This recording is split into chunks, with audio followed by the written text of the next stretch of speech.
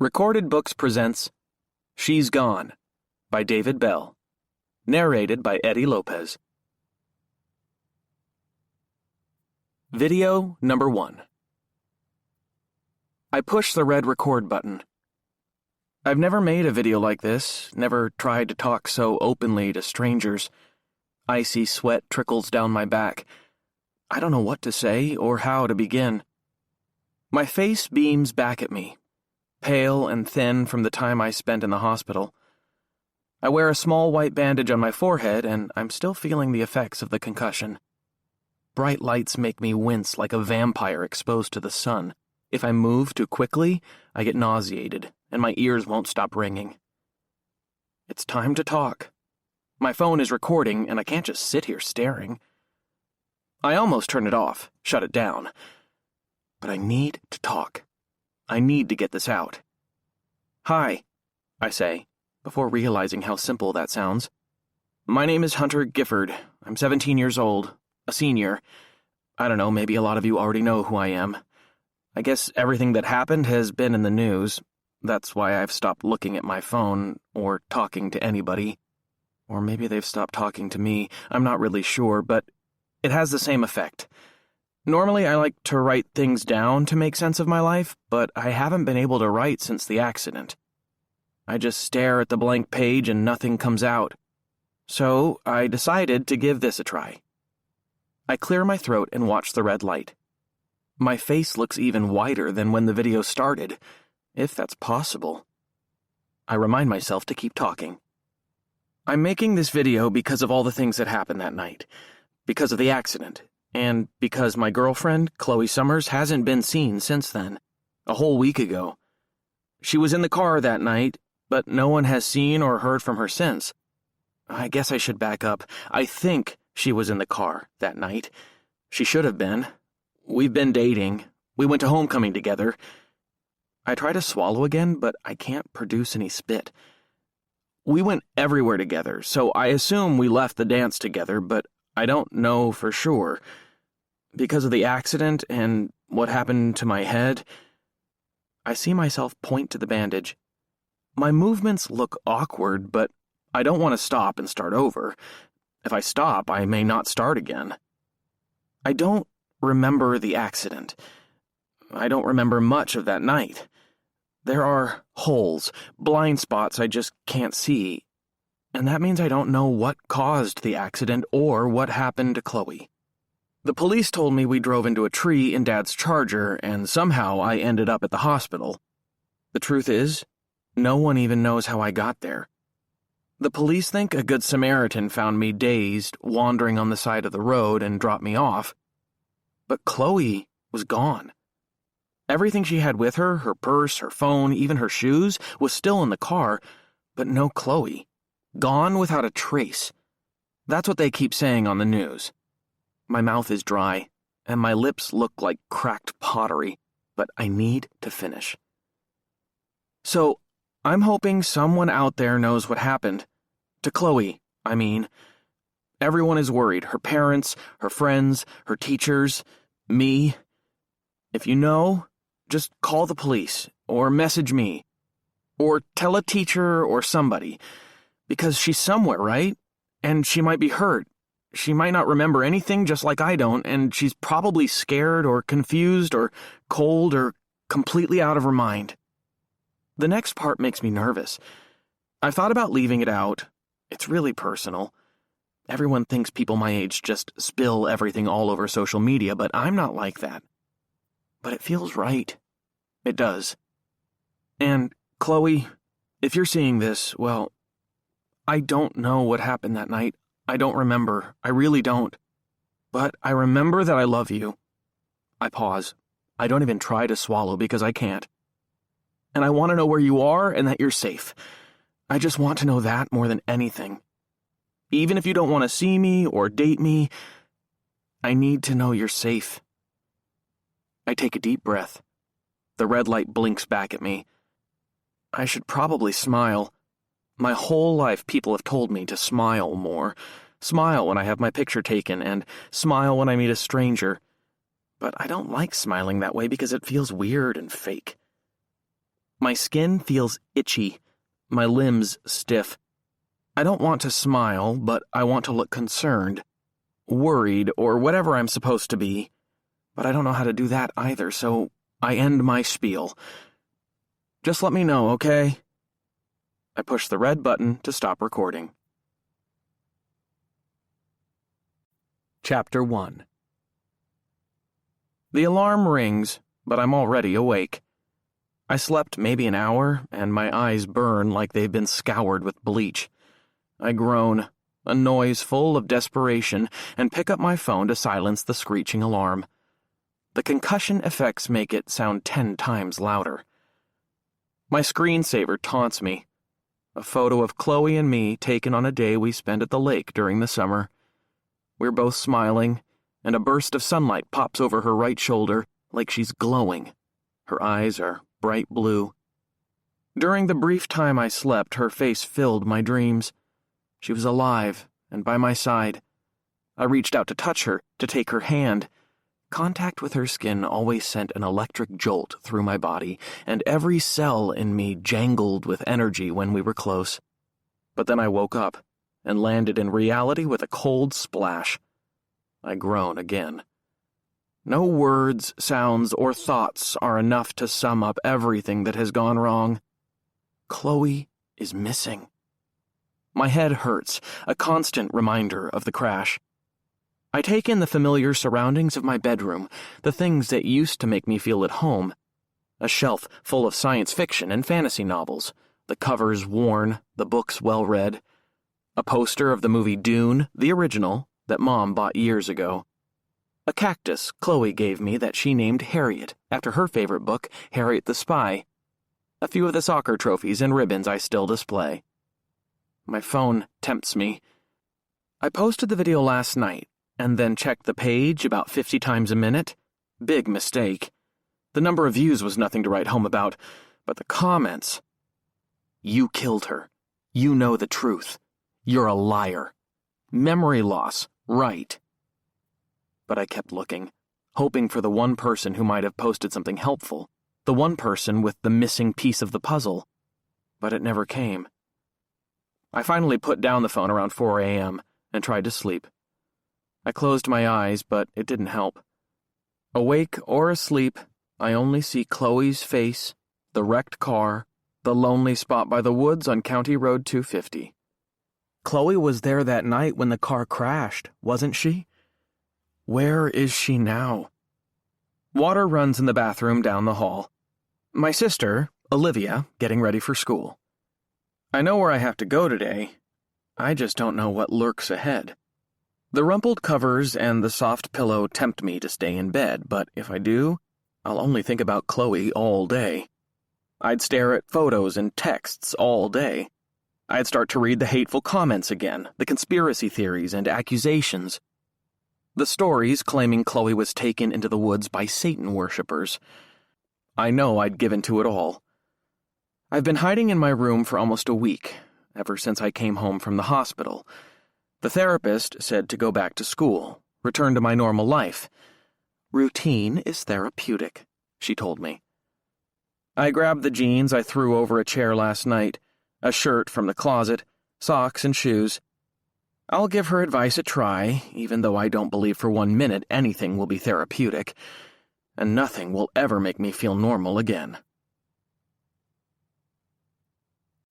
Chapter 2. In the kitchen, a bizarre sight greets me. Dad stands at the stove holding a beat-up wooden spoon, stirring something in a pan. Whatever it is appears to be smoking and smells like hot tar on a summer day. I gag. Dad is dressed for work. Tan pants, olive green sweater with the sleeves pushed up. He smiles at me, but it's forced. The way you'd smile at someone you feel sorry for. I'm making oatmeal, he says. I thought, well, this is what you eat in the morning, right? I usually have cereal. Oh, I thought, not oatmeal. Are you sure? I'm sure, Dad. Do you want me to? He points at the refrigerator. I can make the cereal. I can make cereal, I say. Okay, I mean, if you're sure, I just wanted to. Dad teaches history at the community college. He's always reading something or grading papers. His words frequently trail off in the middle of sentences. People who've taken his class tell me it's so inspiring how much he loves history that when he lectures about some important topic like D-Day or the Civil Rights Movement, he goes on and on until one of the students reminds him the period is over. When I ask if they've ever gone to his office hours, they say, "I've never done that. He's not really the kind of professor you go talk to." I always want to tell them, he's not that kind of dad either. Which is why the oatmeal is so weird. Dad last made breakfast, never. At most, he points to the coffee he brewed or the loaf of bread for toast before he rushes out the door for his way too early office hours. He hands me the wooden spoon like it's a fragile ancient artifact. "Here you go. If you put some cinnamon in there, the burning taste or whatever." "Thanks, Dad." Since he's made the effort, I grab a bowl, slide the pan off the burner, and scrape out some oatmeal. Dad just stands there by the table holding his coffee mug like he has all the time in the world, like a guy trying to show no sense of urgency, and utterly failing. This is about me going back to school. I can feel it. "I'm okay, Dad. I can handle it." I know. I don't doubt that." He takes a loud sip of his coffee. "It was on the news this morning that the latest search didn't come up with anything. They're not sure when they'll do a big search again." "Are they giving up?" I ask. "Not that," he says. "It's just to get that many volunteers out." People have short attention spans. Dad nods. He has as much faith in humanity as I do. His overstuffed messenger bag and his laptop sit by the door. He taps his foot against the tile, shifts his weight.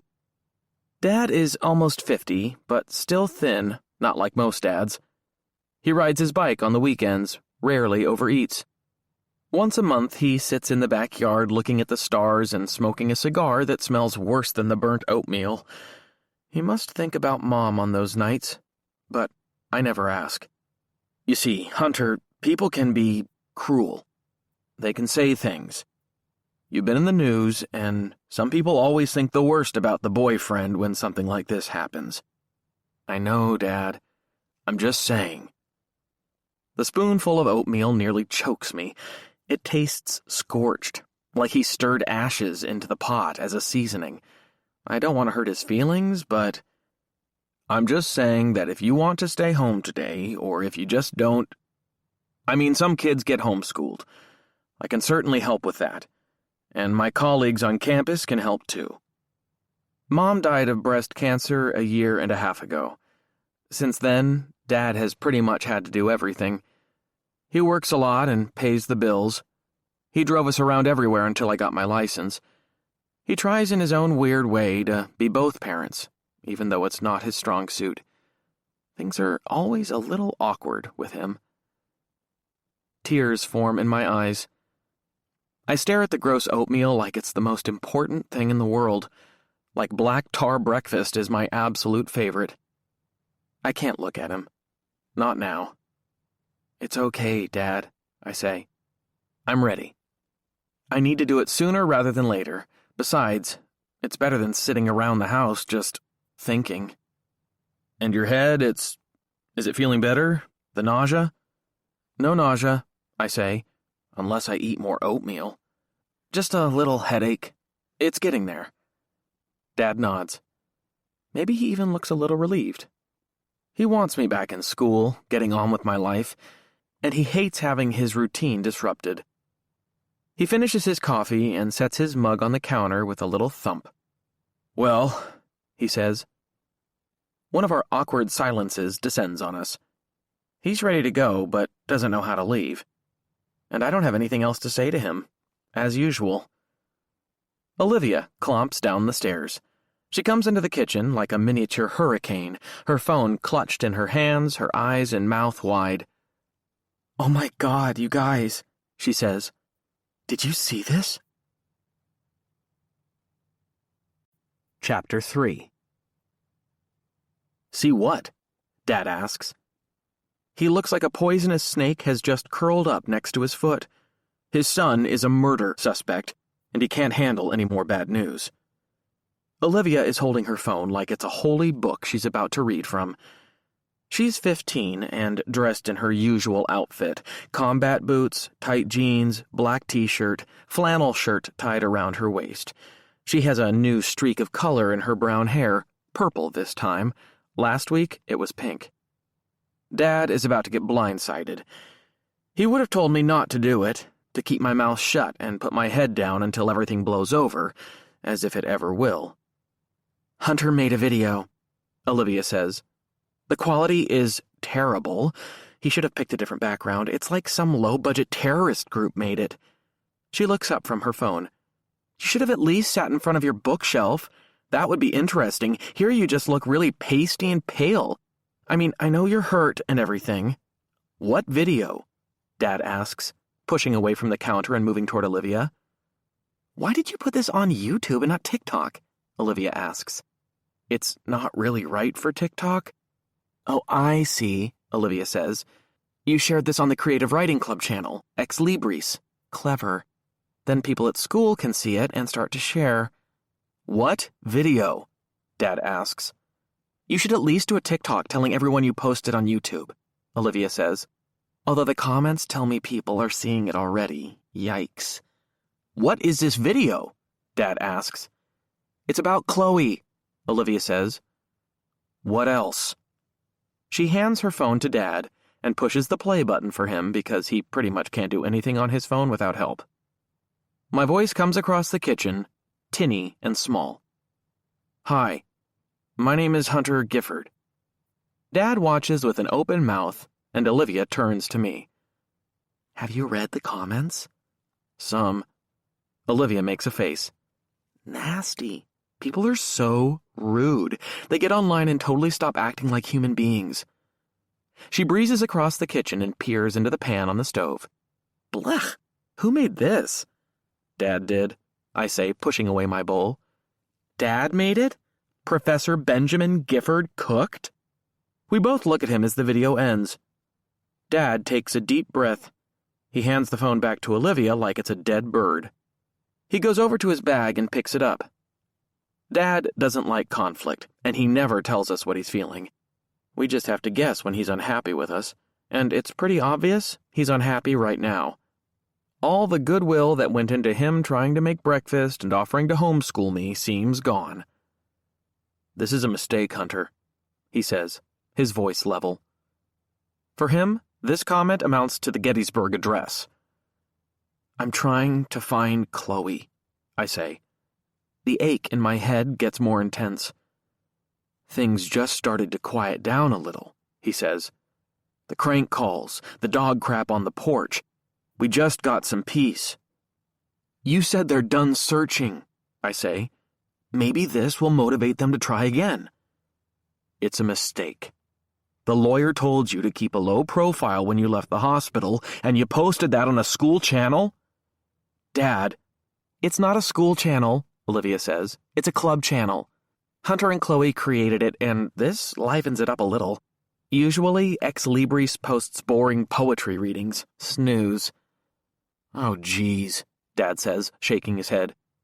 Okay, I'm late. Are you sure you're okay to drive to school? The doctor said I could. Okay, just be safe. And then he goes to the door without looking back. What are you so pissed about, Dad? Olivia asks. Livy, it's okay, I say. No, she says. He's trying to help find Chloe. He has the right to do that, even if his presentation is ass. Dad stops in the open doorway. He doesn't go out and doesn't come back in. He just stands there, a man caught in between. He doesn't look over his shoulder when he speaks. The cops said to keep a low profile. There are a lot of raw emotions people get. He pauses and lifts his free hand to his forehead. Hunter's going back to school today, and it's going to be tough. What if the video helps us find her? Olivia asks, her voice rising. Dad stands in the doorway a few moments longer. He looks like he's going to say something, but stops, Then he says, "Just be careful driving, okay? And if you don't feel well, go tell the nurse." And he's out the door and off to work. Olivia throws her hands in the air in an overly theatrical gesture. She wants me to be just as outraged, which I am, in a way, but I'm also trying to understand. Dad doesn't like talking about things. He doesn't like emotions being on display. As Chloe used to say, the apple doesn't fall far. Used to say? No, says. Chloe says that about me. It's okay, Livy. Maybe I shouldn't have made it. Maybe it's just going to make things worse. All the things people will say, all the things they're posting. Olivia stares at me with her mouth wide open, her braces gleaming beneath the kitchen light. What people say?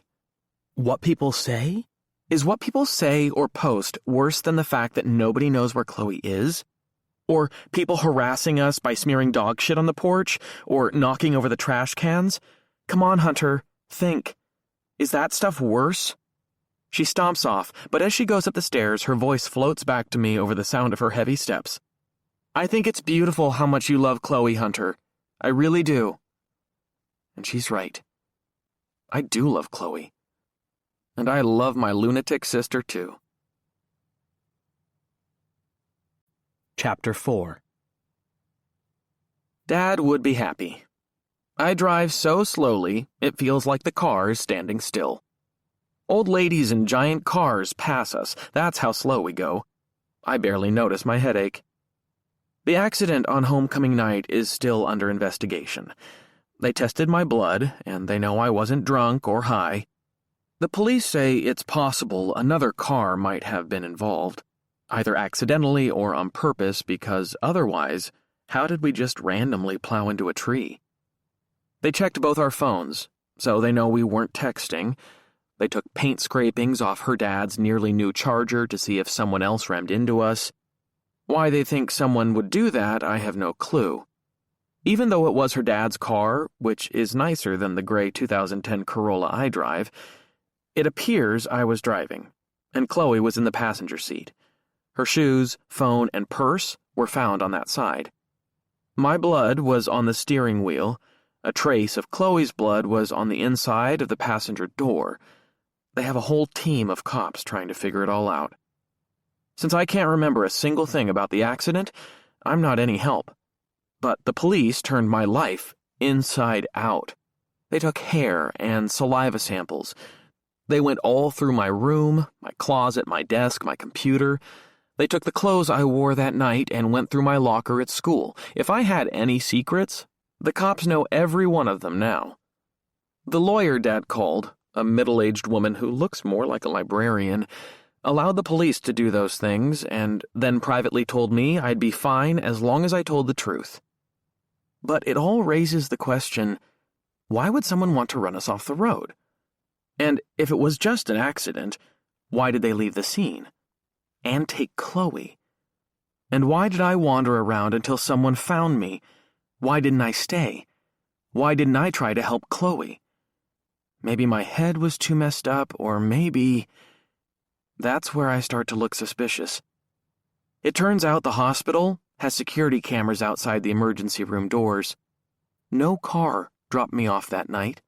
I just came wandering up. The cops showed me the grainy video that looked like something from a found-footage horror film, and I saw myself stumbling to the door, my hand held to my bloody forehead. I look like the guy in the movie who brings the virus into the hospital. Either someone dumped me in the lot and stayed out of sight, or they didn't want their car to be seen for some reason, or maybe I faked the whole thing. That's what some people say. I drove into a tree and bashed my own head and did something terrible to Chloe. Then walked 5 miles to the hospital in the dark with a concussion. As we make the drive to school, my hands grip the wheel tight. This is only the second time I've driven since that night. I stop extra long at every stop sign. I look both ways, even when the light turns green. I'm wrong to make fun of the old ladies. Their behavior makes sense to me now. Olivia is in the passenger seat, texting away, her feet tucked underneath her. She's clearly not worried about my driving. Her thumbs move over her phone like a video in fast forward. She spends every ride to school texting this way, but I want to talk. Maybe I'm more anxious than I realize. Maybe Dad is right. Maybe I should lay low. After those comments on YouTube, who knows what people will say in person? Aren't you going to see Gabriella in less than 5 minutes? I ask. I need to plan where we're meeting. I haven't seen her since yesterday. Wow, so long. She lowers the phone to her lap. Oh shit. Am I being an asshole for texting Gabby while Chloe's missing? I'm sorry, I'll stop. I wasn't saying that. And I wasn't. I was just teasing you. You know, the way I always do. Are you sure? I'll stop. You don't have to stop. I'm glad you have Gabriella. You're lucky. I know, she says dreamily. And it's almost our 3-month anniversary. So let's talk about something happy. Olivia turns and looks out the window. We're driving through a neighborhood near ours, rows and rows of brick ranch houses that Chloe called mid-century modern. The yards are full of leaves, and a lot of the porches have been taken over by pumpkins and corn stalks and plastic skeletons. Look at all the Halloween stuff. Isn't it awesome? Gabriella and I are taking her little cousin trick-or-treating. Did I tell you that? No, you didn't. Or maybe you did, and I can't remember. No worries. We're all going to dress like zombies. You know, all pale and deathly and shit. Pale and deathly. That makes me think of something. Livy, about the video. Don't worry about Dad, Hunter. He can be such an asshole sometimes. It's like when I try to talk to him about Mom, and he's all like, I just don't want to think about that, Livy. Can you believe he says that to me? By the way, I told him 50 times to stop calling me Livy. I'm not a little kid. I call you Livy all the time. You're allowed to. You're my brother, and I give you permission, but not Dad. Give him a break. He's just private. I hate that word, private. It's private, Livy. Some things are meant to be private, Livy. Mom never said that shit to me. Is the video bad? I ask. I mean, people are already saying shit in the comments. Will it get worse? Olivia takes her time answering, which is rare. Usually she fires from the hip, the words flying out of her mouth like missiles. But she's looking back out the window now, her fingers twining through the purple streak in her hair. Your intention with the video is really sweet, she says finally. I know how much you care about Chloe, and I love her to Jupiter and back. I mean, she's way better than Hannah. I don't know how you could stand her. I know Chloe can't stand her. They basically can't stand each other, and I dated Hannah 2 years ago. Okay, but I love Chloe, you know? I really do. I know. Olivia stops twirling her hair. She raises her hand to her eyes and touches each of them gently. Everything makes Olivia cry. Movies, puppies, songs, babies, they all make her cry. She's seriously missing Chloe, too. Chloe is an only child, and Olivia doesn't have any sisters. Olivia always told me I could never break up with Chloe because if I did, she'd disown me and claim Chloe as her own. But people are going to say shit, she says, in person and not just in the comments. They've already been harassing us. Dad didn't want to tell you, but somebody let the air out of his tires on campus a few days ago. They did? Yeah. He had to call a tow truck to come and fill them up so he could drive home. People are assholes, Hunter. It's like Shark Week. A little blood in the water and they go wild. I wish Dad had told me, I say. Have people been bullying you? I'm fine, she says. People have said some things when I walk by. Cowards. Every once in a while somebody says some bullshit about Gabby and me. I can handle it. I mean, I know why you made the video, and I know you were feeling some real shit when you made it, but some people might not get it. You're kind of like Dad in that way. People don't know what's really going on inside. Maybe you should have just written something. Video is kind of, unforgiving. And it looks like it's already spreading around the school. Maybe you should stay off TikTok. Are you saying the video makes me look fake? The school comes in sight. Rows of yellow buses, the endless procession of student cars. I used to pick up Chloe and drive her to school. She and Olivia would text jokes back and forth while I drove. They'd laugh and sometimes not let me in on it.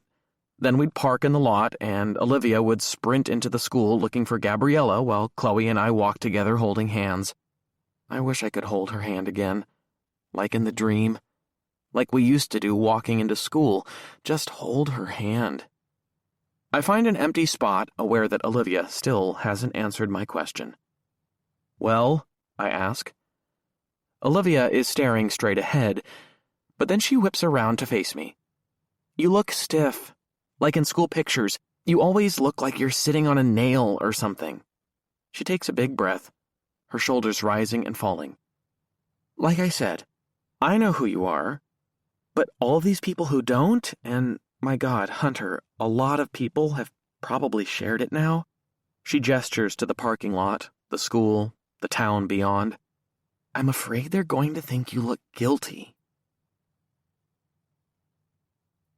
Chapter 5. Olivia stays glued to my side as we walk toward the school. "What are you doing?" I ask. "Aren't you meeting Gabby?" "Yeah. So why are you here, with me?" "Because I want to be." We join a stream of students. Kids from every one of the 4 grades, kids from every social background, kids from every race. Garrett Morgan High is a big school because our small city in Kentucky just keeps growing. There are 2 other high schools out in the county, and there's talk of a third, but Garrett Morgan is the biggest, with almost 2,000 kids. I try not to dwell on the irony of going to a school named after a Kentuckian who patented the stoplight because he witnessed a horrible car accident. "You can go on," I say to Olivia. "I'm fine. I'm just going to go to class and blend in, and try not to look guilty." "I never should have told you the truth," she says. "You've never not told the truth in your life. Go find Gabriella. Go be sickeningly cute together. I'm okay." Once she's gone, I continue my slow walk into the building, past the display case full of trophies won by the football team, past the giant painting of Abraham Lincoln, past the grinning, cheesy portrait of the current president, and begin to feel like everything might be okay. The online trolls don't represent the rest of the world. People post things online they would never have the guts to utter in real life.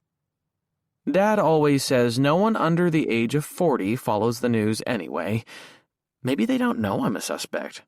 Maybe they don't know anything. The voices around me hum, a dull murmur punctuated by the occasional shout. The odor of disinfectant reminds me of my nights in the hospital, some toxic liquid the maintenance crew smears all over the floors to make them shine. My pulse slows to a normal rate. I take the stairs, 2 at a time, to my locker on the 2nd floor. There are fewer kids there, less noise pollution. I'm a week behind. I tried to keep up while I was home, but didn't do nearly enough. That's another reason to come back. I need to get back to work, to have something to throw myself into. I can't control much of what's going on around me, but I can control how hard I work in school. College applications loom. My grades cannot slip. Maybe I can even write something again. I want to feel normal, even as my healing mind tells me I can't. A couple of faces I don't know turn to gawk at me as I head to my locker. I'm still wearing the bandage. It's smaller, but it's there. When I feel their eyes on me, I unconsciously reach up and touch it.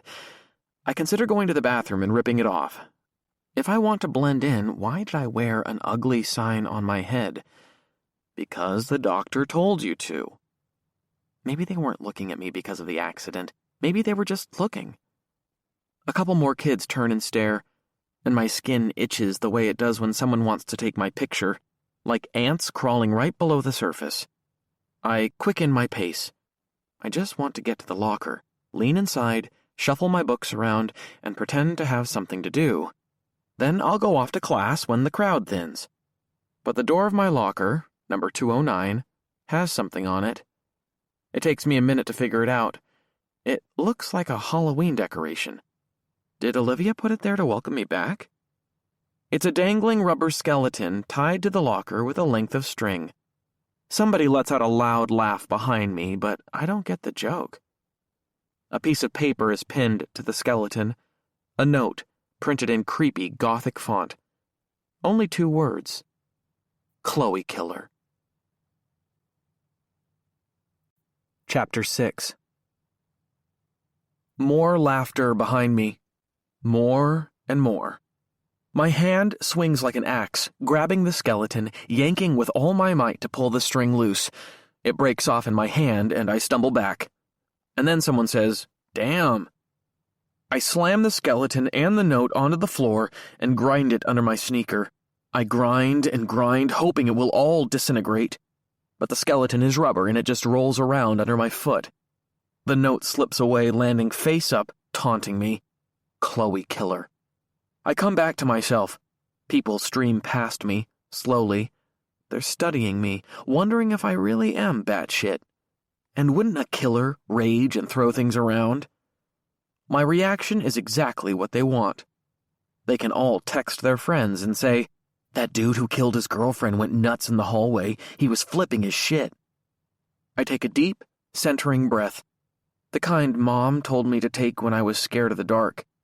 I kick the skeleton aside with my foot and leave the note where it is. Who cares, right? The online trolls have already crossed over into the real world. The calls, the junk on the porch, Dad's tires. Ignore them. But my hands are shaking and my heart rollicking as I open my backpack and take out my books. "Yo, Hunter!" Before I turn, Chad is next to me, his long arm draped over my shoulder. "Dude, you're back." He pulls me close and then lets me go. He smells like toothpaste and shaving cream. "Thank God," I say. "What's that?" He points at the skeleton on the ground, sees the note. "That's bullshit, total bullshit. Hey!" He yells at no one in particular and starts to look around the hall, searching for a guilty face. "Did you do this?" He points at random people. "What about you?" "Chad, it's okay, just ignore it, it's okay." There's one kid holding his phone, filming me, but he scoots away. Everyone else moves on. "You sure?" Chad's 3 inches taller than I am, which is why he's the starting goalie on the soccer team. That's how we met as freshmen. He's thin, but not weak, with hair that flops over his forehead. He wears a flannel shirt with the sleeves perfectly rolled to the elbows and carries a single textbook and 1 new folder. "You don't need to take this crap." "I'm just glad to see someone normal. I know you came by the house. Little Livy said you were asleep both times. I was starting to feel hurt, like maybe you didn't love me anymore." He nudges me with his elbow. "It's cool, I know you weren't feeling well, but you're back now." He places his hand on my shoulder. "Seriously, man, you doing okay?" "I am. Maybe. Trying to." "Good. We've got a lot of talking to do, and my mom wants to have you over for dinner." The first bell echoes through the halls like a warning. We have 4 minutes to get to class. "What do we need to talk about?" I ask. Chad looks at his phone, shifts the book and folder in his hand. "I wanted to tell you at your house, that's why I came over, and I wanted to see if you were okay, but I didn't want to text you. I mean, you are a suspect and everything, and I heard the cops are digging through all your shit. At least that's what's on the news." "What did you not want to text me?" "No time now." He pats me on the back. "Lunch, okay? And seriously, I'm glad you're back. Everybody wants to see you, man. Lunch, okay?" "Okay, but Chad, what is it?" He pauses, scratches the clean-shaven chin where 1 large pimple has sprouted. "About homecoming night. About the night Chloe disappeared." His words jolt me, and he pats me on the back again, and then he's gone. I kick the skeleton 1 more time. It grins at me from the floor. Stupid, mindless, dead. Chapter 7. Either no one wants to talk to me, or no one knows what to say. I can't decide which. I slip into my first period class, pre-calc, and head for my seat near the front of the room. I have friends in this class, people I talk to on a regular basis, but everyone turns away from me and grows quiet, the chattering voices shutting off like someone hit the mute button. If this had been any other day, I'd have sworn that I'd walked into the room with no pants on or with a note scrawled on my face. That's how quiet it is. Church quiet. Funeral quiet. I slide into my seat and pretend to look at something in my textbook. A heavy pressure settles on my neck and shoulders, an invisible weight. The silence is a force pushing against me. The skeleton dances in my mind's eye, the ignorant note. Did someone in this room let the air out of Dad's tires? I want to tell them all to fuck off, but I sit staring at my book. I risk one look up and see Mike Basher, the quarterback on the football team. Everyone likes him, even though he's really a terrible football player, and the fans groaned 2 weeks ago when the starter broke his collarbone and Basher took over for the rest of the season. He also used to date Chloe. They were a thing for about 3 months at the beginning of junior year, even going to the previous homecoming together, and apparently Basher and Chloe's dad, Scott, both share an interest in old cars. About a month after Chloe and I started dating, I went over to her house and found Scott and Basher in the detached garage, bent over the open hood of the '75 Mustang Scott was restoring. When I asked Chloe, she just rolled her eyes and told me to forget about it. The next time I went over, Mike was in the hallway when I went to the bathroom. Basher apparently walked around their house like he lived there. Then, in the second week of this semester, in creative writing class, Basher wrote a poem about a girl he was in love with, calling her a queen. And the description of the girl in the poem sounded exactly like Chloe. At first, Chloe didn't think it was about her, but when I went through it line by line with her, she started to come around. Finally, she went to our teacher, Mr. Hartman, about it, and while he listened sympathetically, he said he didn't think Basher meant any harm. "It's his artistic expression," Mr. Hartman said. "An intense feeling given voice. I'd say there's no real malice there." Chloe felt like I had pushed her to say something when her gut told her not to. "Now Mr. Hartman thinks I'm a freak," she said. A couple of weeks before the accident, Chloe told me she wasn't going to ask Mr. Hartman to write her a letter of recommendation for college. I asked her if she didn't want to ask because she still felt weird about the whole Basher poem thing, but she didn't answer me. So it's no surprise when Basher blankly meets my eye that morning. My stupid jealousy flares, even though Chloe claims he's a bit shallow. Then Basher does something. He nods his head subtly and gives me a quick thumbs up. I don't know why Mike did that, but he lifted my spirits. Maybe things won't be so bad. Maybe I can make it through this. Then our teacher comes in, Mr. Burning. He's a giant guy, well over 6 feet tall, with bulging biceps and a military haircut. He used to coach the basketball team, but stepped down a few years ago after 3 straight losing seasons. He still teaches, though, and the guy is all business. He never smiles at anyone, never cracks a joke. All the students hate him. If his wife disappeared and he made a video, everyone would think he was guilty, no doubt about it. But maybe Mr. Burning is a really nice guy at home. Maybe he calls his wife silly names and makes dumb jokes that he laughs and laughs about.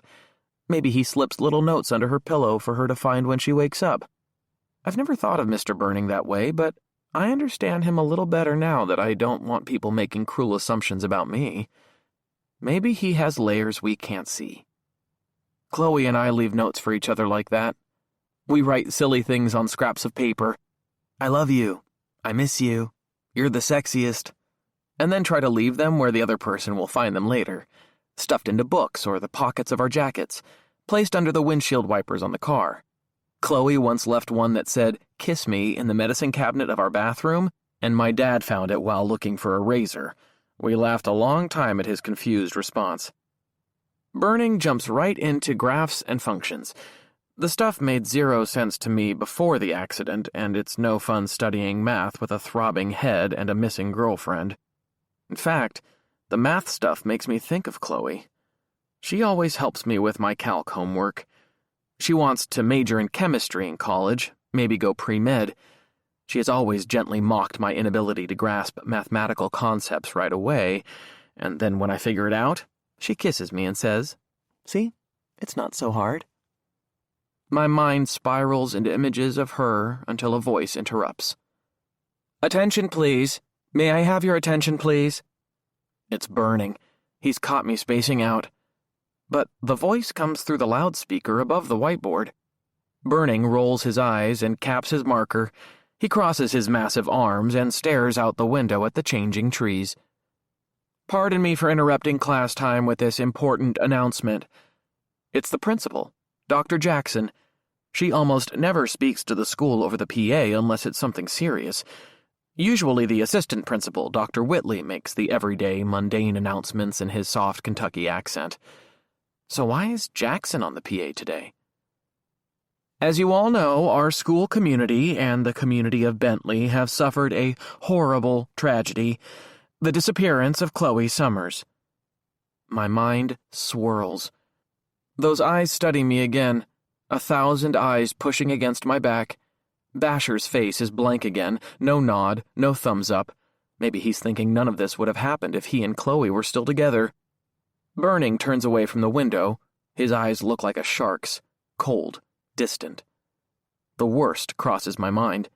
Why is any announcement being made at all? Everyone knows Chloe is missing. What could Dr. Jackson have to say that hasn't been said? Have they found her? Is she dead? Is that it? Tonight we are going to gather as a community in a show of support for Chloe's family and friends. At 7 o'clock, we will assemble on the football field for a candlelight vigil. This vigil has been organized by the Student Government Committee and is the students' way of honoring Chloe. We in the administration support and applaud that effort. Everyone in the community is invited to attend. Please spread the word to your family and friends. It is vital in times of tragedy that we remember our ties to each other.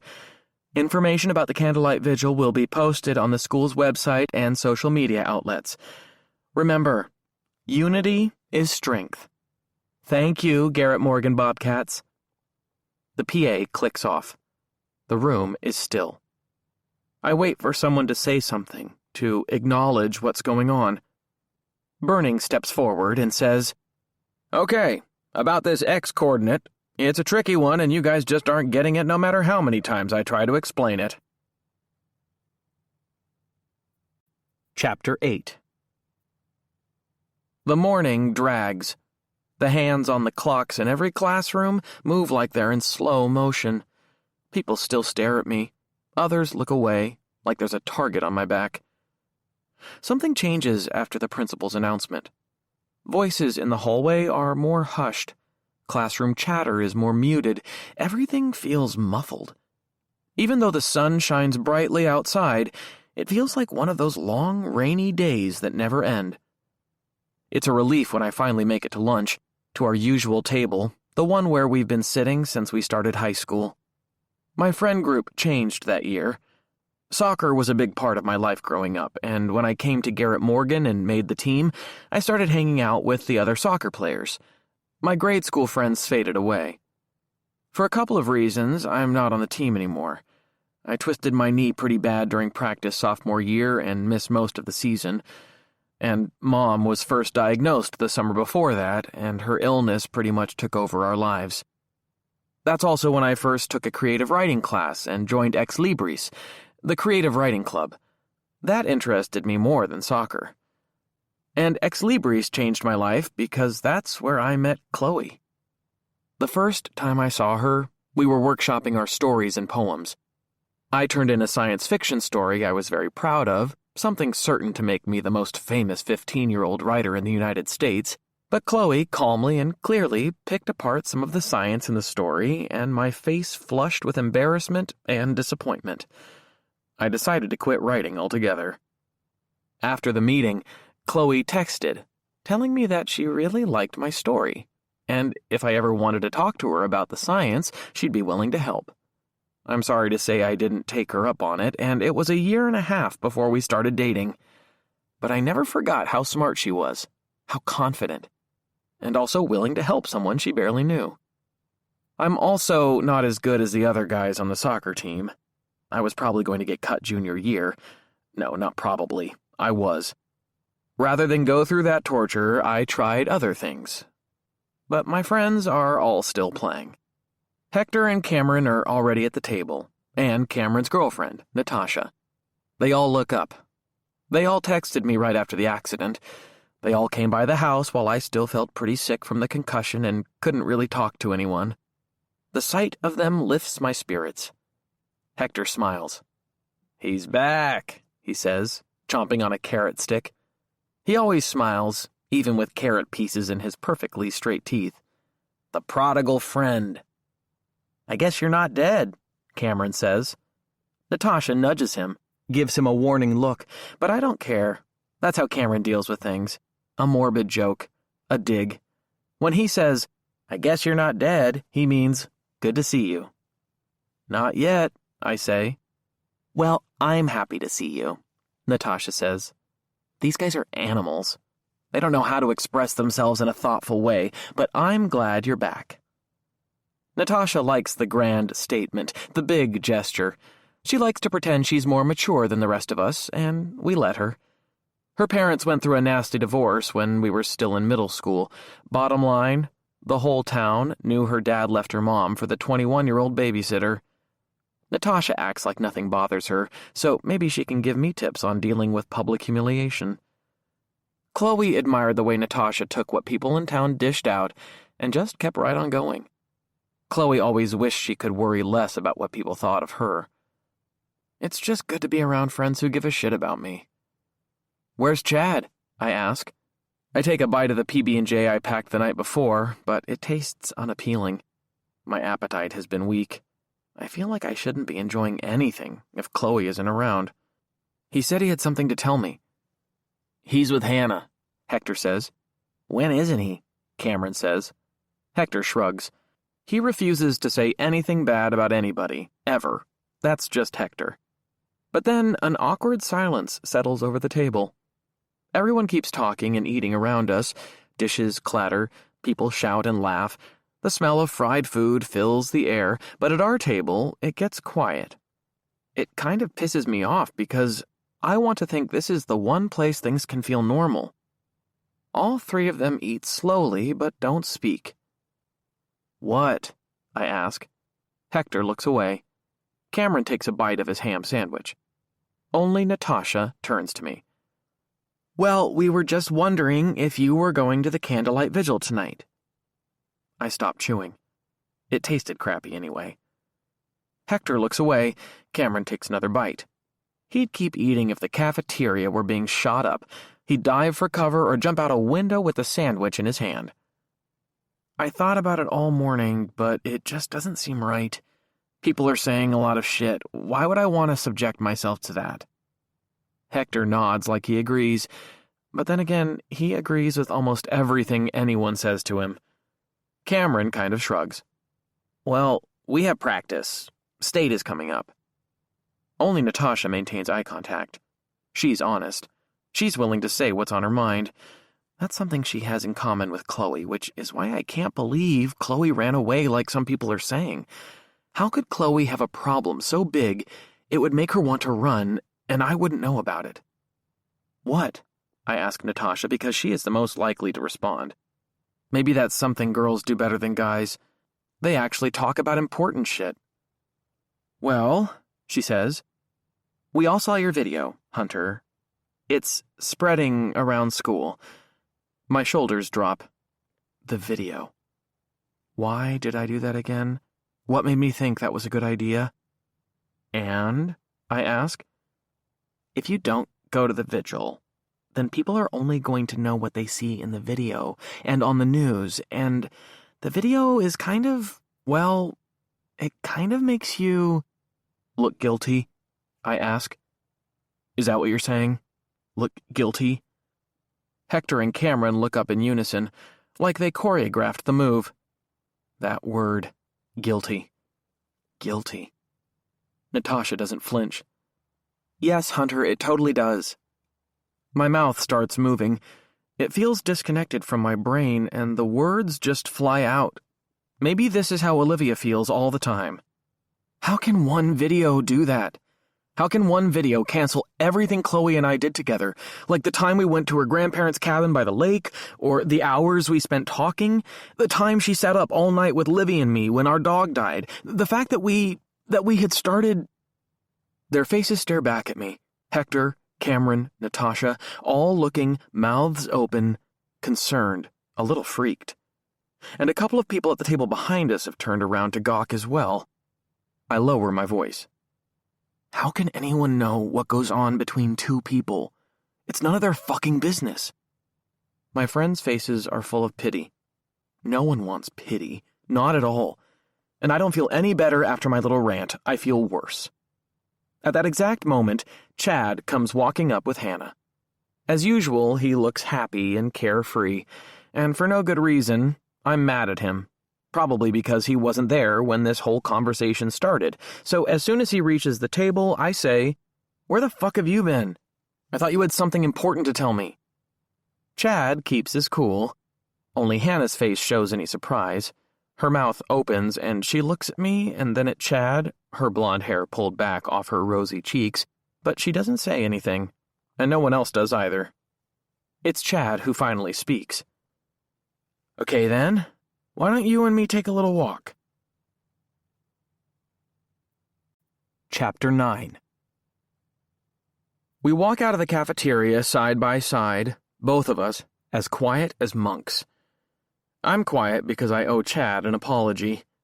He's quiet because he knows me well enough to know he just has to give me a little space sometimes. He's one of the few people who gets that. Olivia does too. And so does Chloe.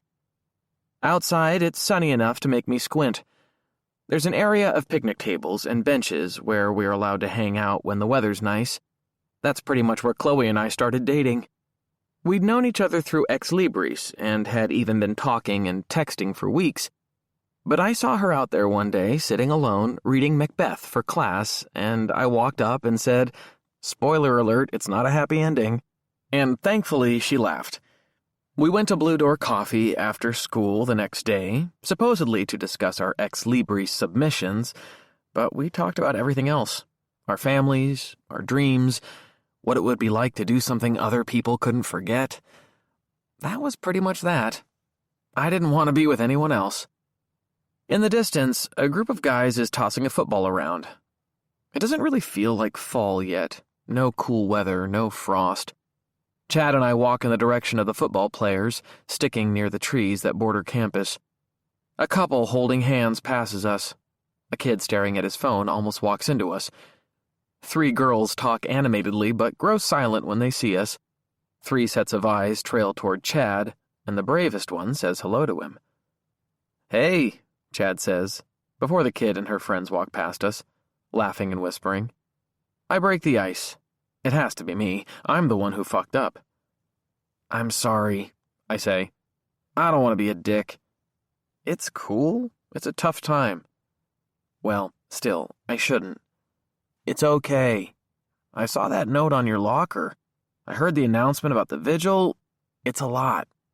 "Yeah, well, I'm still sorry. We're cool." My thanks stick in my throat. The branches and leaves on my right swing in the breeze. Someone lets out a triumphant yell on the football field, and one of the guys jumps around like he's just won the Super Bowl. "But I do want to tell you something," Chad says. "About Chloe. About homecoming." Another word sticks in my throat, but I force it out. "Yeah?" "Yeah." He points to a weathered bench. I know what he means. We should sit. That's how it is with Chad. He points or says one word and everyone knows what he means, and they follow. So we sit on the rickety bench and hope it doesn't collapse under our weight. No one is around. The football game continues in the distance, but the jumping and yelling have stopped. We have about 20 minutes until classes resume. Chad takes his time before speaking. Those few bites of peanut butter and jelly have settled in my gut like bricks. My mind goes in 2 directions. On one hand, I want to know what he has to tell me. On the other, "This is why I came by your house when you were out of commission," Chad says. "To tell you what happened on the night of the dance. Hannah saw Chloe crying in the bathroom. She was really upset about something. Hannah talked to her for a while and got her calmed down. Did you know that?" I did, but only because when the cops talked to me in the hospital, it was one of the things they asked me about over and over. Did you know Chloe was crying in the bathroom on the night of homecoming? And I told them I didn't know, over and over. Chloe almost never cried. Not at movies, not at sappy songs, not when we disagreed or fought, pretty much never. Then the cops came by the house 2 more times, asking me more questions, the same things like a song on repeat. Do you remember anything else? How were things between you and Chloe? Would Chloe ever run away? Did you break up? Did you have a fight? Did you ever hit her? Were you cheating on her? Was she cheating on you? And then the big things they asked. Were you having sex? Is it possible Chloe was pregnant? Super fun stuff to talk about with your dad in the room, and your little sister eavesdropping from upstairs. They got the truth.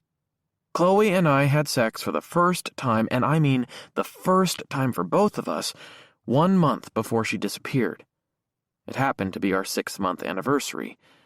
Everyone, including Chad, said the first time wasn't going to be great, and they were right. It wasn't. But my first time was with Chloe. That mattered to me more than anything else. Chad goes on. I figured you knew about her being upset, even if you didn't remember it all. Hannah told the cops about that. I only knew because the cops told me. But I also remember that Chloe wasn't herself in the weeks leading up to the dance. She'd been distant, short-tempered, not as warm, not all the time, not every day, but more than usual. And when I asked what was going on, she claimed she was stressed out by school, an AP chemistry test she needed to ace, her work on student council, college applications. Her parents were totally obsessed with her college applications. They acted like the fate of the free world hinged on her getting into a good private college, preferably Ivy League. They always applied a lot of pressure about her grades, about her future, but the college applications brought their intensity to a new level. And we didn't try to have sex again. There was no second time. Chloe didn't seem interested in anything physical, and I chalked it up to all the weirdness in her life. We'd figure it out sometime in the future, when life was quiet again. Actually, I was secretly hoping we'd finally try again on the night of homecoming. The cops seemed to listen when we talked, but there was one thing I struggled about telling them. I went back and forth about it in my mind, but finally brought it up. I told them Chloe kept a journal, handwritten in a leather notebook. Why the struggle over whether to tell them? Mainly because it had taken Chloe so long to tell me. She'd only mentioned it at the beginning of the school year, after we'd been dating for close to 5 months. She brought it up in passing in the creative writing club one day. When we were alone later, and I asked her about it, she said it was no big deal. It was just something she'd started doing the previous spring because our teacher, Mr. Hartman, recommended it. But she never offered to show it to me. She said she kept it hidden in her room in an out-of-the-way place. Her parents knew she kept it, and she worried they, especially her mom, might snoop. Since the police went all through their house and removed computers, phones, hair samples, fibers, and everything else, they must have found the journal, right? Before the cops told me I didn't know she was crying on the night of the dance, I say to Chad. Or if I did know, I don't remember now. A lot of that night, 90% of it, is just a blind spot. I remember going to her house. I remember all of us going to Hannah's for dinner. I kind of remember walking into the gym. The music was terrible. It was. And that's about it. The rest is just nothing. Remember I got that concussion against Morgantown last year when I collided with that big dude? I didn't know my own name when I came off the field. The trainer asked me the date, and I said it was 1972. So it might come back, right? It did for me. The doctor says it could. There's no way to predict, but the more time passes, I wonder if this is what my grandpa felt like, as dementia passed over him like a dark cloud. Did more and more of his life just disappear? It scares the shit out of me to even think about. Losing that night forever. But you didn't just want to tell me that, did you? I ask. What's really on your mind? Chad nods. In profile, he looks like a guy everyone would want to vote for if he ran for class president. But outside of soccer, he's barely involved at school. He's definitely a person who charts his own path, and doesn't care what anyone else thinks. He turns to me. Hannah saw Chloe a little later that night. They were out in the hallway by the big trophy case. Chloe had calmed down. She wasn't crying, but she told Hannah she had a bigger problem to deal with, more than whatever had been making her cry earlier. My knees wobble. What was it? We face each other. A small gnat floats between us, dips and dives in the bright sun. Chloe told Hannah you were very angry that night at the dance. That you were madder than she'd ever seen you before, and she told Hannah she wanted to leave the dance before you did anything stupid. Chapter 10. It's almost time for class, and Chad tells me he can't be late because he has a test in AP Spanish. As I follow him toward the building, I consider what he just told me. That I was angry the night of the dance. Angry enough that Chloe wanted to leave before I did something rash. Was it the possibility of me wanting to have sex again that put Chloe on edge? Did that upset her? A cloud slides in front of the sun, casting a shadow across the school grounds. Everyone files back inside, including the sweaty football players who jostle each other. Their carefree fun irritating me way more than it should. Is it possible Chloe and I fought and I just don't remember? Is it possible the fight was so bad and I was so angry that she felt scared? What's the alternative? That Chad is lying, feeding me a story to take advantage of my wrecked memory? Hey, Chad says as we approach the glass door. We'll figure this all out, Hunter. Really, we will. Do you think Basher could have done something to Chloe? I ask. First he gave me a friendly look in calc this morning, but when the vigil was announced, he looked really blank. His look was cold, like he hated me, and hated everything. Basher? The world's worst quarterback? Chad laughs. The guy can't even read a defense. Do you think he could hatch a plot like this? He could be jealous. Want her back? I told you he still hangs out at her house with Chloe's dad. Forget him. Hold on, I say. He waits, arms crossed, face expectant. Now what? I choose my words carefully, fully aware that I might piss off one of the few friends standing by me. Okay, Hannah told you all this, right? I can't remember any of it. Did anyone else see it? They were alone, the girls' bathroom, the trophy hallway. I know, it's just... Hannah... Chad rolls his eyes. You're going to go there? Seriously? This is important, Chad. Here's the thing. It's flat out weird sometimes with Hannah and Chad. Weird because Hannah and I dated for a few months sophomore year. It felt more serious than it was because it was the first time either one of us had a real boyfriend or a girlfriend. When I see Hannah now, I know she's pretty, but her looks are nothing compared to Chloe's natural beauty. You don't trust Hannah. She lies, right? He's shaking his head. Look, I know you're freaked out and everything, but you can't just start lashing out and doubting your friends. We're on your side. Yeah, but... There's the way it ended with Hannah and me. Hannah went to Destin, Florida, on vacation with her family and made out with another guy. Not just once. They had some kind of vacation fling. Hannah told another friend who told me. The betrayal felt like someone had cut out my heart. Hannah always tends to stretch facts. A lot. She'd exaggerate how high of a grade she'd earned on a test, how much money she made babysitting, how much land her parents own at the lake.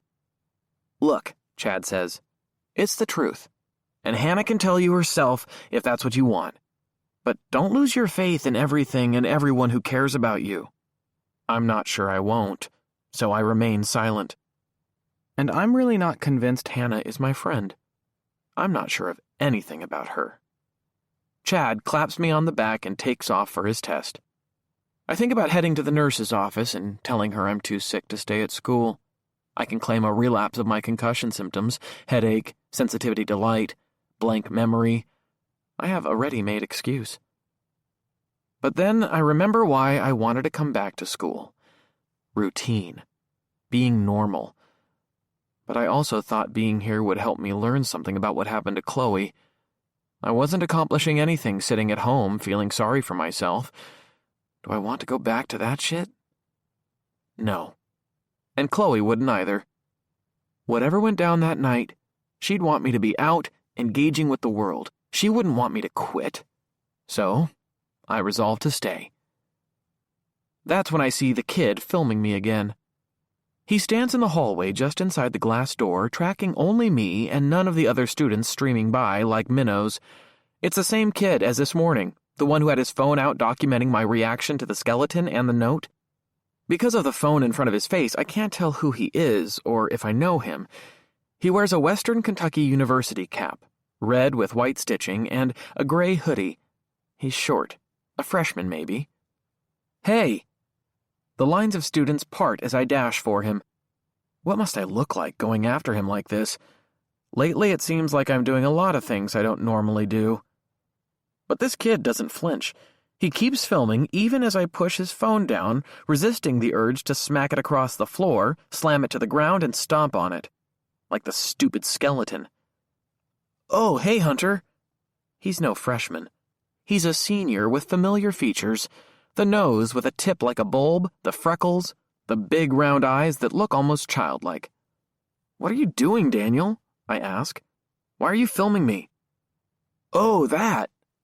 He looks down at the phone in his hand like it just materialized out of thin air. Well, it's an interesting story if you want to hear it. I do want to hear it. The bell rings. We all have 4 minutes to get to our next class, European history for me. It's going to take more than 4 minutes, Daniel says. He smiles like we're in on the same joke, like we'll both find this exchange amusing. But I think you'll want to know what I have to say. I doubt it. I've known Daniel since kindergarten. From grades 4 through 8, we were the very best of friends. We did everything together. We watched movies, traded comics, we rode our bikes all summer and went sledding on Hospital Hill on those rare days when it snowed here in southern Kentucky.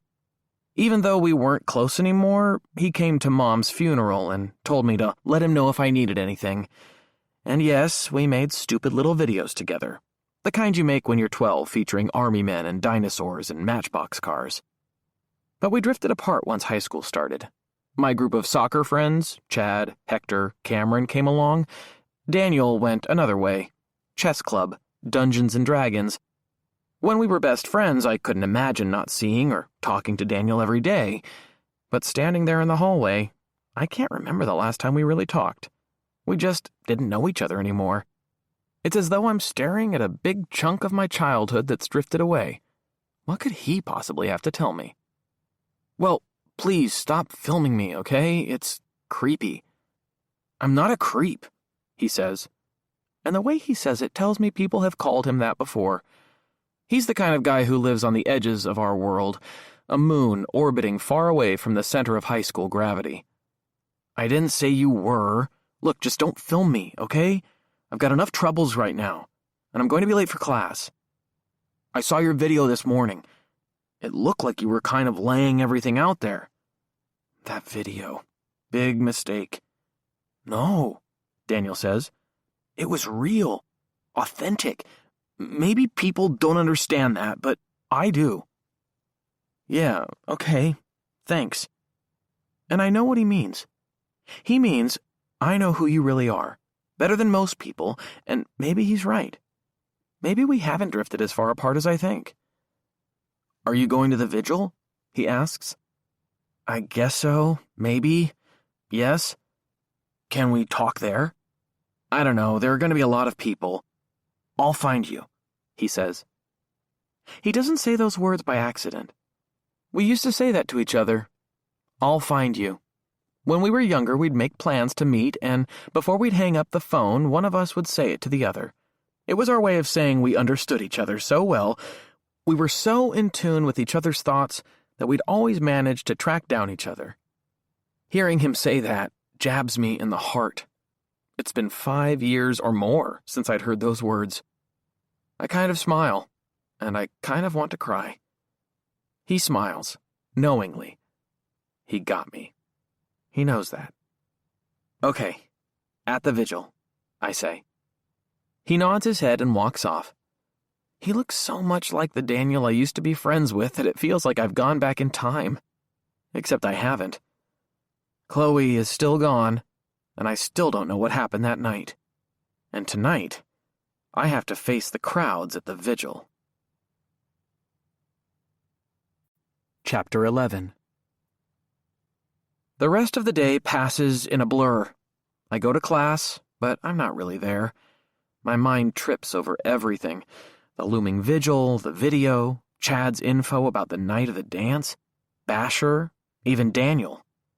Halfway through the afternoon in physics lab, I realized that having so much to think about has really helped me ignore the stares and the whispered comments. Between the last 2 periods of the day, Olivia approaches me in the hall. When she started at Garrett Morgan, she complained loudly to anyone who would listen that I acted like I didn't know her. Yes, I drove her to school in the morning, but she claimed I practically pushed her out of the car while it was still moving in order to avoid being seen with my tag-along little sister. It was an exaggeration, of course, but there was some truth in what she said. Mom died when I was 15 and Livy was 12, so Dad asked me to do a lot. I've cooked for her, watched over her, walked her to the bus stop, taken her trick-or-treating. And I hoped when she reached high school, she'd blossom a little, come out of her shell and assert her independence. I didn't need to worry. Her personality grew like a balloon expanded to its breaking point. So when I see what she's like now, I feel a little lift. And also a sense of pride. I didn't do all the work of raising her. Mom did a heck of a lot before she died. And Dad, in his own way, is a rock we can always count on. He may be a little clueless, but he's completely dedicated. He's barely socialized since Mom died. He's home with us night after night after night, but still, Olivia wouldn't have bloomed like an overwatered weed if it hadn't been for me. And it's not a one-way street either. It hit me in the last year that Olivia is about the best younger sister anyone could have, and the past week has truly confirmed that. We make eye contact. She smiles, and I feel better than I have all day. She's holding hands with Gabriella, but Olivia breaks loose and runs over to me. She throws her arms around me and gives me a hug right there in front of everybody. "What's that for?" I ask. "For you, just because you look like you need a pick-me-up." "Okay, thanks." Gabriella joins us. She has jet black hair past her shoulders with a purple streak that matches Olivia's. Gabriella doesn't talk nearly as much as my sister, but when she does, she exhibits a wisdom beyond her years. It seems like Gabriella is really a 30-year-old posing as a teenager. Dad says her unflappable maturity comes from being the child of immigrants. Gabriella came to America from Mexico when she was 5 and didn't speak a word of English. Now, she's the top reporter on the school paper and writes more clearly than most of our classmates. "I don't need a ride home," Olivia says. "Are you two doing something?" I ask. Gabriella rolls her eyes and looks away. She taps her foot. Olivia just shrugs. It's the rarest thing of all for her to not speak when asked a question. "What is it?" I ask. "She has detention," Gabriella says. "What for?" I ask. "Just a stupid misunderstanding," Olivia says. "And not very fair. I was fully justified in everything I did. I might write a letter to the school board, or Gabby might do an expose for the paper." "I'm not doing an expose," Gabriella says. "What did you do?" I ask. Olivia looks at her phone. "I'm going to be late." "Livy," I say, "you're always late." "Just forget about it, Hunter," she says. Gabriella is still tapping her foot. She shrugs and says, "So here's the thing, Hunter. Liv punched a guy in study hall. He was talking shit about you, calling you a murderer. So she decked him." The knuckles on Olivia's tiny hand look raw and red. She hides it behind her back. When Olivia was in kindergarten, she once punched a boy who was bullying another student, but there's been nothing like this since then. "Who did you hit?" I ask. "Some meathead from the lacrosse team, a freshman. He had it coming. And anyway, I just grazed him. No blood or anything." "But he looked scared, didn't he, Gabby?" Gabriella rolls her eyes again. "Ugh, The guy's 2 feet taller than you and he thinks you're a psychopath. Everybody does now. Good. Let them. But I got 3 days detention. She lifts her hand, placing her index finger under my nose. Don't tell Dad. He has a lot on his mind already. Besides, I don't need to hear shit from him, too. He's so clueless he won't figure out I'm getting home late. I'm going to the library while she's in jail, Gabriella says. My mom will pick us up. The visual pops into my head. My tiny sister, all 5 feet nothing of her, hauling off and punching a lacrosse player to defend my honor. A laugh rises inside me and bursts out of my mouth. A real, genuine laugh. It feels really, really good, like letting out a long-suppressed sneeze. Oh, Livy, I say, you're such a little nut. I give her a hug and continue to laugh on my way down the hall. And more people gawk. What are they all going to think of our family now? Chapter 12. Since I'm not driving Olivia home, I stop by the English department, which is on the 2nd floor near the gym. Before I get there, I hear voices raised, commotion, and laughing. At the entrance to the gym, there's a giant landing with trophy cases that display prizes from way in the past. A tarnished victory cup from the team's lone state basketball championship in the 1960s, old and wrinkled jerseys that belong to former players who are most likely dead, and yellowing newspaper clippings for games no one remembers. This is the spot where Chad told me Chloe and Hannah talked on the night of the dance. Students are all over the hallway. Some are dancing around on one side of the landing while another films them. A few more stand off to the side in a group of 4. They all hold phones, gesture wildly, and laugh. They're part of school's new TikTok club. They meet after school once a week and post videos they hope will go viral. A month ago, a freshman uploaded a video of her dancing with her 80-year-old grandfather, and the thing took off. Millions of views. Now it seems like every kid in the school wants to make something like that. The club is officially sanctioned. It even has a faculty sponsor, Mr. Williams, who teaches journalism and new media.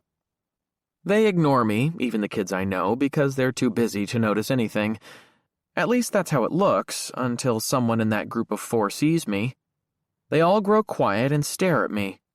And 2 of the kids who were dancing like maniacs stop moving and look as well. Why are all eyes on me? Am I really such an object of fascination that even the inane TikTok club comes to a halt when I walk by? When no one says anything, and when they don't go back to filming, I lift my arms. What? They continue to stare like I'm a piece of furniture that suddenly started talking. I give up and turn around, heading back toward my original destination, the English department. I went to see Ron Hartman, who teaches creative writing and runs Ex Libris. Ron is the real deal. It seems strange to see the TikTok kids meeting so close to his office since he detests social media, cell phones, and anything that goes viral on the internet. He's a poet, even published a book 20 years ago. He says he wants to write more, but teaching takes too much time and energy. The rumor is he used to teach at a college in Colorado, but got fired or left because he thought the higher-ups were too uptight.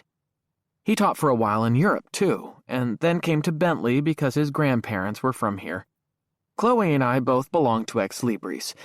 Even though Chloe plans to study chemistry in college, she's always loved to read and write. That explains the journal. And it explains why she joined the club sophomore year when Ron heaped praise on every poem she wrote. I didn't know Chloe very well then. I knew who she was. A beautiful, unattainable girl way out of my league. Obviously, we never hung out, and whenever Ron praised her writing, I felt a sting of jealousy deep in my chest. But the jealousy didn't last. She is that good. And poetry isn't really my thing. Verse and meter confines me. And my free verse poems turn into stories and just keep going and going. Ron says to accept who my identity is as a writer and move on.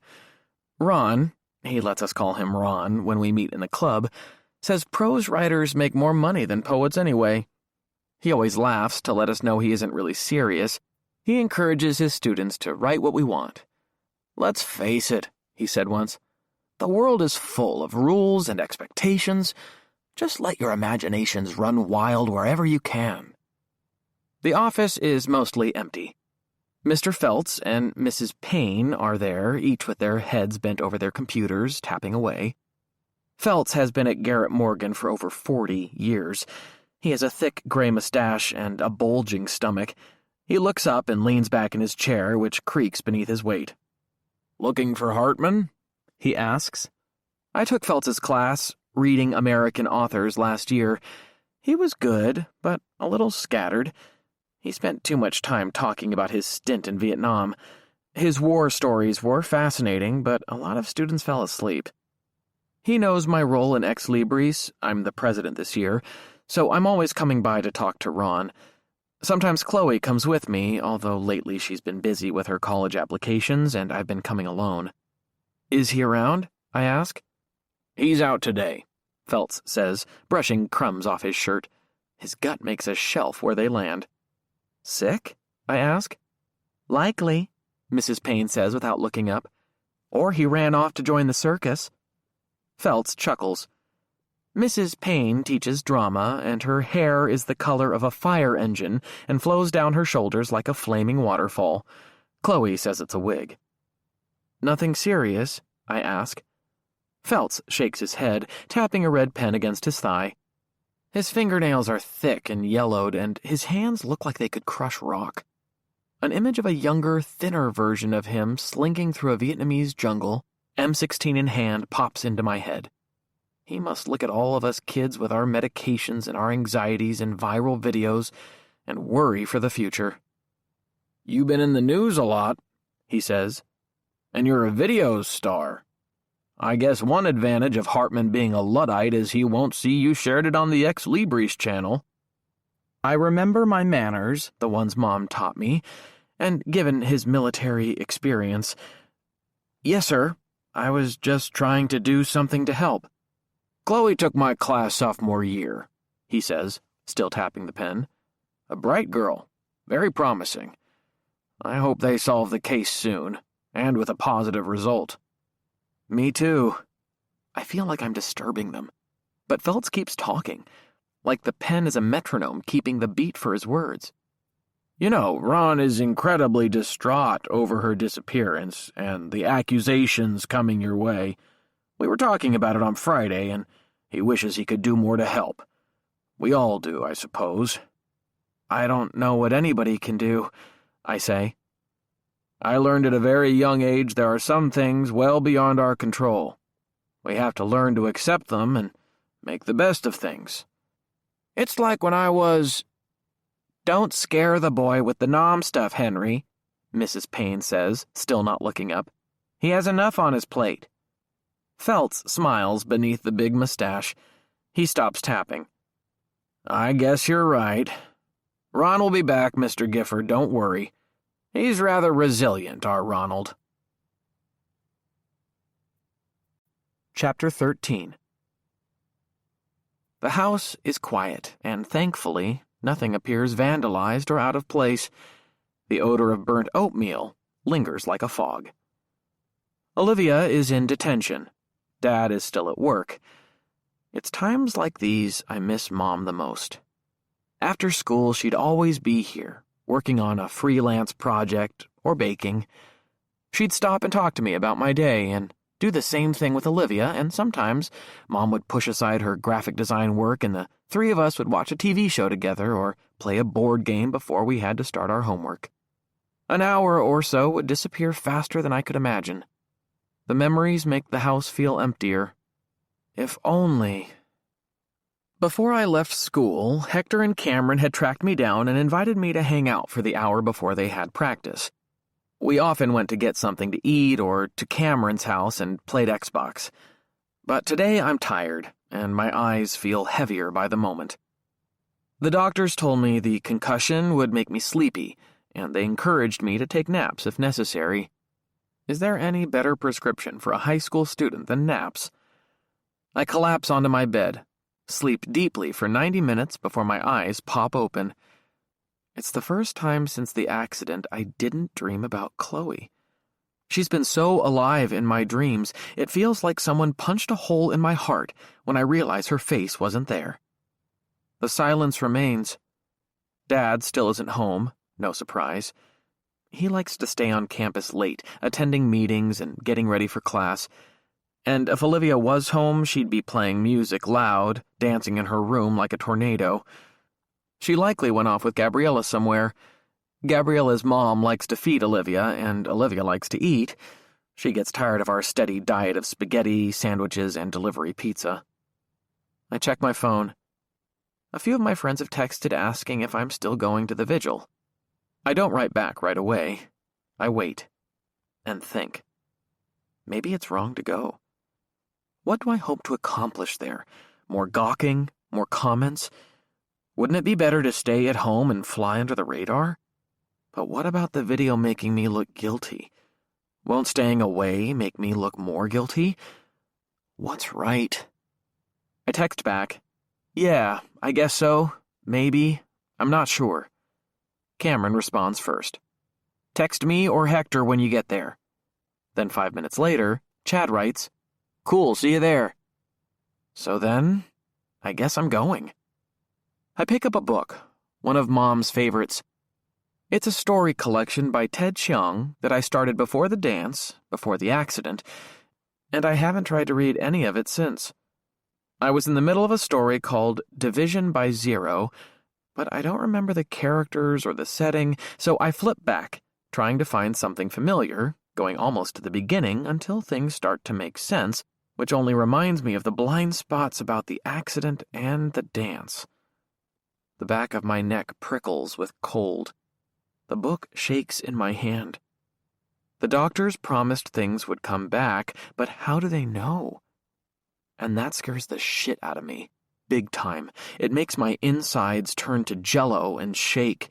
It's like a horror movie where the main character's own brain turns against him and he can't stop it. I spiral, wondering if all my other memories will start to disappear. Not just things relating to the night of the accident, but everything else. Chloe, Mom, my friends, my childhood. Is that why Chloe was missing from my dreams today? What if the time comes when I can't remember her at all? My eyes squint shut as I conjure that day at the lake just to prove I can do it, just to make sure she remains three-dimensional in my mind. Chloe's hair blows around her shoulders, and a spray of freckles dots her nose. Her eyes are blue, but flecked with little spots of gold when the sun hits them. The water was freezing, but she waded in, turning over her shoulder and looking back at me, waving her hand, wanting me to join her. "Are you a chicken?" she asked. "Are you afraid of a little cold?" I wasn't afraid. I watched her because she looked so amazing, her arms and legs muscular, her skin flawless. She bent down, cupped some water in her hands, and threw it my way. "Come on," she said. "I need you to keep me warm." And that was when I jumped up off the towel and followed her, splashing my way into the water and taking her in my arms. But seeing her again is like ripping open a scab and making it bleed. The sweetest, most twisted pain imaginable. And yet, as difficult as it may be, I'll take that pain forever, if that's all there is. Just come back, I say to no one. Just come back, Chloe. At that second, my phone chimes. Ron is right about social media, as he is about everything. Everyone would be better off without it. I'd deactivate my accounts, but what if Chloe tries to reach me? What if someone sends me a tip or a piece of information that tells me where she is? My phone chimes again. Olivia, probably texting from Gabriella's house. "So you saw it? What are you talking about?" Olivia tends to do that. She starts speaking or texting as though we're in the middle of a conversation. This time, her mind is moving faster than her hands. "The video." "What video?" She can't mean the one I made. Why would she ask if I'd seen it? So what video is she talking about? "Oh," she writes, being as cryptic as possible. "Oh, what? What video?" 3 dots appear, and they sit there a long time, taunting me. Is she composing a novel or a text? "Olivia, what is it?" Her message finally arrives. It's a link to a video. Posted on TikTok. Dread fills me, like water filling my throat, cutting off air. But I can't look away. I can't. Once it plays, I get why the TikTok club acted so strange earlier. Chapter 14. In the video, a guy and a girl, I don't know either one, sit on chairs next to each other. The girl has blonde hair and wears a formal dress. The guy has hair the same color as mine, and he's wearing a white shirt and a poorly knotted bow tie. They both have large sunglasses on, so it's tough to see their faces, but the guy is holding a toy steering wheel, the kind that makes an annoying horn sound every time a little kid presses it. They sit next to each other and, using perfectly coordinated movements, smoothly and gracefully reenact a car accident. They sway to one side and then the other, their mouths opening wide, miming fear, the girl's hair flipping to the left and then the right. A familiar song plays, sung by a guy with a high, overly dramatic voice. It's something Mom always listened to when she was in a funk. It kind of sounds like the singer is mocking the very words he's singing. And if a double-decker bus crashes into us, to die by your side is such a heavenly way to die. At the end of the video, after all the choreographed gyrating and swaying, the girl simply disappears from the frame, leaving the boy there alone. The whole thing takes about 10 seconds. Over and over again, I play it. Olivia keeps texting, but I ignore her. How could these students be so clueless? How could they do this when Chloe is missing and in danger? How? Then again, the pranks, the comments, the skeleton on my locker, it's all the same. It's blood in the water. Olivia writes again, and this time I read her text. I thought about not telling you, but everyone's going to be talking about it at school, maybe even at the vigil. Sorry. Do you know these kids? I write. No, but I'll find out. Forget it. Skip the vigil, Hunter. It's fine. The vigil. A bunch of people who don't really know Chloe standing around pretending like they care. Most of them will be there just to be seen, or to take photos they can share on social media. My thoughts about it jumble again, but one thought keeps cycling through my mind. It'll look worse if I don't. Like I don't care. You said the video made me look cold. Forget I said that, Hunter. I'm going. I check the time on the phone. 6:27. Olivia keeps texting while I get ready. Gabby and I will be there no matter what. Meet us there. I text her a thumbs up. I've started a message to Chad asking him to pick me up when the door swings open. It's Dad, briefcase in hand, filling the doorway so I can't get out. I think we should talk, he says, about tonight. Okay, sure, I say. You mean the vigil, right? I do. Well, Dad, I've decided to go. I don't know if that's the right thing or not. In fact, it's likely wrong for me to go. And I know you said to keep a low profile, and you're probably right. Most of the time you are, but it's like this, Dad. I just think I have to go. I have to show my face. And I've been going through hell at school and everywhere else, and if I want to go and prove they can't get the best of me, then I'm going to do it. Okay? So can you just let me do what I want to do, even if I'm wrong? Dad just stands there looking at me. I haven't raised my voice to him in ever. No one raises their voice in our house. Just Olivia when she's excited about something, but no one really yells at anyone. No one gets too worked up, certainly not Dad. He barely cried when Mom died. When he came to the hospital after the accident, he looked at me like I'd skinned my knee. He puts down his bag. When he's angry, he goes all silent. Or maybe he wants to lecture me. He clears his throat. Are you finished? I think so. I was going to say, I'd like to go with you, he says. I don't think you should go to something like that alone. Is there time for me to run to the bathroom? I left campus in a hurry to get here on time. I'm too shocked to speak, so Dad brushes past me for the bathroom. Mom always said people can surprise you. I wonder if she had Dad in mind when she said that. Chapter 15. The vigil is on the football field behind the school. By the time we arrive, the parking lot is almost full and people are streaming into the stadium. 4 news vans hum off to the side, and a reporter in a suit stands practicing before a camera. The sun is disappearing and the stadium lights are on, casting a hazy white glow over everything. A half moon rises over us and the air is cooler than it's been all week. A light breeze kicks leaves across the lot, pushing them against buildings and light posts.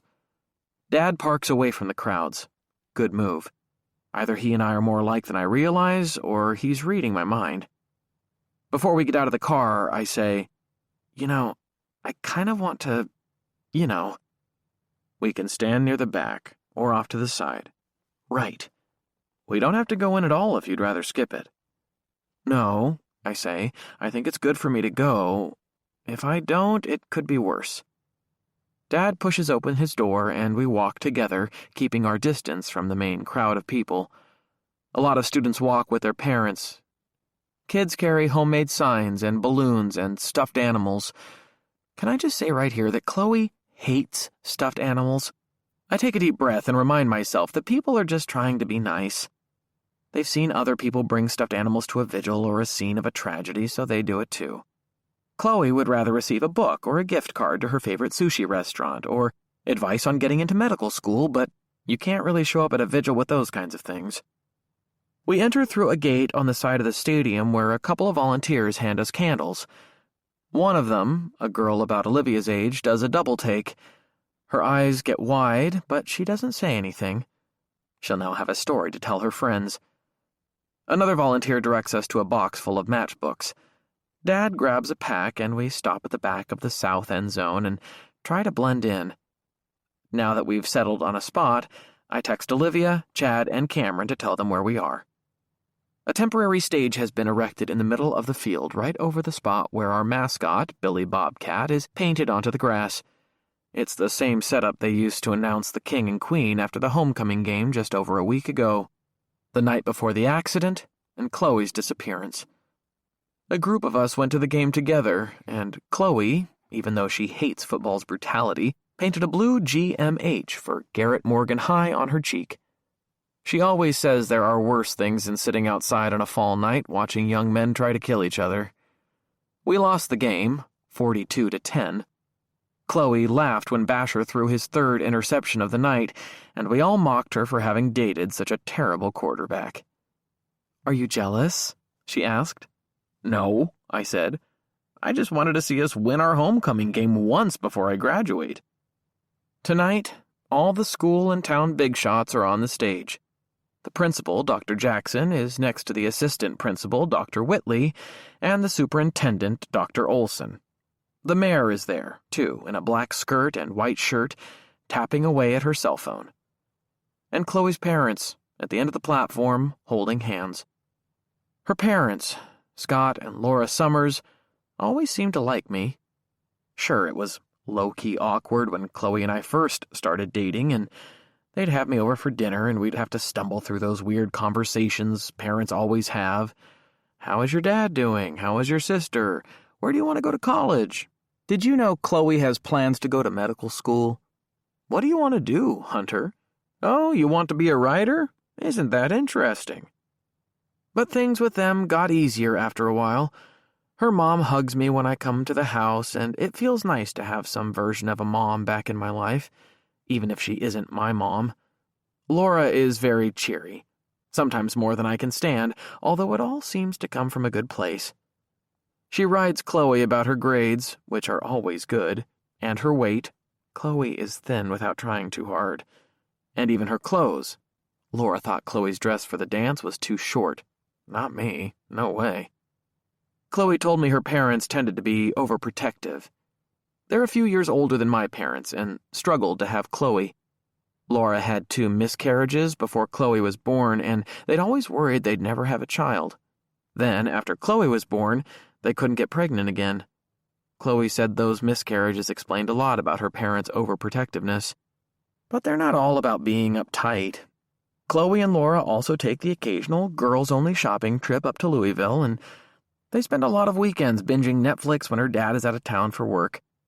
I've told Chloe more than once I'm simply jealous that she has a mom. Silly maybe, but it's true. Scott is harder for me to figure out.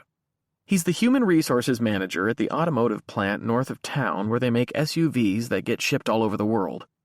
When he's not at work, he spends a lot of time hanging out in the detached garage, building tables and birdhouses and shit, or working on his prized Mustang.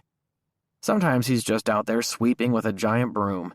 As far as I can tell, he seems to be really into sweeping the garage. My dad does nothing mechanical, at all. He usually makes me or Olivia change light bulbs when they burn out, and he calls a plumber if one of our sinks gets backed up. Mom used to fix some of that stuff herself, but not Dad. At first, I thought Scott didn't like me because he didn't talk much and sometimes gave me that look that said, "I know what you want to do to my little girl." Chloe told me he was just quiet, an introvert who took a while to warm up to anyone. It turned out to be true. About the fourth time I was at their house, he made a dry joke. Laura asked him if he wanted a little wine with dinner, and Scott responded by making a whining noise. "There you go," he said, "a little wine with dinner." Turns out he'd been making jokes all the time, I just didn't know it. I started laughing at the silly things he said, and he seemed to appreciate me after that. And now, when I go over to pick up Chloe, he sometimes invites me into the garage and shows me the Mustang he's working on or the table he's stripping and restoring. I pretend like I'm interested even though the smell of gasoline and polyurethane is thick enough to choke an elephant. But I know what I have to do. But here's the problem. I haven't spoken to her parents since the accident. I want to, I really do, but there hasn't been a chance. They're all over the news, on Twitter and YouTube, and they look absolutely shook, lost, adrift, which is about how they should look given what's happened. But I kind of came to the vigil because I thought maybe I'd get a moment with them just to see how they're doing. We're all going through the same thing. Aren't we the three people who care most about Chloe? But for some reason, we haven't talked. It feels like there's a hole, like a tooth has fallen out and needs to be replaced. Dr. Jackson taps the microphone a few times. Feedback screeches over the field and everyone winces as they look up. The murmur of conversation dies as Jackson clears her throat and announces that we're going to begin. She starts talking about the order of events, and that's when Chad, Cameron, and Hector appear, looking freshly showered. They each pat me on the back and say hello to Dad, who solemnly shakes their hands like we're all at a funeral. Jackson tells us she's going to speak first, and then the superintendent, and then maybe Chloe's parents. She doesn't add if they're up to it, but she doesn't need to. And then we'll conclude by lighting our candles and offering up our thoughts for Chloe's safe return. Someone moves closer to me. Is it Olivia and Gabriella coming to offer moral support? But it's Daniel holding his phone in front of his face again. He must see the irritation on my face because he lowers his phone, smiles, and kind of looks sorry. Then he nods at Dad. "Dr. Gifford," he says, holding out his empty hand. It takes Dad a moment, but then a genuine smile crosses his face. "Is that Danny?" They shake hands and lower their voices because the principal is speaking. "Been a long time," Dad says. Another dad might pat Daniel on the back or even hug him, but Dad keeps a safe distance between them. He never gets too close. Dad always liked Daniel, or Danny, as no one has called him since he was 7. Dad always thought Daniel was a smart kid, which he was, and encouraged our video projects because they kept us out of trouble. Daniel faces my soccer friends. They all nod at each other, but don't speak. When Daniel turns toward me, Chad rolls his eyes a little in a shitty way. He's always had a bad attitude toward Daniel. There's the freak who used to be Hunter's pathetic BFF. "I'm filming the vigil," Daniel says to me. "In fact, I'd better get this." He turns away from me and aims his phone up at the principal.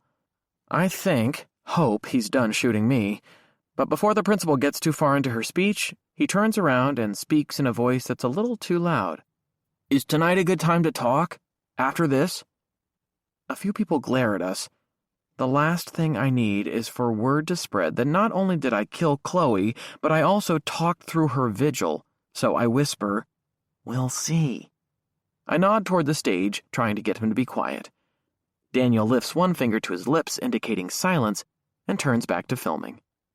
But he looks over his shoulder one more time. You're going to love what I have to show you. Chapter 16. Dr. Jackson goes on and on. Someone comes up behind me, puts their arm around me, and squeezes tight. Tiny hands with raw knuckles, dark blue nail polish, silver rings. Olivia. Gabriella gives me a hug as well, and a real smile spreads across my face. Olivia's mouth falls open when she sees Dad.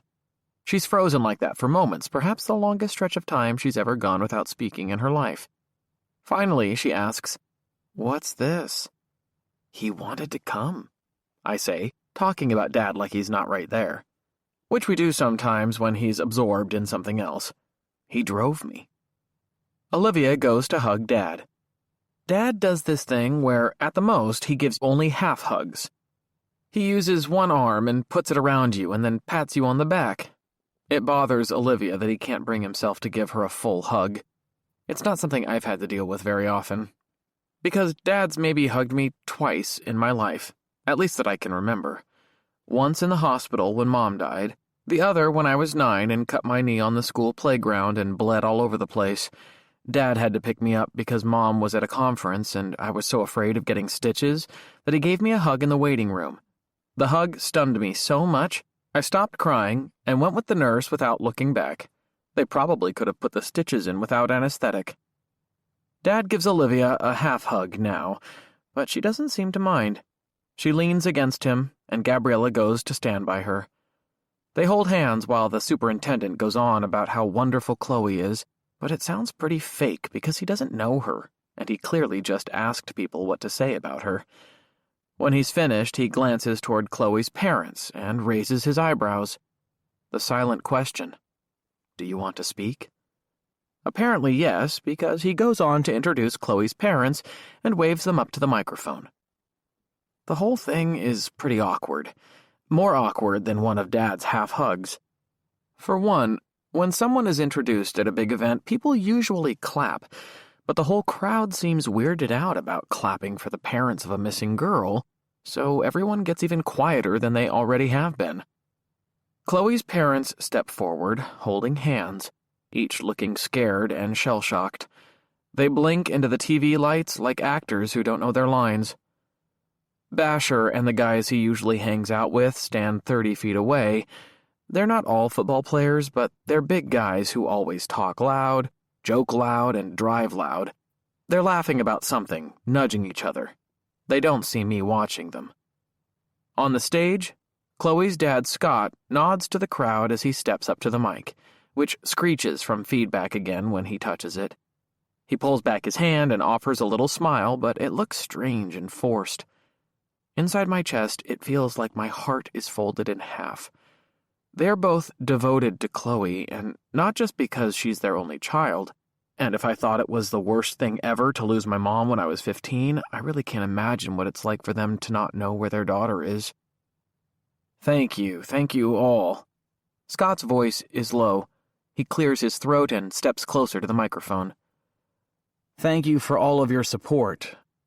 On behalf of Laura and me, we just want to thank you for the kind words and the support and the prayers. We just want to say that, well, we know Chloe's out there, and we want her to know we love her, and we miss her so very. His voice cracks, and his chin quivers. He scrunches his eyes shut, and Laura reaches out and rubs his back. Sniffles fill the air around me. Olivia, Gabriella, Hector, everyone. Even Cameron looks serious, which he almost never does.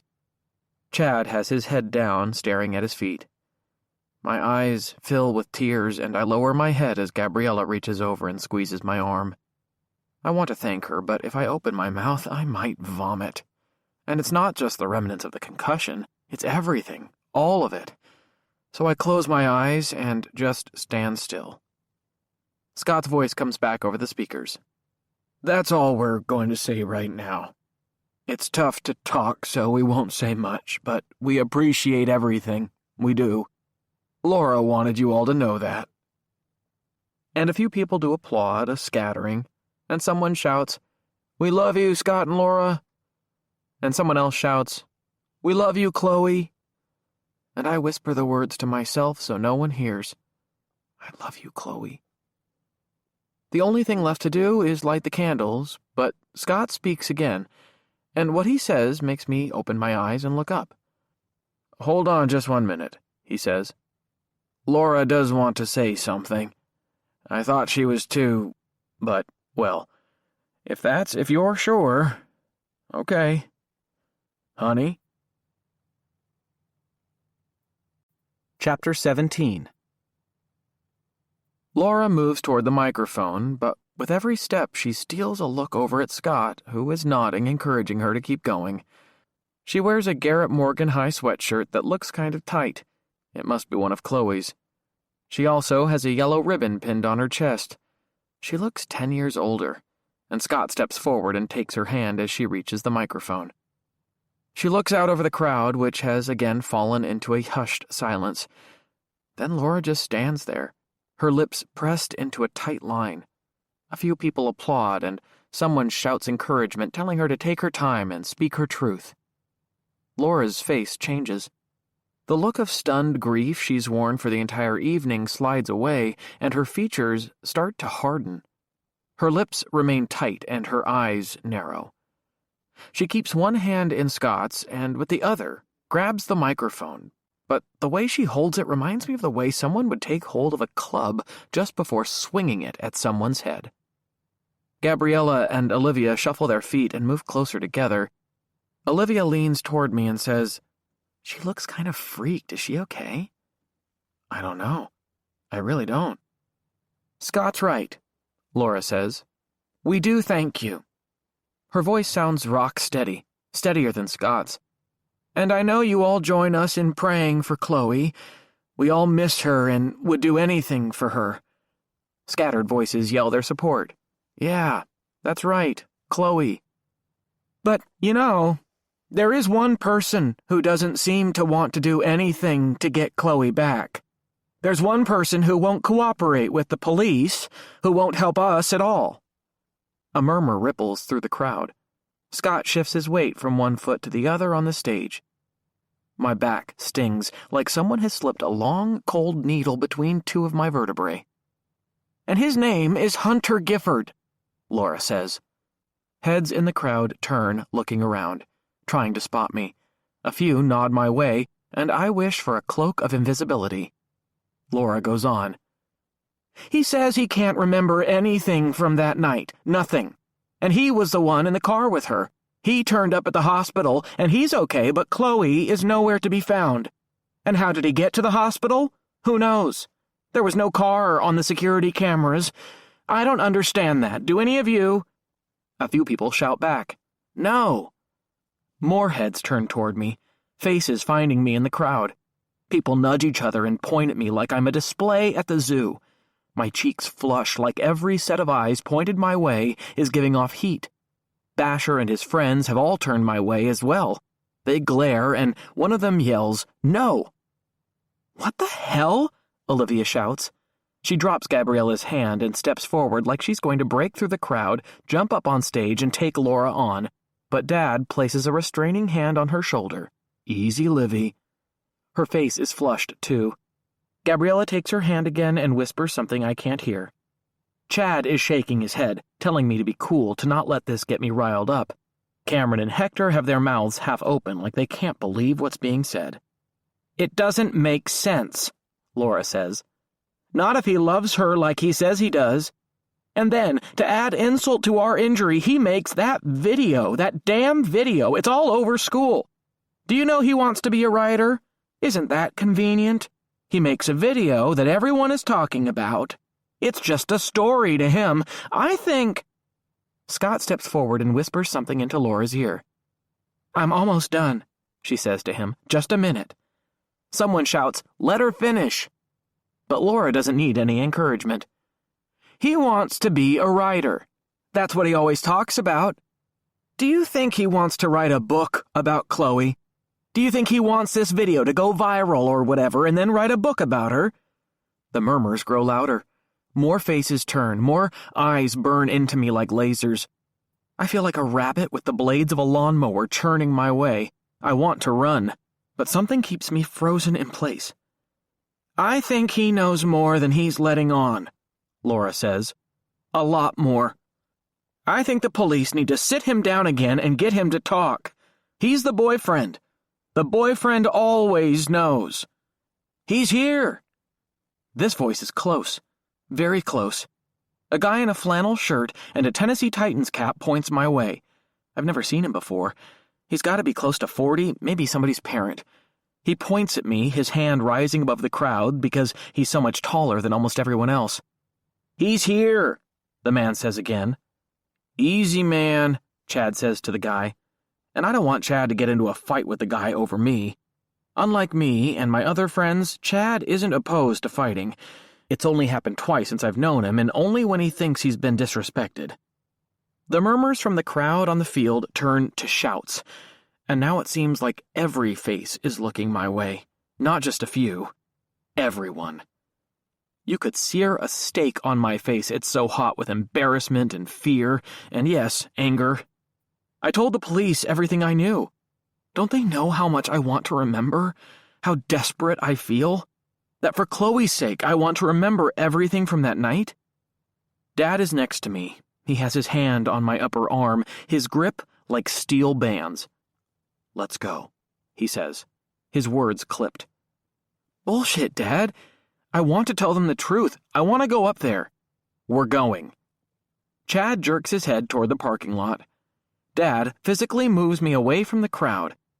As we head off toward the car, people are hissing and booing and shouting things.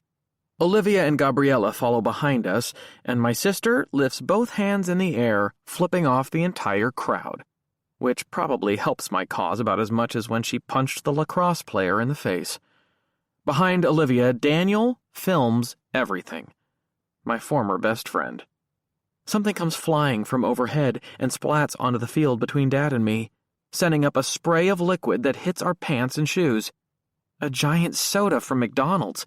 Then a rock the size of a baseball flies past us, skidding across the ground. It's bad. It's dangerous. We're out of the stadium and halfway across the parking lot, but the voices from the stage still reach us, rolling across like thunder. Look, he's running away, Laura says. It's not that he can't remember. It's that he doesn't want us to know the truth. Chapter 18. We ride home in awkward silence, except for the satellite radio, which, as usual, Dad has tuned to the 80s station.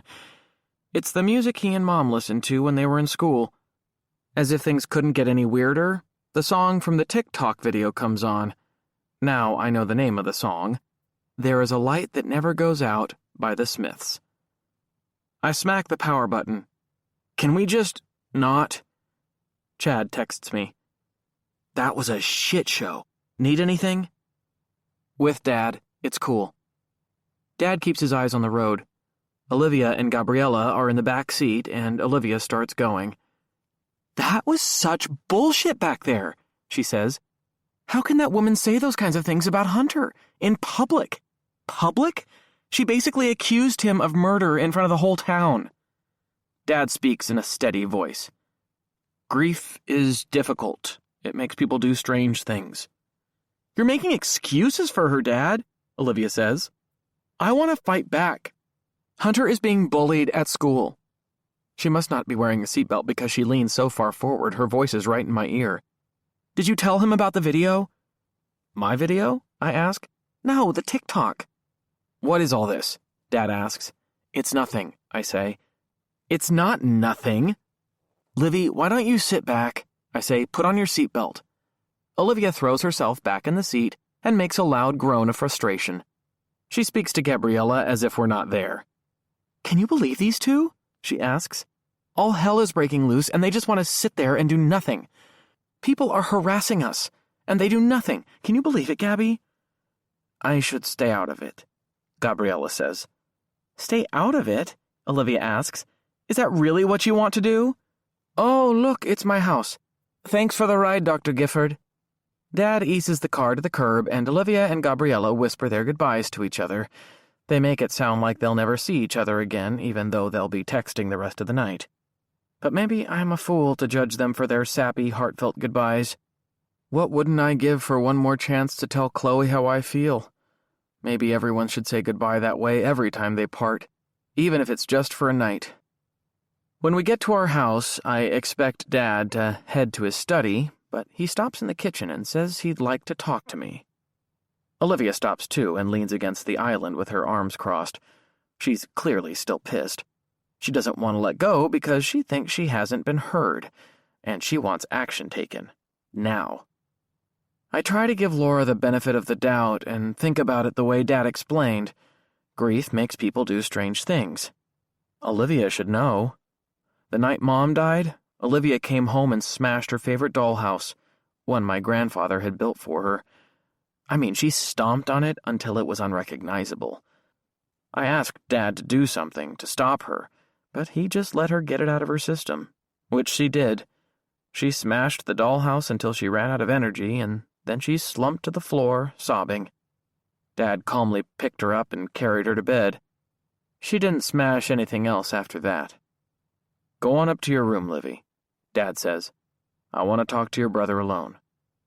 Olivia starts to protest, jutting her chin out like a boxer stepping into the ring, but then some of the iron goes out of her body. She sighs and turns for the stairs, clomping all the way. As she goes, she mutters, "It's not right. She can't say that shit about Hunter. She can't." Dad rolls his eyes a little and points to the kitchen table. Livy deserves a break. She just cares about me. Dad and I sit, scraping our chairs against the tile. He looks tired, and his eyes are kind of sad, but they're always kind of sad. He drums his fingers against the table a few times. I feel like I should offer you a beer or something. I don't want a beer, it's fine. I was just kidding. Kind of. I know, Dad. What's on your mind? He nods. I don't want to keep you from your homework. I know you're still getting caught up, but, well, what's going on at school? What's this video Livy is talking about? Is something wrong? It's nothing, Dad. It's just bullshit. Is it? Do you want me to call the school? I can't really control what Laura says, and I'm trying to give her the benefit of the doubt, but if someone is bullying you, I can handle it, Dad. I meant it when I said you could be homeschooled. We could work that out. You're graduating in 6 months or so. You're an excellent student. Thanks, Dad, but I don't want to give them the satisfaction. Exactly. I just don't. Chloe wouldn't want me to quit. She wouldn't quit if things were reversed. I'm not going to either. Some of the sadness goes out of Dad's eyes to be replaced by admiration? Pride? Fair enough, he says with a nod. But if you change your mind, or if you want me to call someone from the school, I'll let you know, I say. We sit there staring at each other while the refrigerator hums. We rarely talk about anything real, and when we do, neither one of us ever seems to know how to end it. So we tend to stare at each other in awkward silence before someone gets up or goes to do something else. Well, I say, trying to push things along. You know, Dad says, when your mom died, I didn't really talk to anyone about it. I thought I had to be strong for you and Livy. I focused on the two of you, which was the right thing. But I guess I'm asking you to make sure you take care of yourself. The clock on the wall ticks, and the second hand swings around. Music starts to thump from upstairs as Olivia deals with her frustration. Dad? I ask. Yes? Do you think Chloe is still alive? Dad doesn't hesitate. Until we know otherwise, there's always hope. There's no awkwardness between us now. He said exactly what I wanted and needed to hear. Okay, he says, standing up. Make sure you get a good night's sleep. And he's off to his study before I can respond. Chapter 19. Music blares from Olivia's room. She's mad at Dad for not pushing back against Chloe's parents or our other tormentors, and she's probably mad at me for not lashing out. Olivia tends to see things in black and white. If we let her cool down, which she normally does pretty quickly, she'll be on to something else by the time we ride to school in the morning. A text arrives from Daniel. Hey, that's shitty what happened at the vigil. Remember I said I had something to show you. See you soon? Did he say that? He filmed me in the hallway at lunch and then filmed me again at the vigil, acting like he was the second coming of Quentin Tarantino. He expresses understanding now, but his camera rolled while my family slinked away, while people threw shit at us. Another text appears. You're going to want to see this. Seriously. He did say he had something to show me right before Laura named me public enemy number 1. Even when we were kids, he always had a camera in his face. He never really got that it wasn't polite to go around filming people without their permission. When we were 10, Daniel filmed an old guy in the park who had tattoos of anchors and airplanes up and down his arms and was feeding birds on a park bench. The guy, who looked to be about 100, saw him and came over, moving faster than either one of us could, despite his age. He knocked the camera out of Daniel's hands and gave him a lecture about privacy. The old guy even threw in that he hadn't landed on Iwo Jima, so young shits like us could film him whenever we wanted. The guy terrified me. Daniel laughed it off, relieved only that his camera had landed in the grass and wasn't broken. But while it's true that Daniel didn't understand boundaries, he never lied. Ever. If he tells me I'm going to want to see something, then he really believes I'm going to want to see it. But is he thinking of the 12-year-old version of me he knew better than anyone else, or the 17-year-old version he barely knows at all? My mind flashes to Daniel and Dad shaking hands and how happy Dad looked. That moment took me back to being a kid, when Mom was alive, and the only thing to worry about was getting chewed out by an old guy in the park. It feels simple by comparison. And after hundreds of eyes turn to look at me with disdain and throw rocks at me, it wouldn't hurt to know someone else is on my side. Sure, be there in a few. Dad's sitting at his desk in the study, glasses pushed up on top of his thinning hair, a stack of essays spread before him. He looks highly skeptical when I say I want to leave until I mention Daniel's name, and then his face brightens. Okay, sure, he says with a nod, but not too late. I won't be. Are you walking? He asks. Yeah, I've always walked to Daniel's.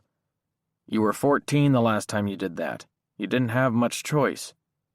I still remember the way. Dad's face looks pinched, like he's stubbed his toe. What? I ask. I just want to get out of the house and hang out with an old friend.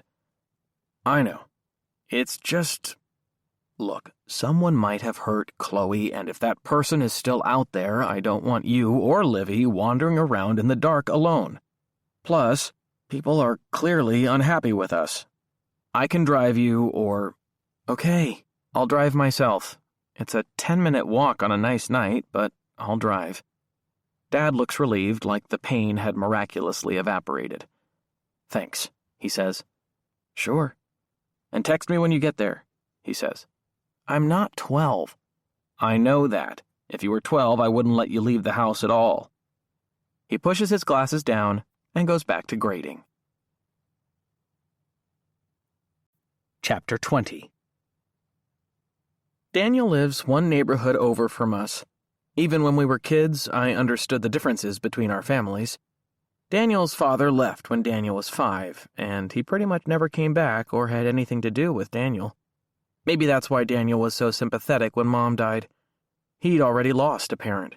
He'd already been through all those emotions. Daniel's mom, Elizabeth, is a nurse. She worked a lot of nights because those shifts pay better.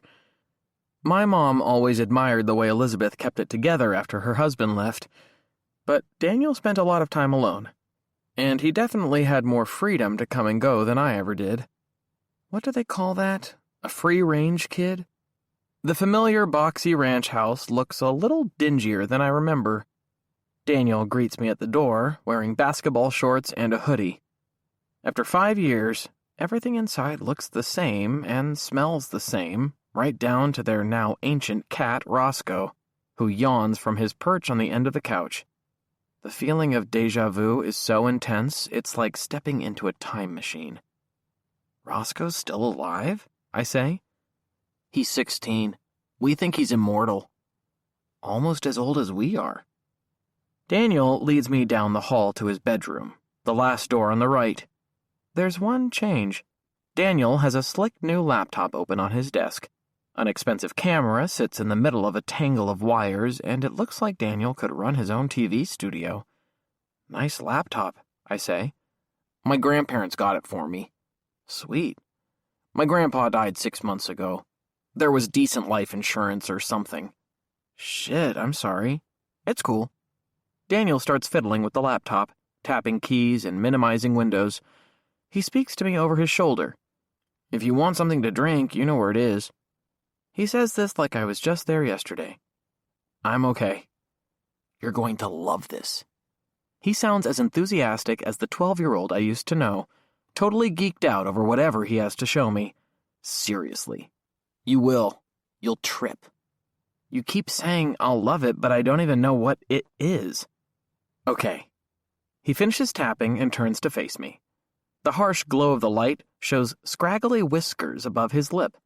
His eyes glisten with the kind of joy normally reserved for Christmas morning. You know I want to be a filmmaker. What am I saying? Of course you know. You've known that since we were 5. Well, anyway, I've been working on a project the last week or so, and it's really pretty amazing. The last week. Yeah. Think about it, Hunter. He speaks with his arms spread wide like a politician asking for my vote. This is a once-in-a-lifetime chance for me. I mean, I watch these movies, these documentaries that are streaming, and I think, wait, I better stop. I better say something else. Say what? I should say I'm sorry about Chloe, about what happened to her. You know, she and I took trig together last year. We didn't talk to each other for, I don't know, like the first 2 months of the year. Then one day, Mr. Clems came in, and he was wearing 2 different shoes. One was black and one was brown. Same style of shoe, but different colors. We started laughing together, but no one else noticed. And then we just started talking a lot before class. She just, well, not everyone in school is nice. You know, just decent, and Chloe always was. She treated everyone well. She must have told you we had class together. I don't think she did, I say. She knew you and I were friends. How does your head feel? He studies me. You've got a nasty bump there. It's better. I reach up and gently touch it. The bandage is gone. Still hurts. My neck and shoulders hurt some too, but I'm just glad I'm not nauseated anymore. That's the worst. Yeah, my memories haven't come back. That's freaky, to have all those blanks. Yeah, it is. I don't know what I did that night. Well, I just want to say I'm sorry. And it's shitty the way some people are treating you. Tonight, at the vigil, what her mom said was totally out of line. I mean, total bullshit. And people throwing stuff? It's not right. Thanks. Did the police talk to you? They're pretty much talking to anybody who remotely knew Chloe. They talked to me at school. I think they just went through the rosters and pulled every kid out who was in a class with her. What did you tell them? Daniel pauses for a moment. He seems like an actor, drawing out a scene for dramatic effect. That's kind of why I brought you here. It will all be explained. See, tonight at the vigil, I couldn't really say anything to help you or stop the camera, you know? I have to get the story down objectively. What story? I ask, and something starts to dawn on me. Are you talking about this story? He says, jabbing his finger toward the laptop. My movie. That's what I was starting to say earlier. What's the hottest genre right now? Movies, podcasts, everything. It's like he's giving me a pop quiz. I don't know, horror? It sure as fuck feels like I'm in a horror movie. No, Daniel says with a little impatience in his voice. True crime. It's everywhere, everywhere. And do you know how lucky I am to have this story fall right in my lap? Most filmmakers have to go out and find a story. They have to move somewhere and track it for years. This one is happening right here in Bentley, in our backyard. Do you see what I'm saying? And I do. I clearly do, but he says it anyway. I'm making a true crime documentary, Hunter, about Chloe's disappearance. This is the big break I've been waiting for, and I want you to see it. He points at the laptop again. Or at least see what I've got so far. His words stun me into silence. This is what Daniel wanted to show me. The floor shifts beneath my feet like we're having an earthquake. You're making a movie about Chloe? I ask. That's wrong. You can't just make a movie about people. Are you serious? Daniel nods, his head bobbing like an enthusiastic puppy. I'm very serious. No, that's a fucking terrible idea. You can't put me in it, and you can't put Chloe in it either. You can't put that stuff you filmed earlier. I didn't give you permission. Hunter, wait. He holds his arms out, pleading with me. Will you just wait and listen to me? He seems sincere, so I stop and listen. I owe that to someone who used to be my best friend. I want you to see this, Daniel says. I haven't showed it to anybody else. You're the guy I always made movies with, and now I'm making this one, and it's the first time it feels like I'm doing something adult, something important, not just goofy kid stuff. Will you please watch? It's really rough, really, really rough, but I think you'll appreciate what I'm doing and where I'm heading. I really do. Daniel's invocation of our childhood movie-making adventures has the intended effect. I give him the benefit of the doubt. It's a small benefit, maybe about 5 minutes long, but I'm willing to extend it to him. I let out a long-held breath. Okay, I'll watch, but just a little. Daniel claps his hands together. I knew you would. And guess what? You're not going to be disappointed. He turns back to the laptop and starts tapping away. Then, with a dramatic flourish, he hits the play button, and his movie begins. Chapter 21. It takes a moment. Then some cheesy and ominous music starts playing. It really does sound like a low-budget horror movie, the kind that are all over Netflix. The soundtrack isn't great, Daniel says, his eyes still on the screen. I'll have to pay somebody to do something better. I just goofed around on the piano in the other room. Images start flashing across the screen. A baby, a child with blonde hair, an older child with 2 missing teeth, smiling at a fair. Chloe. They're photos of Chloe. There's an image of Chloe standing in between her parents at a church, all of them grinning. Wait, I say, did her parents... Instagram, man. Or Facebook. I'll have to get their permission later, of course. This is just a rough cut. The photos of Chloe's life move forward chronologically, including ones that start to show her and I together. I've spent a lot of time over the past 10 days looking at photos of Chloe online, but seeing them in Daniel's room, filtered through his perspective, somehow makes them even more poignant. The stream of photos makes the magnitude of her disappearance more real. A pain grabs me in the center of my body. It's like someone's twisting a corkscrew into my chest. A voice comes from the screen. On October 7th, 17-year-old Chloe Summers disappeared from the small, bucolic town of Bentley, Kentucky, where she lived with her parents. Bucolic? It's Daniel narrating. His voice is thin, reedy, nothing at all like the kind of voice that would ordinarily narrate a documentary. He sounds like he's 12 years old. As if reading my mind, he looks back at me. Yeah, I need to hire a narrator. If someone buys it, they can get a famous actor to do it. I was thinking someone like J.K. Simmons, you know? But my eyes are on the screen, and I'm not thinking about Daniel's pipe dreams.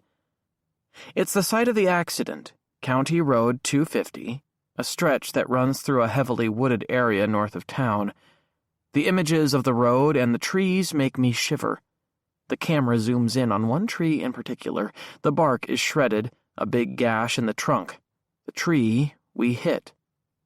On the night of her homecoming dance, A night that should have been filled with fun and laughter, a night that should have been exciting and joyous, Chloe Summers was traveling on this lonesome road, nestled in the car with her longtime boyfriend, Hunter Gifford. Two young people with not a care in the world. Two young people with their entire lives spread out before them like an inviting buffet of possibilities. All of it shattered in just one sudden tragic instant. The camera zooms in even closer to the tree. Candles, flowers, and stuffed animals are scattered around the scene. A few handwritten notes are visible. The camera moves in on shattered chrome and glass, a black streak on the tree from the charger. All of it leaves a devastated community with one heartbreaking question that there is not yet any answer to. Where is Chloe? The piano chords ring like the most solemn church bell. It's so loud they vibrate through the floor. The scene shifts to downtown Bentley, a row of shops, the square. Who in this sleepy southern town knows the truth about what happened to Chloe? Who has the key that can unlock this darkest and most terrifying mystery? The shot lingers on the square for a long time. Too long. The large digital clock across the room reads 10:15. I need to get home. And the movie seems so cheesy that I don't want to have to give Daniel my honest opinion, and I don't want to have to lie. Well, thanks for showing me that, Daniel. I think you're off. No, he says, pausing the movie. You can't go. We're not to the part I want you to see yet. But I have homework to do. I'm still behind from the hospital. You said you'd watch it, Hunter, remember? His voice drops lower as he turns back to the screen, so I have to strain to hear. I think it's the least you could do for an old friend. Well, sure. I saw the way Chad looked at me tonight, like I was the biggest loser on the planet. Okay, I'm sorry. His guilt trip works. He is an old friend, my oldest, and maybe now I need all the friends I can get. Okay, but is it coming up soon? Soon, he says, brightening. And it's the part that'll totally blow your mind. Chapter 22. Shots of the school flash across the screen. Students driving their cars into the parking lot, students walking the halls. Dozens of faces I recognize, but the shots linger too long and the cuts are jumpy and unprofessional. The music remains dull and repetitious. My mind drifts. What will school be like tomorrow? It was shitty enough today with the stares and the comments and the skeleton on the locker. Now that Laura has publicly accused me of withholding information, it will only get worse.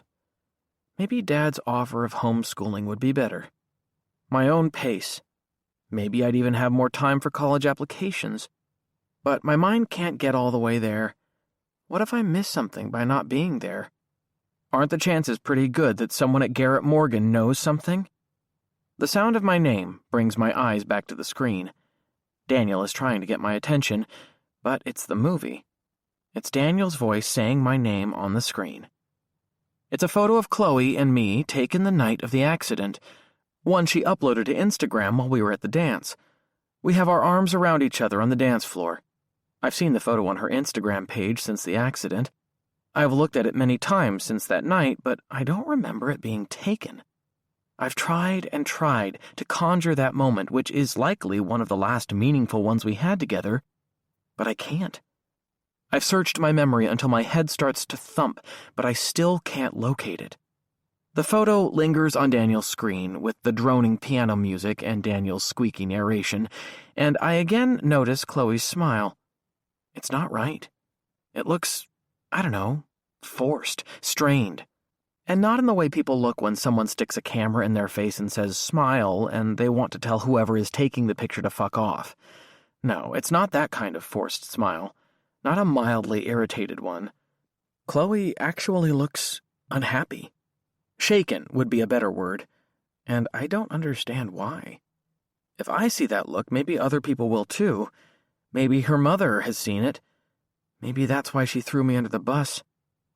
The last person to have seen her alive, and as naturally became the object of much suspicion, According to the National Crime Prevention Council in Washington, D.C., the overwhelming majority of murders are committed by someone who knows the victim.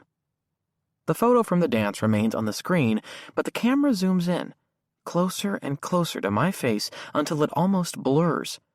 The music slows, distorts. It drones deeper than before. What does Hunter know? What has he told the police? Can we believe him when he says he doesn't remember the details of the accident? I recently spoke with a doctor of neurology. I lunge forward and start hitting keys on the computer until one stops the video. "What are you doing?" Daniel asks. "What am I doing? What are you doing? Damn it, Daniel, do you know what this makes it look like? It makes it look like I killed Chloe. We're not to the part I want to show you." "Delete it," I say. "Just get rid of it. I can't have people seeing this." I peck around on the keyboard again, trying to find the delete key. Daniel stands up from his chair, and as he does, he places his hands on my upper arms, pushing me away from the computer. We're face to face, almost nose to nose. "Hunter," he says, "you can't just destroy my movie. You can't. It's not finished. You're making me look guilty. Why don't you look into someone else? Someone like Basher?" Daniel lets go of me and steps back. His cheeks are flushed. "Hunter, you have to see the whole thing. That's the point of a true crime documentary. To introduce the suspects, to make people wonder. I have to do that to build suspense." "But I'm the only suspect, and this confirms it. If people in town see this..."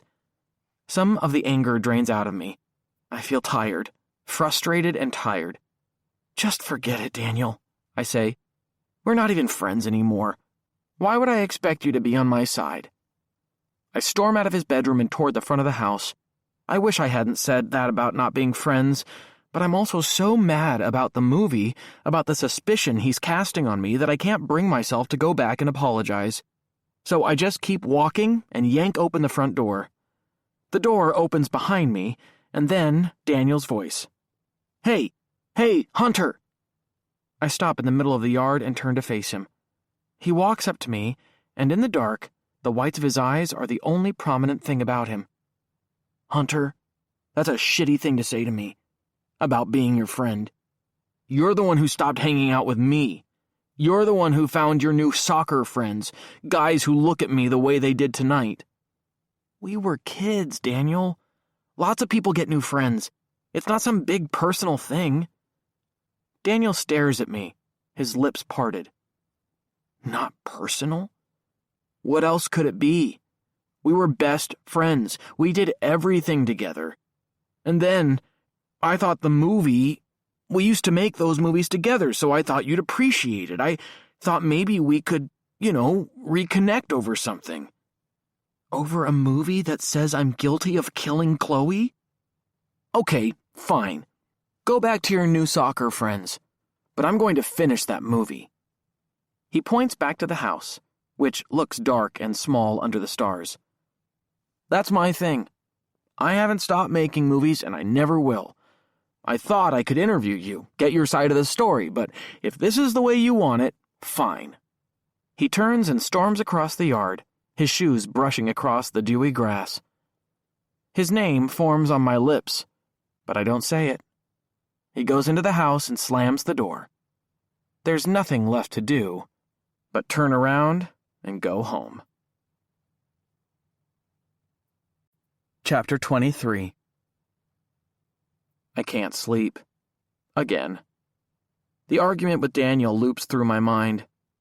Was I right to lose my cool? Should I have said those shitty things? 3 times I reach for my phone and start to text him, apologizing, and every time I don't.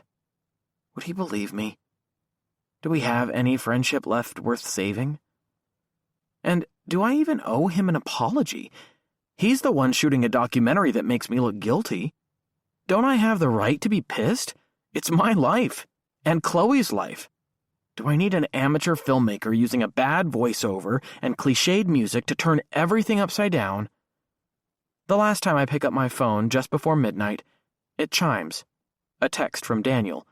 No words, just an embedded video. It's the movie. It's the last thing I want to watch. The anger surges all over again, so I ignore the message. I fall asleep and manage to stay under more deeply than I have in a while. When I come to and look at my phone, it's 4:17. My eyes are so tired they burn. The house is quiet. Dad and Olivia sleep without trouble. If Mom were here, would she sit up with me? When I was a kid and got sick, she'd sit by my bedside all night checking my fever and bringing me water or a cold compress for my forehead. But she's gone. And I love Dad and Livy more than anything, and I know they love me, but I also kind of feel like I'm on my own in a way I never have been before. At some point, I fall back asleep. Deep sleep. No dreams, no surreal or scary images in the night. My body and mind must be so wrung out they can't summon anything from my subconscious. Thumps wake me up. And more thumps. Hammering. My head. Is Dad having something fixed? I roll over and gently put the pillow over my head, muffling the sound. What could have broken so early in the morning? Or is someone throwing eggs at the house? The thumping continues, and it seems close, so close, it feels like it's in my room. Then someone calls my name. Hunter? Hunter, open up. Dad? I pull the pillow away. The room feels chilly, my bladder is full, my mouth dry. I feel a little nauseated. I'm frustrated that the concussion symptoms are still around. Dad says my name again. He even turns the knob a few times. As usual, I had locked it before I went to sleep. What? I ask as I'm walking across the room. I really need to pee, and the floor is cold against my bare feet. The temperature must have dropped to something more fall-like. Why am I thinking about the weather when my dad is pounding on my door at 6:11? The alarm doesn't go off until 6:30. What's his problem? I undo the lock and open the door. What? Dad isn't dressed either. He's wearing a robe and slippers. Livy opens her bedroom door and sticks her head out. Her hair looks like a purple bird's nest. What? I ask again, my voice lower. Get dressed, Dad says. The police are here. They want to talk to you. What? It seems to be the only word I can say, the only word that makes sense. The police are here, Dad says again, speaking slowly like I might not understand English. He glances back at Livy, who is wide-eyed and looking even younger than her 15 years, more like a kid than I've seen in a long time. Dad looks at me, up and down. I'm wearing boxers and an old soccer t-shirt. Put some clothes on before you come down. I will. I say, I have to pee, too. Then do that. He backs away. Livy, get ready for school. I expect her to argue because she argues about everything, but she just nods and goes back into her room, closing the door. What do they want, Dad? I ask. Why are they here? Dad shrugs. Chloe, I guess, he says. Just tell the truth, and you'll be all right. Before he goes, he reaches out and squeezes my shoulder, and then gives me a little nod. But the gesture feels forced, and as he goes back down the stairs, I feel more nervous than if he hadn't touched me at all. Chapter 24. I empty my bladder in the bathroom. Sweet relief for a moment. But the cops are waiting downstairs. In a daze, I go back to my room and pull on jeans and a sweatshirt. My body shakes more. My body must be ahead of my mind because I don't know why I'm shaking. Then the thought crystallizes. Why would the police be here at this hour? They found her. They found Chloe. It can't be good news. If it was good news, the phone would be ringing, a million texts and calls, a celebration. At least 10 times a day, I've thought about what I'll do when I see Chloe again. Would just hugging her and kissing her be enough? Would I ever let her out of my sight? Would we be able to talk about everything she'd been through? But it's the cops who are here. Early. Earlier than most people are awake. My body slumps onto the bed, letting the mattress take my weight. I struggle to put on my shoes and socks, so I just sit here, barefoot, shivering and getting colder. Is this how things end? On a random, cold morning? Mom died in the afternoon, but we knew she was going to die. For weeks we'd been prepared as much as we could be. Still, the moment seemed so random. We were in the hospital, and I looked out the window. A school bus went by. Kids were on their way home to their families, screaming and laughing, happy. Then my mother took her last breath. After it was over, Grandpa Phil, Mom's dad, said something about how he had a craving for steak and insisted we all go to a chain restaurant where we watched him put away a giant ribeye. Odd. Random. The weird shit we remember. Is that what I'll remember about Chloe? That the day they came to tell me she was dead, I had to pee? And then shook so much I couldn't put on my socks? Someone knocks on the bedroom door, loud, like thunder. That's the way Olivia knocks, like a drill instructor waking fresh recruits. She comes in. She isn't dressed, and her hair looks like something out of a Tim Burton movie, dark and wild and tangled.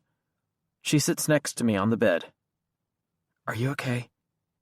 I'm scared, I say. If I go down there, I'm going to find out something, and it might all be over. She rubs my back. I'll come down with you. It's okay, Dad told you to get ready. I'm okay. My hands still shake, but I force myself to put on my shoes and socks. When I'm finished, I stand up and take a deep breath. Livy stands too. Okay, I say. I'm ready to go down. If you need me, just call me and I'll come down. I know you have my back, I say. Thanks, brat. She looks genuinely moved. Oh, you haven't called me that in years. Hunter, seriously, call me if you need anything. At the top of the stairs, I hear voices. One is unfamiliar and the other is Dad's. The voices get clearer as I descend. You'd better believe I'm going to stay right here the whole time you talk to my son, Dad says. His voice sounds louder and sharper than I've heard in a long time. And if I have to call our lawyer, I'll do it. In fact, I might just make that call right now. That's your right, sir, the voice says. Actually, it's your son's right. You haven't even told me what this is about, Dad says. I don't like this cloak and dagger stuff, and at this hour, you're disturbing my family. The detective I'd talked to a few times last week about Chloe is in the kitchen. Detective Haley. He's younger than Dad, maybe early 30s, with close-cropped hair. He wears tight shirts that accentuate his thick muscles. In the hospital, and even after I came home, he spoke to me in a low-key way about the events of the night of the dance, and about Chloe. He never said he thought I was guilty, but he never gave me any reason to believe he thought I was innocent. I couldn't tell what he thought of me, and that made me more nervous than anything else. I'd watched enough true crime documentaries, the kind Daniel was making, to know that the police are always working some angle, that they have ways to make people trust them in order to get more information. I reminded myself of that every time I talked to him.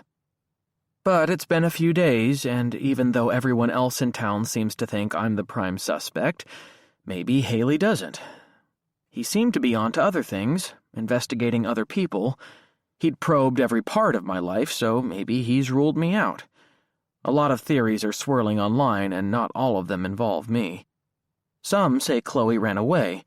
Some say she's the victim of a serial killer.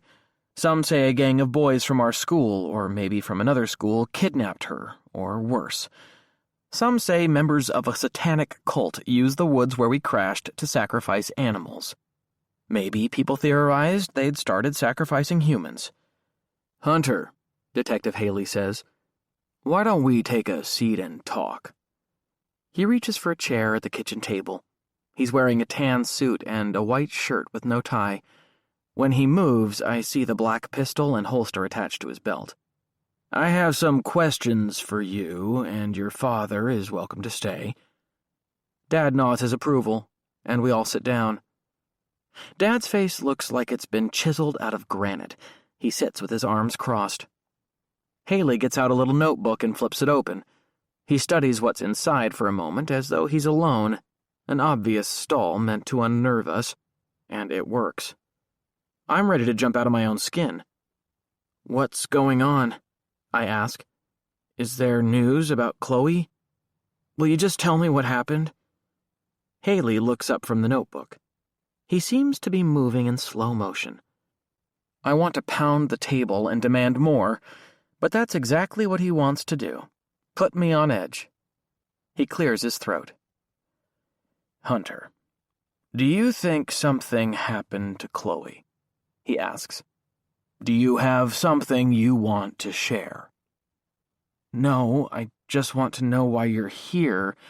I've told you everything 3 or 4 times. Did something else happen? And then Haley does something he's never done before, not in all the times he and I have talked. He starts to read me my rights. Chapter 25. Dad's up so fast he knocks over his chair. He waves his arms like an umpire signaling safe. No, no, no, no, he's saying, over and over. No, no, no, no. But Haley keeps reading me my rights while my heart races like a runaway boulder. This means there's been a crime. This means something happened to Chloe, right? What Haley said just moments before comes back to me. Do you have something you want to share? No, I don't. I really, truly don't. But I'd desperately like to know what he knows. I'm ending this now, Dad says, slamming his hand on the table, and I'm calling our lawyer. Haley keeps on going like Dad's not making a racket, like he's an actor in a play who has to keep saying his lines, even if there's some guy in the front row talking on his cell phone. When Haley finishes reading me my rights, Dad pulls out his phone and scrolls through looking for the lawyer's number. Haley has turned in his chair and is looking up at Dad. His face is still patient, his skin as smooth as glass. He looks completely untroubled. Mr. Gifford, he says to Dad, if you heard the rights I just enumerated to your son, then you know you are allowed to have an attorney. I have no problem with that. You shouldn't. I have to protect my son from the police. Haley smiles without much warmth. I'm a black man, Mr. Gifford. I understand better than you about sons being protected from the police. Dad doesn't say anything, but he keeps a watchful eye on us both. Haley goes on. I just want to ask Hunter something. If he answers that one simple question, there may be no need for this conversation to continue. Dad looks like he has the number and is ready to call. What's the question? Dad asks, his finger poised above the screen. You're okay with me asking your son a question?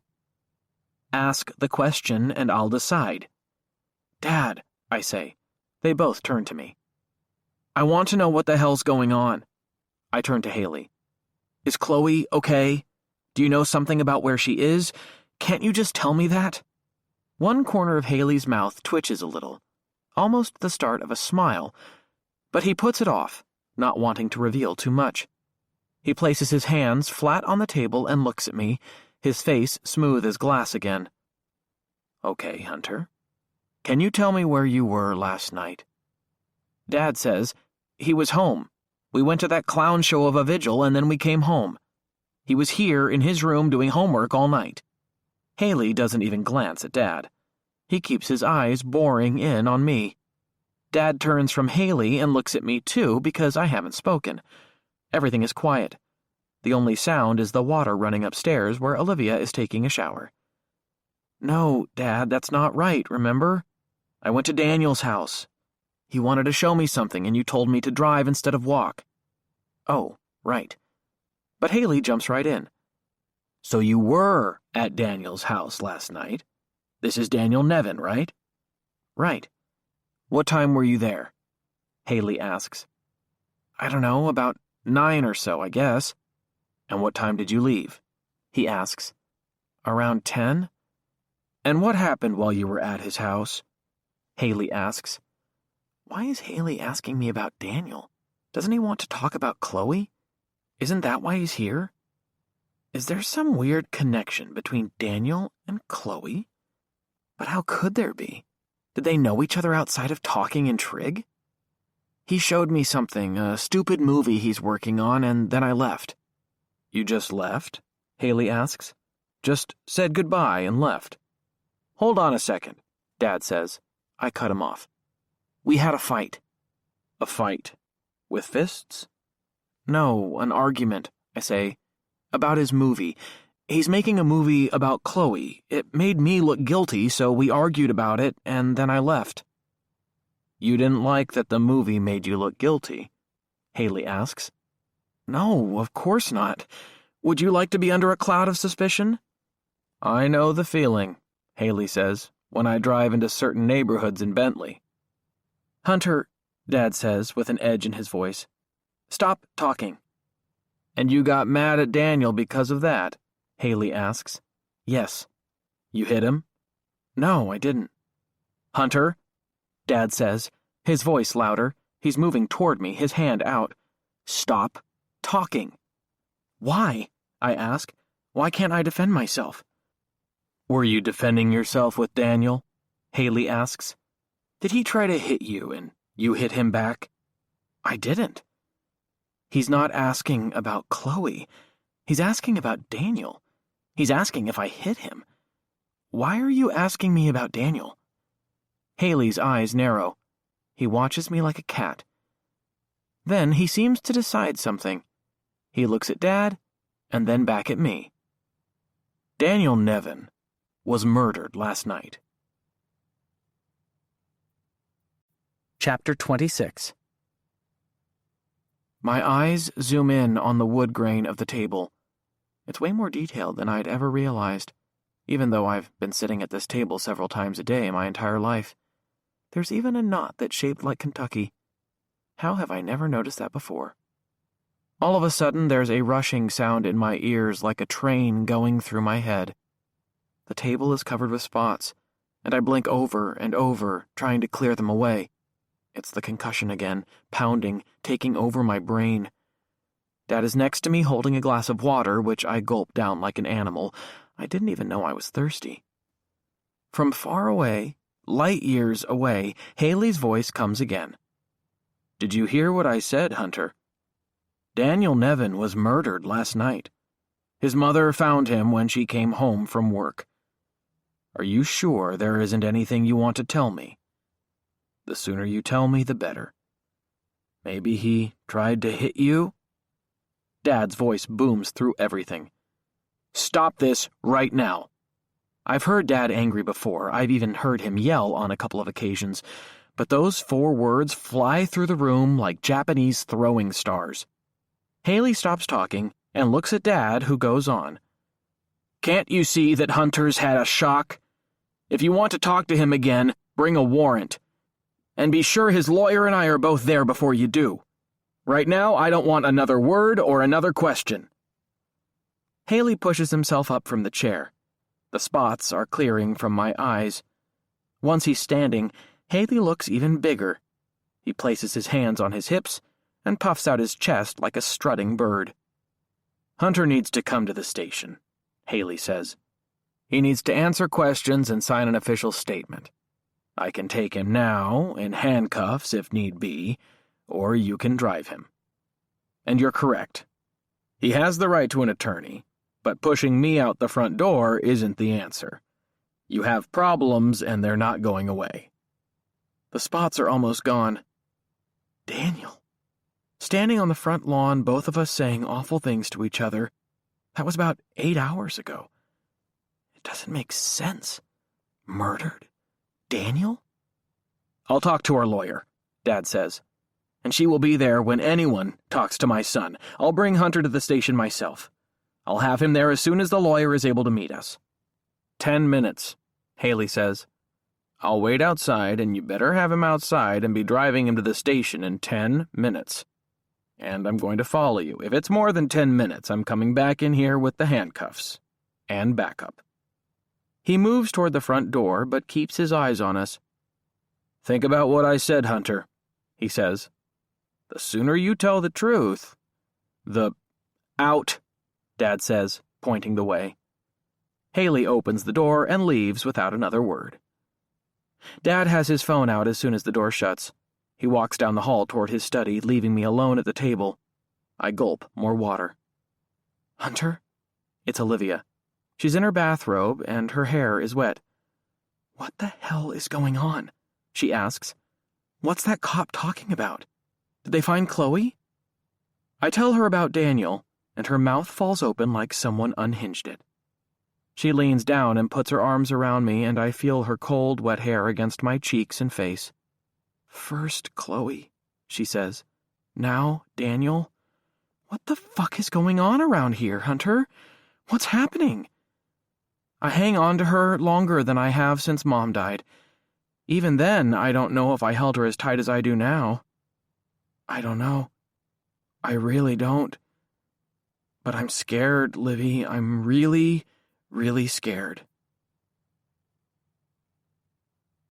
Video number 2. It's late. Everyone's asleep. I take Olivia's advice and sit in front of my bookshelf. It feels phony. Like I'm auditioning to be the host of a show Dad would watch on PBS, but I stay there. I adjust the angle of the phone, up and then down. I looked pasty in the last video. I wonder if shooting myself from above will make a difference, if it will magically add color to my cheeks. Hi, again, I say as I start recording. This is Hunter Gifford, and I'm back in my house, for now. By the time you see this, and I know a pretty decent number of you watched my last video, you'll already know that someone has died here in Bentley, Daniel Nevin. Daniel was my best friend when we were growing up. We played football together, and video games, and we made movies that were a lot better than these videos I've been making. If Daniel were still here, I'd ask him to help. Something catches in my throat. A memory floods my brain. Daniel in his backyard. We're 10 or 11, spreading plastic knights and horses in an elaborate formation in preparation for a scene in one of our movies. Daniel was always so diligent, so careful. He acted like every little thing mattered, like no detail could be overlooked. I push away the memory. I already told you about my girlfriend, Chloe. Everyone in Bentley knows, but if you live somewhere else, you need to be reminded that she's missing. Even though she's been missing for more than a week, it doesn't seem like anyone knows anything more about where she is than they did the night of the accident. All the people I expect to know things, the police, the teachers, the principal, the parents, none of them seem to know anything about what's going on. It seems like they know less than I do because they think I know what happened to Chloe and they think I'm the person who killed Daniel. I spent most of that day in the police station, barely speaking. The lawyer Dad called showed up right when we did, and she told me to keep my mouth shut unless she said it was okay for me to speak. She spent her time arguing with Detective Haley while I looked on like a spectator at a tennis match. I kept wanting to jump in and say, you know, as long as we're in here arguing, there's no one out there looking for Chloe or for the person who killed Daniel. But I didn't say that. But I'm going to now. I don't know what happened to Daniel. We had an argument the night he died, but I didn't touch him. He and I never fought like that, not in all the years we were friends. Daniel was really one of the nicest people I've ever known. There's a noise downstairs. Could it be Dad? If he knew I was making another video, he'd flip his shit. He keeps telling me to keep my mouth shut and put my head down. He keeps telling me to let the police do their work, even though he also spends his time bitching about every little thing the cops do. He can't make up his mind either. The house is silent again. Was I hearing things? Either way, I need to finish. If you know anything about what happened to Daniel or Chloe, please call the Bentley police. Tell them anything you know, even if it seems unimportant. Chloe and Daniel, they're two of the best people I've ever known, and they don't deserve to be hurt. So please make that call, okay? I turn off the camera. Do I share on the Ex Libris channel again? Everyone's already seen the last one on Ex Libris. Besides, it's fitting that a video about Chloe would be there on the channel we created. So I share this one as well. Chapter 27. Dad knocks on my door early the next morning. He's already showered and dressed for work. His freshly shaven skin glows red, and he smells like the lotion he smears on his face to prevent razor burn. What's wrong? I ask. I think the worst. The police are back. And this time they have a warrant to arrest me. Even though I'm wearing an old loose t-shirt, I feel a tightening around my neck. Dad looks surprised by my greeting. He stands there for a moment, not knowing what to say, before clearing his throat. He comes into my room and looks around, as if he's not sure where to go or what to do. Eventually, he picks up one of my soccer trophies and examines it before putting it back. Then he grabs a book he gave me by Ursula K. Le Guin. "Have you read this one?" he asks. "Not yet." Your mom always loved it. We read it for a class in college. The whole time the professor was discussing it, I was staring at your mom. He puts down the book and sits on the edge of the bed. "Everything's okay," he says. His thinning hair looks a little grayer, and the skin under his chin sags more.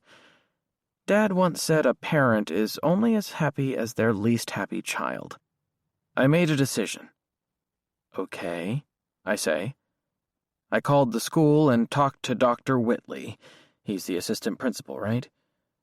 We agreed you should stop going to school, for now." "Dad, hold it," he says, raising his hand. "It's for the best. I've been thinking about this ever since we left the police station yesterday. You should lay low until the cops know what happened to Daniel.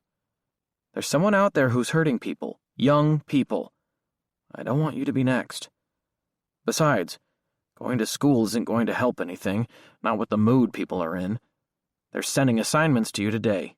You can keep up without distractions." A million excuses spring to mind. My friends, the search for Chloe, clearing my name, college. But he won't be swayed. He's right. What would school be like with everyone knowing Daniel was murdered and the police question me? It's been all over Twitter that I was the last person to see Daniel alive. Would things escalate beyond throwing things and nasty notes? "Do you want me to stay home?" Dad asks. "That's not necessary." "Are you sure? I have 2 exams to give, but I can get someone to cover for me." A lot of parents would insist on staying home. They'd take a day off and cancel their meetings just to be around their kid. But Dad isn't like that. He never takes a sick day, never stays home. His offer to do that is as rare as a unicorn. "You're already dressed." He looks down as though he's forgotten what he's wearing. "I know, but I'm second-guessing myself. I hate the thought of you alone here all day. I worry. The things people say and do. You can come with me and work in the campus library. You used to do that." "Yeah, when I was 10. "Well, all right." "It's okay, Dad. I'll get caught up, and I've got essays to work on for my applications. But who's going to drive Olivia to school?" "I'll drop her on my way." He smiles.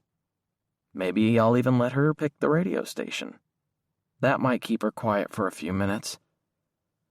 Dad reaches out and pats my leg. He touches me like I'm a hot stove. "I'm skipping afternoon office hours and coming home immediately after the exams. Call me if you need anything while I'm at work. And if the cops come around, don't answer. They can't talk to you without the lawyer." "Okay. Just keep the doors locked, okay? All of them." "I will." But he doesn't get up. He remains on the end of the bed, his hands resting on his knees.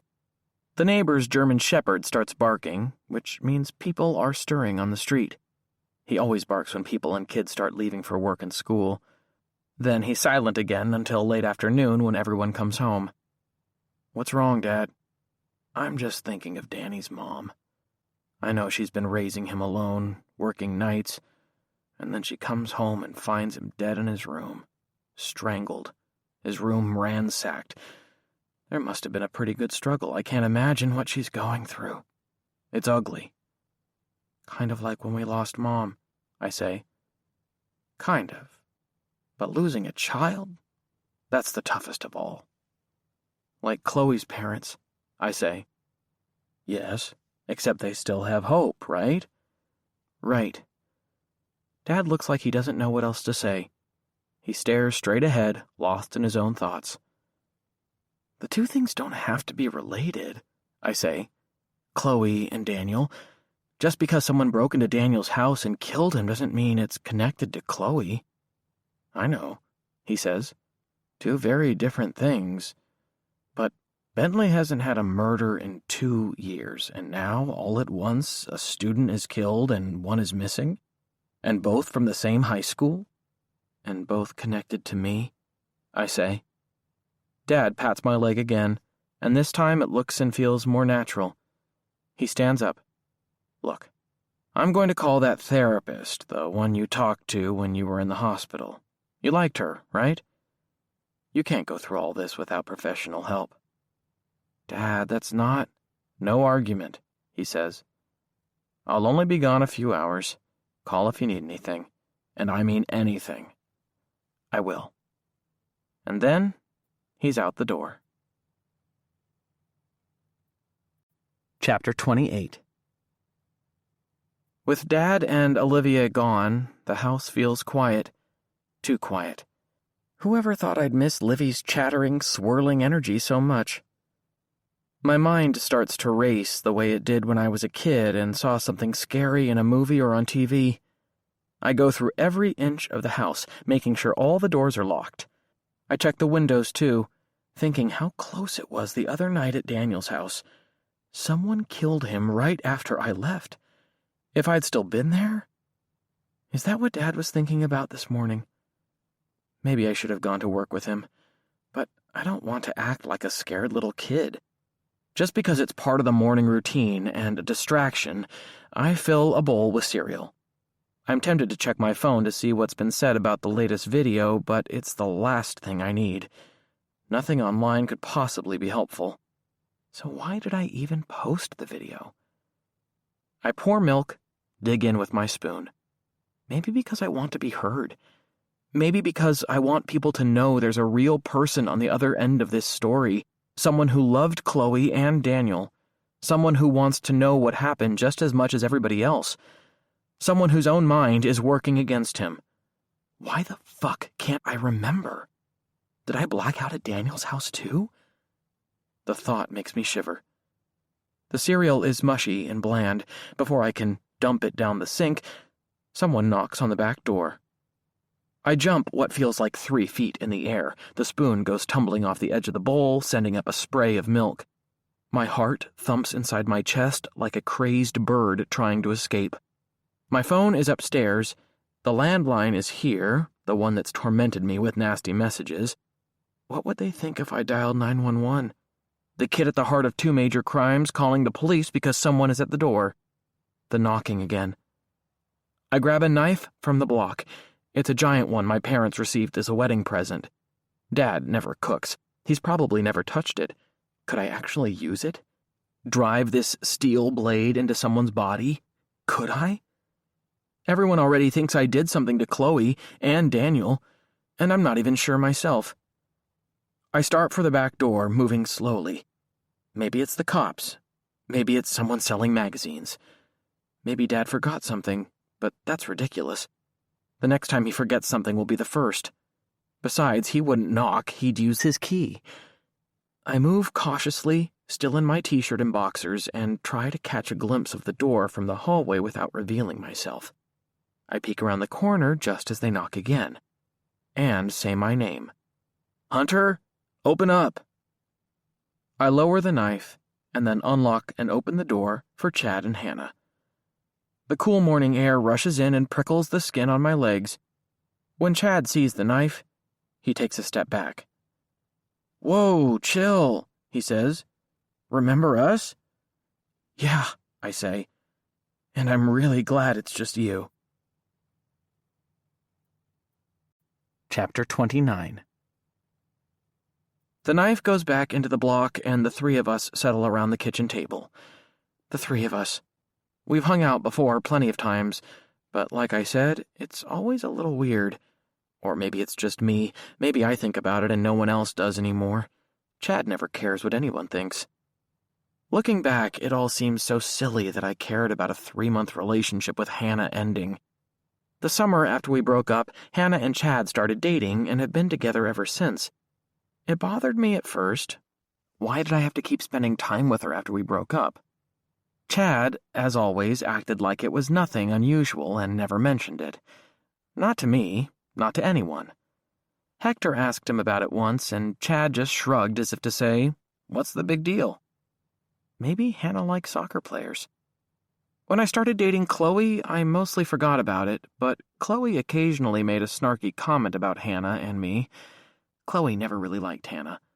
I always assumed it was because we'd once dated, although Chloe had a couple of other boyfriends before me, including Basher, and I never talked shit about them.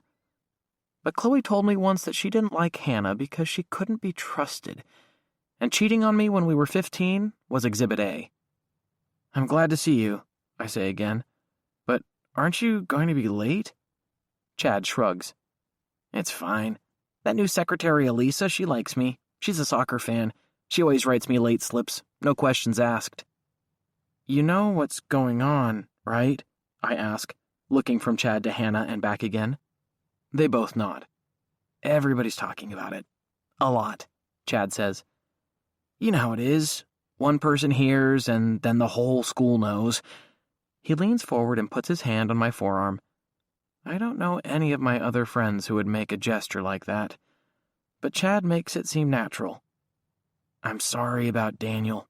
Seriously, I know you guys used to be buds. It's pretty messed up that somebody killed him. And right after you were at his house. Thanks. I sent you 1,000,000 messages yesterday, but I guess you couldn't respond. The cops had my phone. Again, they already searched it when Chloe... I don't finish the thought. I don't have to. That's a fucked up invasion of your privacy, Chad says. I'm kind of getting used to it, I say. That's what's really wrong about it. Are you two just here to check on me? I force a laugh. As you can see by the way I answered the door, I'm a little anxious. Chad looks over at Hannah, who has her arms on the table, her hoodie sleeves pulled over her hands. She nods when Chad looks at her. We wanted to tell you some stuff we found out, she says. I sit up a little straighter. Okay. My dad obviously knows every lawyer in town, she says. Yeah, I say, waiting for the other shoe to drop. Hannah's dad is one of the best-known personal injury lawyers in Bentley. His ads run on television what seems like 24 hours a day. It's not clear why anyone gave him any business, since he has a comb-over that looks like he's wearing bacon strips on his head. But he apparently makes a lot of money because Hannah's family lives in a huge house on a lake outside town. Well, he was talking on the phone last night to one of his lawyer friends, she says, and they were talking about Daniel. She squirms a little. About him getting killed. Chad jumps in. I was there, and I heard it too. Her dad is louder than fuck, you know that, right? We didn't even have to eavesdrop. We could just hear him like he had a megaphone. I sit up even straighter, my spine rigid. So, what did you hear? Hannah nods again. She touches her hair, pats a strand into place. My dad was saying that whoever broke into the house and killed Daniel, well, it wasn't your typical robbery where the person just takes everything. They only took certain things from the house. Yeah, Chad says. It's like they were looking for something specific. Like what? I ask. They aren't rich. You're right, Hannah says. But from what we heard Dad say, Daniel's mom had some jewelry in her bedroom, a couple of antique rings she got from her mother, and a bottle of pain pills from when she had knee surgery, and... She scrunches up her face as she tries to remember. Oh, and a laptop. She had a laptop in her room that they didn't touch. It was right out in the open, too. And there was a gun and a bunch of papers in the closet, Chad says. Apparently people love to break in and steal guns. Exactly, Hannah says. All that stuff is just what some random burglar would want to steal. A gun, pills, jewelry, and computers. Those are the kinds of things they can sell easily. So what did they take? I ask. What was missing if all this stuff wasn't? They exchange a look as if deciding which one of them is going to deliver the news. They look at each other that way for what feels like an hour, so I jump in. Well, I ask. Chad looks away from Hannah and directly at me. Whoever did it only took Daniel's things, his computer and all his film equipment. It's like that's what they were looking for, Daniel's movie stuff. It feels like something pushes me, knocks me back against the wooden slats of the chair. His movie stuff? Do you know what he was doing, Hunter? Hannah asks. On Twitter, people are saying you went over there to look at a movie or something. Yeah, he was making a movie about Chloe's disappearance and he wanted to show me. He thought it was his big break. You saw it? Chad asks. Part of it, and it made me look guilty. How? Hannah asks. It just rehashes all the same shit, I say.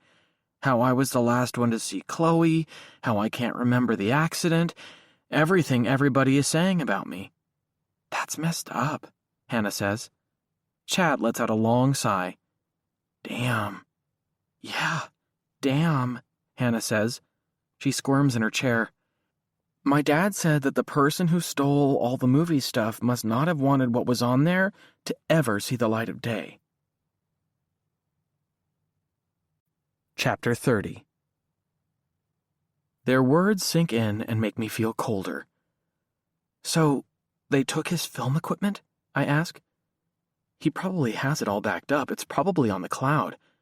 Not everyone keeps things backed up, Chad says. I don't. Shit, I say, feeling a mixture of hope and fear. If they find out who killed him, maybe they can find out who took Chloe. Maybe the two things are related after all. They exchange another look before Chad clears his throat and says, But you just said the movie made you look guilty. So... I shiver again. Do you two have to leave soon? I was going to put some clothes on. Get dressed, Hunter, Hannah says. We'll wait. I go upstairs with a hurricane of thoughts swirling through my head. Whoever killed Daniel didn't want anyone to see the movie. And I don't want anyone to see it. Also, I can't remember what happened the night Chloe disappeared. Can I remember everything that happened the night Daniel died? I pull on a sweatshirt, jeans, and shoes. I look at the rumpled sheets on the bed where I barely sleep anymore. Am I sure of anything? Has my mind broken down entirely? I hustle downstairs, moving with greater purpose, remembering what Chad told me at school the other day. Hannah's tapping away at her phone, while Chad stares out the back window where leaves fall at an accelerated rate in the wind. Hannah, you need to tell me something, I say. Chad said you told him Chloe was upset the night of the accident, and she said I was mad about something. What's that all about? Oh, yeah. Hannah stops tapping on her phone and looks up. So what happened the night of the dance? I ask. Chloe told you I was angry about something, and she wanted to get out of there before I turn to Chad. What did you say? Before I acted on it? Chad nods. Tell him, Hannah, go ahead. I thought you already told him, she says. He wants to hear it from you. I sit down across from her. Actually, what I want to know is... My eyes move back and forth between them, and I'm hoping Chad will step in and help. Chad knows what's coming. Something dark moves across his face and dims the wattage by about 20%. I've seen his face do this before, subtly change when he doesn't like what someone is saying. It happened at the vigil when the guy in the Titan's hat pointed me out and Chad tried to shut him up. But Chad is silent. He's going to make me put it in words. Hannah watches me, uncertainty on her face. Okay, Hannah, I say. You saw Chloe do and say all of this, and Chad says you only told the police the part about Chloe being upset, not the part about her being afraid I'd act on it or whatever. But here's the thing. How do I know it really happened? How do I know you're telling the truth? For a frozen moment, Hannah just stares at me. Phone in one nearly sleeve-covered hand, her lower lip out a little farther than the upper. Then a flush passes over her cheeks, one deeper than the red that's almost always there. Are you shitting me, Hunter? She says.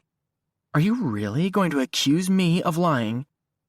I'm saying this is important, Hannah. No exaggeration, okay? It's life and death. And you didn't tell the police all of this, so I can't help but wonder. I didn't tell the police to help you, she says, because you and Chloe are my friends.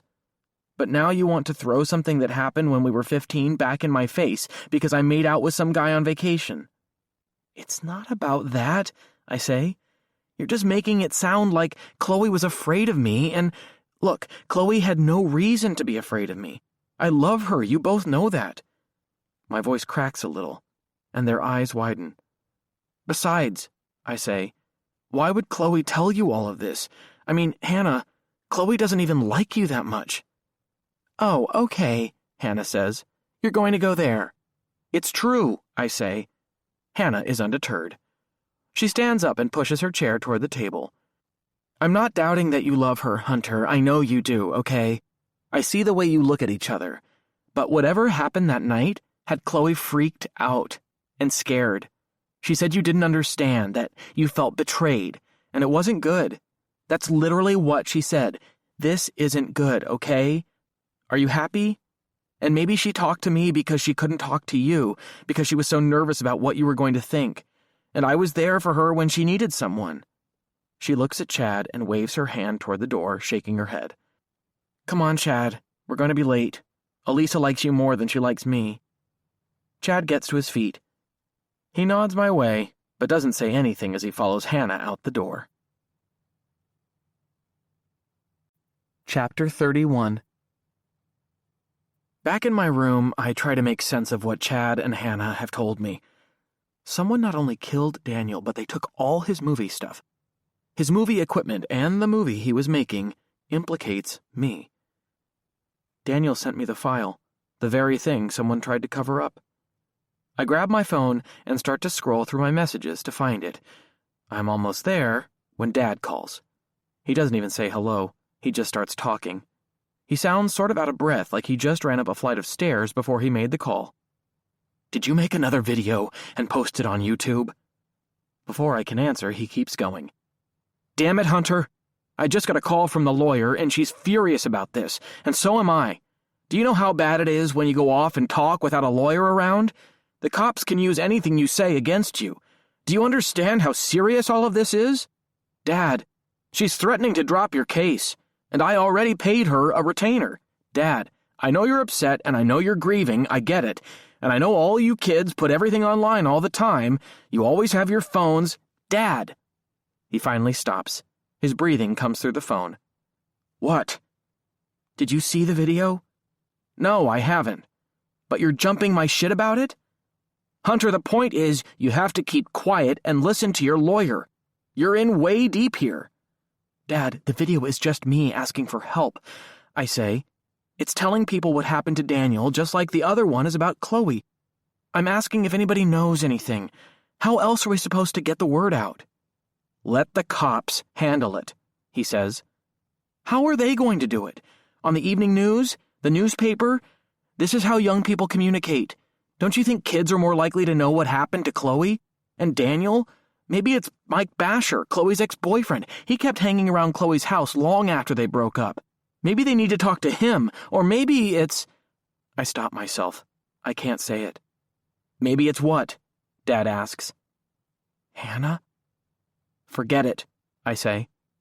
Hunter, just... Look, I'm coming home in a little bit. After this exam. We can talk more about it then, but for now, just stay in the house and stay off the internet. He hangs up on me. Shit, I say. I hold the phone in my hand like it might bite me. The lawyer thinks, the police think, the school thinks, Dad thinks. Second period starts in 20 minutes. I forget about Daniel's movie for a minute and send an email to the one person I still haven't talked to, the one person who might be able to make sense of everything. He's free next period, and despite his aversion to social media, he does check his email. He's in class and can't answer right away, but I'm hoping to hear from him by the time I get there. I park at the far edge of the school lot, away from any prying eyes. It takes a few minutes to get a response. Hunter, see you in 5. Ron H. Chapter 32. Ron comes out the back of the building and, after looking around for a moment, sees my car and heads my way. Ron's a thin guy, a few years older than my dad, which puts him in his early 50s. His clothes are always rumpled, and his hair always looks like he was just out in a storm. But he's not a slob. In fact, Ron speaks in a very precise, educated way, even more so than any of the other teachers in the school. He was born in Maryland, but he seems like a guy who came from another country. Maybe even another time. He's that well-mannered. He pulls open the passenger door, letting in a cool gust of air, and slides into the seat. Once he's in, he runs his hand through his hair. It makes no difference. He slaps me on the knee. "Good to see you, Hunter. I've been reflecting on your situation a great deal, and it's terrible, just terrible. Yes, it's been kind of wild, obviously. It's scary just to leave the house. I've found it odd that Ron hasn't reached out to me more often. He sent one get-well message after the accident, but other than that, nothing. He has to know he's my favorite teacher. He knows he's the guy I go out of my way to talk to every day. It's as if he reads my mind. I'm sorry I haven't been in better touch, he says. I went by the hospital the morning after the accident, but you were in no condition to have visitors. I imagine you were consumed with talking to the police, and I know how fraught that can be. Yeah, I heard you came by. I was also informed that you stopped by the office, but I'd come down with something wicked, and it kept me laid up for a few days. I've thought of you often, and Chloe, too, of course. It's been pretty terrible. I'm not sure. I guess I don't know what to make of any of it. I don't know who to trust. I can't even trust my own mind. Ron nods as though he understands. You've become the unreliable narrator of your own life. I guess so. And you really can't remember anything from that night? He asks. Nothing important. I see. He taps his fingers against his thigh. I suppose it's possible that if memories do come back, they may not be reliable either. They might be some kind of false memories, almost worthless. Are you serious? I ask. I'm afraid so. Everything is a mess. And I'm sorry I used the Ex Libris YouTube channel to share those videos. I wanted to reach people in the school. Oh, someone mentioned that to me. I don't know what any of that stuff means. Besides, it's free speech. Ron cocks his head, studies me from under his shaggy brows. Do you want to tell me about some of the important things that have been going on? I presume that's why you reached out, for my words of wisdom. It feels good to have someone listening, really listening. I give him a rundown of the past week or so, especially the past couple of days. The words just pour out of me. Ron is the first person I've told all this to, besides the police, since the accident. Everyone else was either right there as things were happening, or they knew more about them than I did. Ron listens, nodding along. His attentiveness encourages me to keep talking. When I pause, he rubs his chin. There's ink on his fingertips. It's been quite a whirlwind around here, he says, and it sounds like you're in the eye of it. Right, but I can't remember what happened to Chloe, and even though I was with Daniel that night, I left before it all went down. At least I think I did. Maybe I'm losing my mind. Maybe the accident did more harm than anyone realized, and I can't remember any of the things I've been doing. You really think that? I'm starting to wonder, I say. I don't know. Ron taps against the window, indicating the school. This whole community is in distress. There was talk about canceling classes when Daniel's body was found, but it was decided we'd be better off letting students come in and use the resources here. The administration has brought in extra counselors. Everybody's raw. You are wise to stay away. That's what the school wanted, I say. And so did my dad. An intelligent man, your father. Did you know, Daniel? Did he ever take your class? I don't believe so. There have been so many students over the years. I'm sorry to say I'm starting to forget more and more. He rubs his chin again. So you really can't remember anything of that night, not a thing? Bits and pieces, mostly from earlier at the dance, nothing about the accident. And yet you said your friends, Chad and... what's the young lady's name? Hannah. Right. Her father's the lawyer, isn't he? You just told me your two friends say Chloe was upset about something that night. and she was worried about you losing control in some way. She never mentioned anything to you about why she was so upset? I thought the two of you seemed quite close. Yes, but I don't know what was bothering her. I mean... You mean what? He asks. I've thought about telling Dad, but it just seems too weird. I could talk to Chad or even Olivia, but I'm not sure they have the perspective I need. I want to hear from someone with life experience, someone with some wisdom. Something did happen between Chloe and me, and maybe that's what caused all the problems. Chapter 33. Chloe's parents were going out, and we knew we'd have the house to ourselves. Scott had some kind of work banquet in Leesburg, about 30 minutes away from Bentley. They went every year on the same weekend, and they never once missed it. So we knew they'd be out. We'd been talking about having sex for weeks. The longer we dated, the closer we got. This happened in the back seats of our cars, in spare rooms at parties, on a blanket in the park. We'd explored every inch of each other's bodies, and had an amazing time doing it, but we'd always stopped just short of having sex. Things never progressed very far with Hannah, or with any of the other girls I'd dated, so most of the things I did with Chloe were new to me, and they all blew my mind. Fooling around with Chloe was different from anything I'd ever experienced. Maybe it was because of how beautiful she is, maybe because of how much we trusted each other, or maybe because of how into each other we are, how much we love each other. Whatever the reason, when we were together, it was unlike anything else. Even though I'd heard that the first time having sex can be more than a little awkward, I didn't believe that conventional wisdom. Chloe and I wouldn't be like everybody else. At first, we weren't. We were in her room. The lighting was perfect, and a couple of candles burned on her dresser. She played a mix we both loved. Everything was full steam ahead until it was time to put on the condom. They never show that part in the movies. I'd awkwardly practiced at home a few times, and it seemed pretty easy, but having to do it in the moment, in Chloe's bed, with the music playing and the candles burning and her waiting there, watching me, it was a struggle. The first one broke. By the time the next one was on, the moment had passed. We scrambled to get it back, and we started to get there, but it also felt a little like work. I was in my head feeling self-conscious, and Chloe tried to direct me, which made me more self-conscious. Then, it finally happened. Something gave, and Chloe yelped a little. I asked if I'd hurt her, and she shook her head, but it just didn't seem like all the other times we'd been together.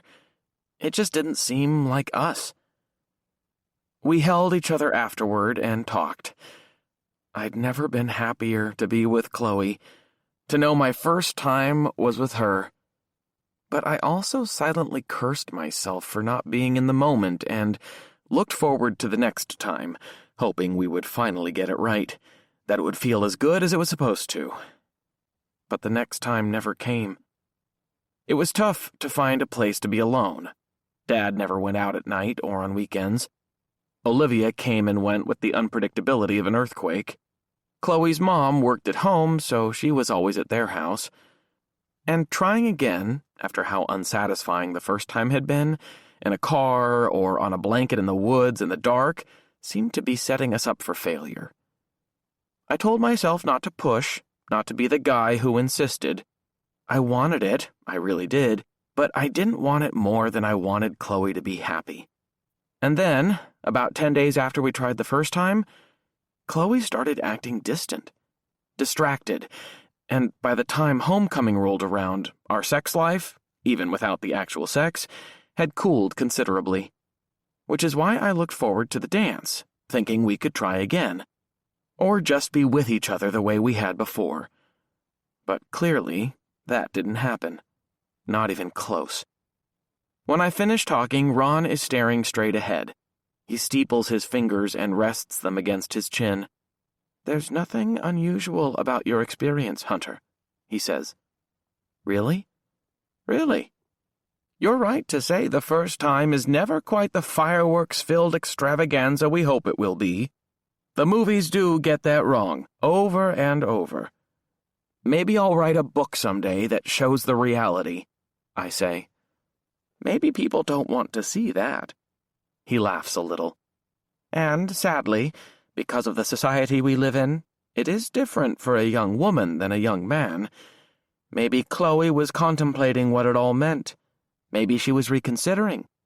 Maybe she was speaking to a friend or her mother about it. I don't think she'd talk to her mom that way. I don't know her mother. He gets an impish look in his eye. But she gave a lovely speech at the vigil. I appreciate his attempt to make a joke. Yeah, I say. She practically handed me a cigarette and a blindfold. You say Chloe hadn't been acting like herself in the days leading up to her disappearance. I have to admit I hadn't noticed anything unusual about her. She seemed like her typical, capable, and confident self. Really? I don't know her the way you do, of course, he says. She's a student, not a friend. His words sting a little. Does he think of me as just a student? I've always thought we were more than that he saw me and Chloe as not just typical kids, not simply two of the thousands who will pass through his classes during his career in Bentley. I really want to get an answer to her disappearance soon. I want someone to admit to something, or come forward with a key piece of information. And it might be me, he says. What do you mean?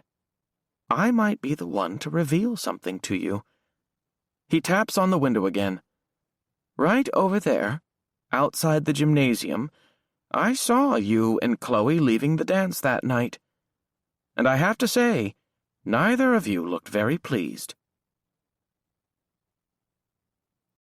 Chapter 34. What do you mean? I ask. The air in the car starts to feel close and confining despite the cool temperatures outside. I crack the window a little. You really don't recall? Ron asks, cocking his head. Apparently not. Well, I'm afraid for how it makes you look, to the police. I'm afraid too. What if something happened that I don't remember? What if I did something? What if my brain is hurt and I'm never normal? Yes, he says, rubbing his chin again. The outside air from the cracked window brings no relief. It's like I've slipped underwater. What did you see? Ron seems to be choosing his words carefully. He opens his mouth and then closes it before finally speaking. You approached me during the dance. You'll recall I had the supreme honor of being one of the chaperones. You know I hate doing that job. Having to monitor the restrooms and make sure no one has snuck in a bottle or a flask or a joint. Who cares? You're kids. But sadly, it's part of my duties. Anyway, I was on patrol that night when you approached me in the hallway and told me you needed to talk to me. Was I upset? Scared? Angry, I would say. Very angry. Not like I've ever seen you before. I explained that I had to make one additional circuit of the dance, and then we could meet in the parking lot to talk if you wanted. You agreed. In fact, you said that would be perfect. So I executed my rounds and then made my way outside, expecting to find you. Instead... What? Well, the fact is you weren't there. I waited for you, only too happy to have a reprieve from chaperoning. It was a lovely evening, lots of stars. I enjoyed the break immensely. But what did you see? Eventually, I heard two voices raised in what sounded like anger. It was you and Chloe. You were arguing with each other loudly, or so it appeared. I took a step toward you both. You were a good 100 feet away and hadn't yet seen me, but then you moved to a nearby vehicle and got in together. Not a minute later, the car tore out of the parking lot, and I went back to my chaperoning duties. It couldn't have been long after you left that you had your accident, but I knew none of that then. None of us did. I only heard about the accident the next morning, and as I told you, I went to the hospital, but wasn't allowed to see you. I close my eyes and try very hard to bring back memories of that night, But there's nothing but blackness. A complete blind spot. No memory of talking to Ron, being mad at Chloe, or arguing with her. I certainly don't remember getting in the car and speeding off. But two very different people, first Hannah and now Ron, have told me I was angry that night. Ron confirms Hannah's story. Shit. That has to mean Hannah is telling the truth. I try and try to remember, but see nothing except starburst patterns swirling against my closed eyelids. Nothing comes back, he asks. No, nothing. Sadly, I have to be getting inside, Ron says. Duty calls. And you shouldn't worry so much about your memories. You'll make many more in this life. My eyes open. The sky is turning gray and starting to spit rain against the windshield. Yeah, I guess you have class to teach, I say. Thanks for coming out. It's my pleasure, he says. We can talk again, any time. Just keep working with the doctors. And, well, trust that the police will figure out all this sordidness. Did they talk to you? I ask. They did. They talked to everyone in the school. Everyone who had any contact with you or with Chloe, and now they're starting all over again about Daniel. So you told them what you just told me? I ask. I did indeed. I had to. But I also told them you possess a sterling character. I told them I have never seen any hint of a problem from you. In short, I told them the truth. Thanks, I say. Hey, when you were outside and saw Chloe and me, did you also happen to see Mike Basher? Do you know him? Basher? The world's worst quarterback? Why do you ask? He and Chloe used to date. Remember he wrote that freaky poem about Chloe early in the year? Oh, yes, that's right. I do recall that incident. A dreadful poem, so trite. Describing a beautiful girl as a queen on her throne. Blech. It's poems like those that make me feel my entire life has been a waste. Like I'm not teaching anybody anything. Ron's head shakes back and forth. Did you see him? Basher. Basher? No, I didn't. Ron holds out his hand, and we shake. We've never done that before. It seems so formal, so adult. Keep up with your schoolwork as much as you can, Hunter, he says. I know I have a college letter to write for you. Make sure you remind me of that. I will. Then I think of something else. Do you know why Chloe isn't having you write her a letter? She was, but then she changed her mind. I thought maybe she was embarrassed by the Basher stuff. She thought I pushed her into mentioning that creepy poem to you. Did she? He looks thoughtful. I didn't know I wasn't writing her a letter. That's news to me. She didn't tell you? Well, perhaps she forgot. And maybe she wanted someone from the sciences to write for her. That's what she's going to major in after all. I would have written a glowing letter, but it's her choice. When he opens the door, a stronger gust of air blows in. Ron walks right across the spot where he said he saw Chloe and I argue the night she disappeared, moments before everything changed. Chapter 35. Before I exit the parking lot, the phone rings. It's Dad. I don't want to answer, but... Where are you? He asks. I came home and you weren't here. I'm out. Out where? I went to talk to Mr. Hartman. You went to school? Not exactly. We talked in the parking lot. Now I'm going for a drive. Hunter, are you okay? Maybe you should come home. We can talk or whatever. I'm okay, I say. As okay as I can be. I'll be home soon, but I don't want to drive and talk. Be careful. I will. I pull out of the school lot, heading east. I don't mean to take anything out on Dad. He cares. And now I know I fought with Chloe the night she disappeared, and I argued with Daniel the night he died. Doubt creeps in like it never has before. The houses around school quickly give way to a stretch of cornfields. They've already been harvested, the stalks cut down to the ground like dead soldiers. It starts to rain harder, and I turn on the wipers, which smear the windshield even more. My destination is a place that's been calling ever since I came home from the hospital. We're coming up on 2 weeks since the accident, 2 weeks since Chloe disappeared. I've tried not to let my mind go there, tried not to imagine where she might be or what might be happening to her. But I've seen enough TV shows to know if a missing person isn't found within the first 48 hours, it becomes more of a long shot that the person will be found alive.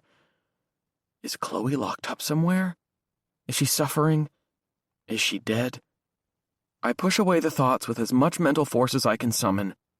I remember the girl in Utah who was gone for almost a year before they found her, alive. There are other cases like that too, in America and in Europe, all over the world. But the young women in those cases, and it's almost always young women, suffered horribly while they were gone. I can't think of that happening to Chloe. Dad should forget about me. He needs to worry about Olivia and Gabby. We should never let them out of our sight. The world is not a safe place. The cornfields turn into trees so thick I can't see through them. I make a right onto County Road 250 that runs from Bentley to the next little town of Flatwater. There's nothing there, maybe 500 people, and nothing but trees and corn in between. It's not unusual for Chloe and me to come out this way. We used to take long drives out in the middle of nowhere all the time, just exploring. Being out here on homecoming night supports the idea that we might have been fighting. When we went on those drives, we always talked and talked about whatever was happening in our lives. If we had something serious to discuss, we might have done it on County Road 250 heading toward Flatwater. I slow, reduce my speed to 35 miles per hour in a zone where everyone is allowed to go 45. If I slow down and take my time, will the memories start to come back? Will being here shake something loose? But as I try to force my mind back to that night, nothing comes. The present explodes with the vibrant colors of fall. Orange and red leaves litter the road and are piling up along the berm. 3 deer at the tree line hear me approaching and jump back into the brush. I crest a small rise and come down the other side into a dip in the road. That's when I see first the skid marks and then the tree. And something else. A car, parked along the side of the road. A car I don't recognize. Chapter 36. It's a dark sedan, new, so maybe a cop came to collect evidence. Could be a reporter working on yet another story. Could be one of those technicians reconstructing the accident in order to figure out what happened. The person is entitled to have their time at the memorial, but it really looks like the car is empty. No one's in sight, either inside or outside. So where are they? Back in the woods? And why? I work up saliva in my dry mouth and push the door open. My shoes hit the damp blacktop. I feel warm despite the cool rain falling. Except for the chirps of a few birds, it's dead quiet. No other cars come by. I move forward. Just like they did at Chloe's locker, people have come out and left notes and candles and stuffed animals. It's a nice thought at first, but they probably never come back to see what those things look like after they've been out in the elements for almost 2 weeks. Rain, wind, and passing cars have conspired to beat the shit out of this stuff. The ink on the notes has run. The stuffed animals are wet and droopy, looking abandoned and forlorn. Maybe there should be a rule about roadside memorials. They can stay for a day or two, or until the weather turns bad. Then everybody has to come and collect their stuff. My shoes crunch over the gravel. Tiny pieces of broken headlights and plastic, ones the cops left behind, litter the ground. There's also other trash thrown away by inconsiderate drivers, plastic soda bottles, cigarette butts, a red sock. People throw out just about anything and never worry about the consequences. The tree is huge and old and has a big gash in it. Hard to believe a car could hit this massive thing with any kind of force and still have survivors inside. I stop a few feet from the tree. The rain continues to drizzle, pinging against my face and head. The wind blows a little, stirring up the fallen leaves, ruffling the notes, and making a tiny stuffed bear shimmy on the ground. I stand there on the edge of the road, close my eyes, and put my mind to work. I remember getting ready. I remember Dad helping me with my tie.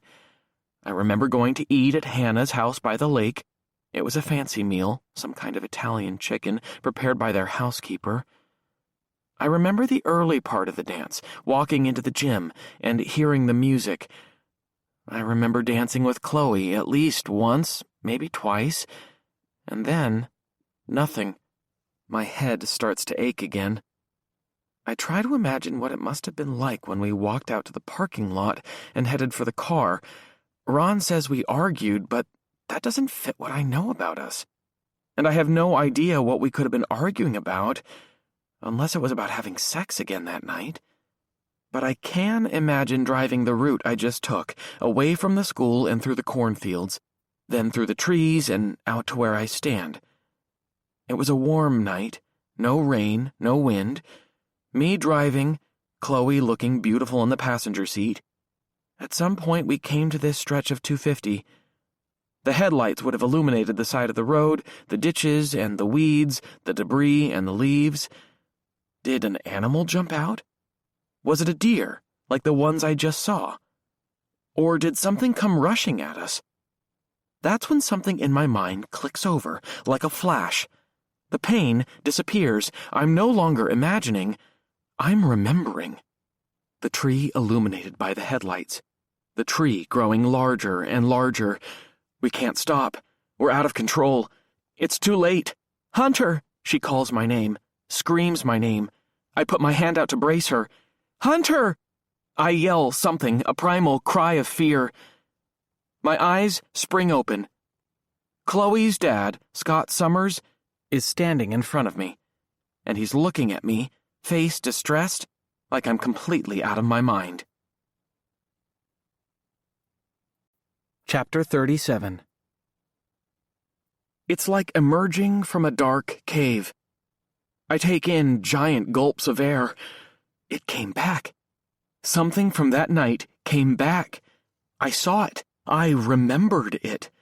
The moment before we hit the tree. Hunter, are you okay? Scott moves closer, eyeing me the way someone would watch a strange dog that might bite.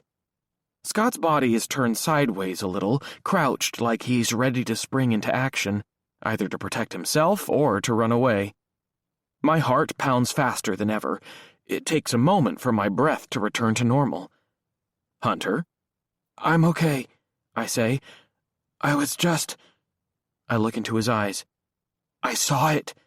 I saw a part of the crash I've never seen before. I mean that I've never remembered before. Really? Scott looks skeptical, and still looks cautious, although he straightens up some. Just now you remembered something? He looks intensely curious, and his voice sounds urgent. What did you see? The last moment before the car hit the tree. It came in a flash, and something, I don't know, it came at us before we hit, from the left side. Another car? He asks. I don't know. When I was coming here, 3 deer were on the side of the road. I scared them. I wonder if a deer jumped in front of us that night. Is that why we swerved? Scott takes a couple of steps closer. That certainly could be. The cops put that forward as one theory. I know. I wish I'd seen more. Didn't the doctor say you might have memories coming back? Yes, but that's the first time one did, so maybe there are more. You think this could open the floodgates? He asks. I hope so. Yes, he says, sounding distracted. I hope so too. My eyes pass over every detail of the scene. If one moment came back, maybe more will if I just look hard enough. Maybe I can jumpstart my memories, shock them back into my brain. But nothing else comes to me. Just the same blackness, except for that small flash. My fists are clenched in frustration. My fingernails dig into my palms, almost breaking the skin. Are you okay, Hunter? Scott asks. Seriously, should you be in school or... His question brings me back to the moment. I'm home today, I say, maybe for a long time. Going to the school with everything going on. Yeah, right. Scott sounds understanding. Are you wondering why I'm out here? No, I guess maybe you're out here for the same reason I am. I think you're right, Scott says. I'm remembering Chloe. Not that night, since I can't know what she went through, but it is a way for me to feel closer to her. This is the last place. He doesn't cry or wipe at his eyes, but he does turn away from me and toward the trees. I've never known what to say to the man, and I really don't now. The last time I was in his presence, his wife called me out over Chloe's disappearance. Maybe Scott shares her opinion, but that and his grief make it difficult to think of something to say. And I don't want to make small talk. Have the police come up with anything new? I ask. Scott doesn't look back at me. Nothing. There's never anything new. It's all just a nightmare that doesn't end. Like one of those dreams about falling, except this is real life and I never hit the ground. I'm sorry, I say, and I mean it. He glances back at me. I know you've been dealing with a lot too. What Laura said the other night at that vigil, Laura is struggling with everything. It's my job to help her through this, to protect her, to protect my family. It's not easy. Her sister's with her now, so I decided to take a drive, just to have a moment. Me too. Scott looks at his car. I need to get back. I guess you heard about my friend Daniel. Now Scott turns back. Yes, I did. I heard the two of you were close. I'm sorry. Thanks. I also heard he was making some kind of stupid movie about Chloe. He gestures to the gashed tree and the memorial and then to everything surrounding us. About all of this? I think that sounds really ignorant. The police don't need some high school kid getting in the middle of everything and stirring up the pot. He should have just let the cops handle it. I think he was trying to help. It doesn't help, he says, his voice getting louder. It's like you and those videos you've made. I've seen them. Everybody's seen them. Laura's watched them and is getting madder and madder. They don't help. They just get people stirred up and angry. I've never understood why you kids feel the need to share so much. Every damn thought you have goes online. I just don't get it. I'm trying to find out if anybody knows anything. I want to find Chloe. Well, I'm not sure videos help. He shakes his head. We're all just at the mercy of what happens. You can try to grab hold and steer as much as possible. You can try to take control, but sometimes it just slips away, spiraling fast, like water down a drain. He stops talking abruptly. I'm not really sure what he's talking about. Something crosses his face, a look of recognition. I'm sorry. Wait. I want to ask you something. He points at me. The police keep asking us about Chloe's journal. We didn't know she even had one. Did you tell them about it? I did. Did you tell them where she kept it? He asks. I don't know where she kept it. It must be in her room somewhere, right? He shakes his head. It's not. The cops have been all through our house. They've been through everything, our bank records, our computers, and phones. She never told me where she kept it, I say. And I don't have it, if that's what you're wondering. The police have been all through our house, too. They went through my drawers and my closet, lifted up my mattress, and looked underneath. I can't think of where it might be. He watches me, his eyes like a hawk's, and I'm the mouse on the ground being tracked. And you never read it? Never. Damn it all, Scott says. I thought the cops would have found it by now, and I thought it would tell us something. That's why I told them about it in the first place. I wouldn't want anyone going through Chloe's private things unless I thought it would help us find her. Yeah, I know. He turns to the trees again as if I'm not there. Scott, I say, can you tell Laura, you know I wouldn't hurt Chloe. I would never. He keeps staring, and I'm not sure if he's heard me, but then he says, I know that. But Laura's in a different place. He turns to me. Speaking of her, I have to go. Hunter, just take care of yourself, okay? I should stay quiet, but I can't waste the chance to talk to someone who knows Chloe so well. Maybe she ran off, I say. My voice sounds hopeful, like a little kid wishing for a new bike at Christmas, something they're starting to fear they'll never get. Maybe that's what happened. In a homecoming dress, with no shoes and no purse? Maybe somebody met her, I say. Who? Scott asks. You're her boyfriend. What about Mike Basher? He's always hanging around your house. Mike? Scott's eyes narrow and his cheeks flush. Are you suggesting something? I'm just saying he wasn't over her. Maybe he wanted her back. Michael is a fine young man. I know all about the drama around that stupid poem he wrote. Chloe was upset, and I told Mike he used poor judgment, but he was sorry and he apologized. Leave him out of this. Maybe... I can't think of any more maybes. I lift my arms and then let them fall to my sides where they smack against my thighs. If she'd just come back, I wouldn't care who she was with or what she was doing. Scott shuts his eyes and keeps them closed. He looks like a knife has been slipped between his ribs and he's riding out a wave of intense pain. I wish I'd kept my mouth shut.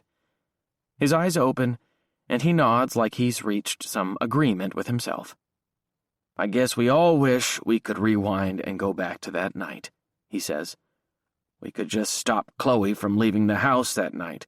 We could make her come straight home after the dance. We could have driven her. He sighs. Like I said, I have to go. As he walks away, I say, I didn't recognize your car. He goes to the driver's side, tugs the door open. It's a rental. He points to the tree. Obviously, the Charger is... I feel stupid for saying anything. But then Scott says, if any other memories come back, let me know, okay? I will. Seriously, let me know the minute you remember something, anything. Then he's in the car with the door closed. I stand beside a waterlogged stuffed bear and watch him drive off. Chapter 38. Dad's true to his word. His car is in the driveway by the time I get home. He skipped afternoon office hours and anything else he might have needed to do on campus. This is a rare thing, like seeing a comet streak across the sky. Dad never skips work. Never comes home early unless one of us is sick or needs something we can't get from anyone else. I guess I'm that something now. Dad's at the kitchen table with his glasses pushed up on top of his head and a stack of exams spread out before him. He holds a red pen and is scribbling away, his tongue poking out the corner of his mouth. I worry he's too caught up in his work, but he stops writing and looks up. He flips the glasses in place, magnifying the size of his eyes. Are you okay? He asks. His voice is calm, as flat as a pond. Yes, I am. In fact, something good happened. He touches the corner of his mouth with his index finger. The overhead light reflects off his glasses, making it tough to see his eyes. I want you to hear something. He's still using his calm voice. Okay, but I want to tell you something too. Dad? He walks over to the kitchen counter. Some bills are stacked there, and a couple of history and news magazines Dad subscribes to. Everything is in neat piles. He reaches for the landline. Dad has always said he likes to keep it in case the grid goes out. I always tell him that if all the cell phones stop working, We'll have problems so big, the landline isn't going to help us. But Dad says it's $10 extra a month, so what do I care? Only telemarketers call, and most of the time we just don't answer. What is it? I ask. Listen, he says. He hands me the receiver and hits a button. Go ahead. I've never made a call on the landline in my life, and the phone feels odd in my hand. It's like I'm using a shoe or a rock and expecting to talk to other people. But I humor Dad and put the thing to my ear. It beeps. A sound like something from a cheap sci-fi movie. Then a husky voice speaks. You're a killer. Everybody knows you're a killer. Stop with the videos. Stop trying to... Dad hits the button. Another beep. I think those videos are a disgrace. Another beep. I'm praying you see your way to stop making videos so you can confess to killing that poor girl so her family can give her a Christian burial. Dad takes the receiver and replaces it in the cradle. There are about 10 more like that, he says when he turns back to me. They'd finally tapered off after you posted the first video. Now that you made this one, it's open season again. And I didn't mention this before because I didn't want to add to your problems, but now the crazies have been emailing me at work and calling my office. I had to alert campus security. Why are you telling me all of this? So you know you have to be careful, Hunter, he says. There are a lot of nuts out there, and they certainly know where we live. Your sister still has to go to school. Hell, you're supposed to be in school. You should be doing your homework instead of going out. That's dangerous, too. It's a school day. Sorry, I say. I'm trying to protect you, he says. And Livy. But you're making it awfully tough. Just forget it, I say. I'll be in my room. No more videos, he says, pointing at me. You hear? Do you hear? I ask. Did you even hear what I said when I came in? He pauses for a moment, considers me. Okay, yes, I did hear you say you had something to tell me. What is it? You really want to know? Are you sure it's not more important than the phone or the voicemail? Hunter, what is it? I think about not telling him, but I want him to know. I remembered part of the accident today, Dad. I saw it. I saw what I hadn't been able to remember before. Dad's face shifts. The lines go out of his forehead. He takes a step toward me. Hunter, that's great. What did you... Just forget it, I say. It's not as important as the deranged phone calls. I didn't say that. Now just tell me. I brush past him, heading for the stairs. Hunter, don't be like that. But I don't respond. And just to be a real dick, when I get upstairs, I slam my bedroom door. Chapter 39. I flop onto the bed, avoiding eye contact with the stack of school books on my desk. It might as well be Mount Everest. I wish I could lose myself in something as inconsequential as school, but I can't. Instead, I pull out my phone. I scroll to the message from Daniel, the one he sent me the night he died. The one he must have sent me right before he died. It makes me feel empty, like I'm floating away. I almost put down the phone and ignore the video, but I can't. This is what he so desperately wanted me to see. This is what meant so much to him. I owe him this. I've seen the beginning already, but this time I'm not impatient or irritated. The poor quality and the cliches don't bother me. Instead, I think about the time it must have taken him to put the video together. The way he clearly selected the best photos of Chloe, of me, of the two of us together. The way his words, while occasionally predictable, also seemed to be chosen with care and spoken in a thoughtful, sensitive manner. Daniel's voice speaks to me from the past, summoning a million memories, playing tag in our backyard until it grew dark, eating frozen pizza on nights I slept at his house, the time we went trick-or-treating dressed as Harry Potter and Ron Weasley. Tears fill my eyes. I wipe them away just as the voiceover stops. I think that's the end, but when my vision clears, I see that the video is still going. The images look rough. Maybe this is the part Daniel hadn't worked on as much as the rest. He promised something would blow my mind, but it isn't here. It's just random images of town, the road, the accident site, and the memorial. But then the images end and the screen goes dark. This time I really do think it's over.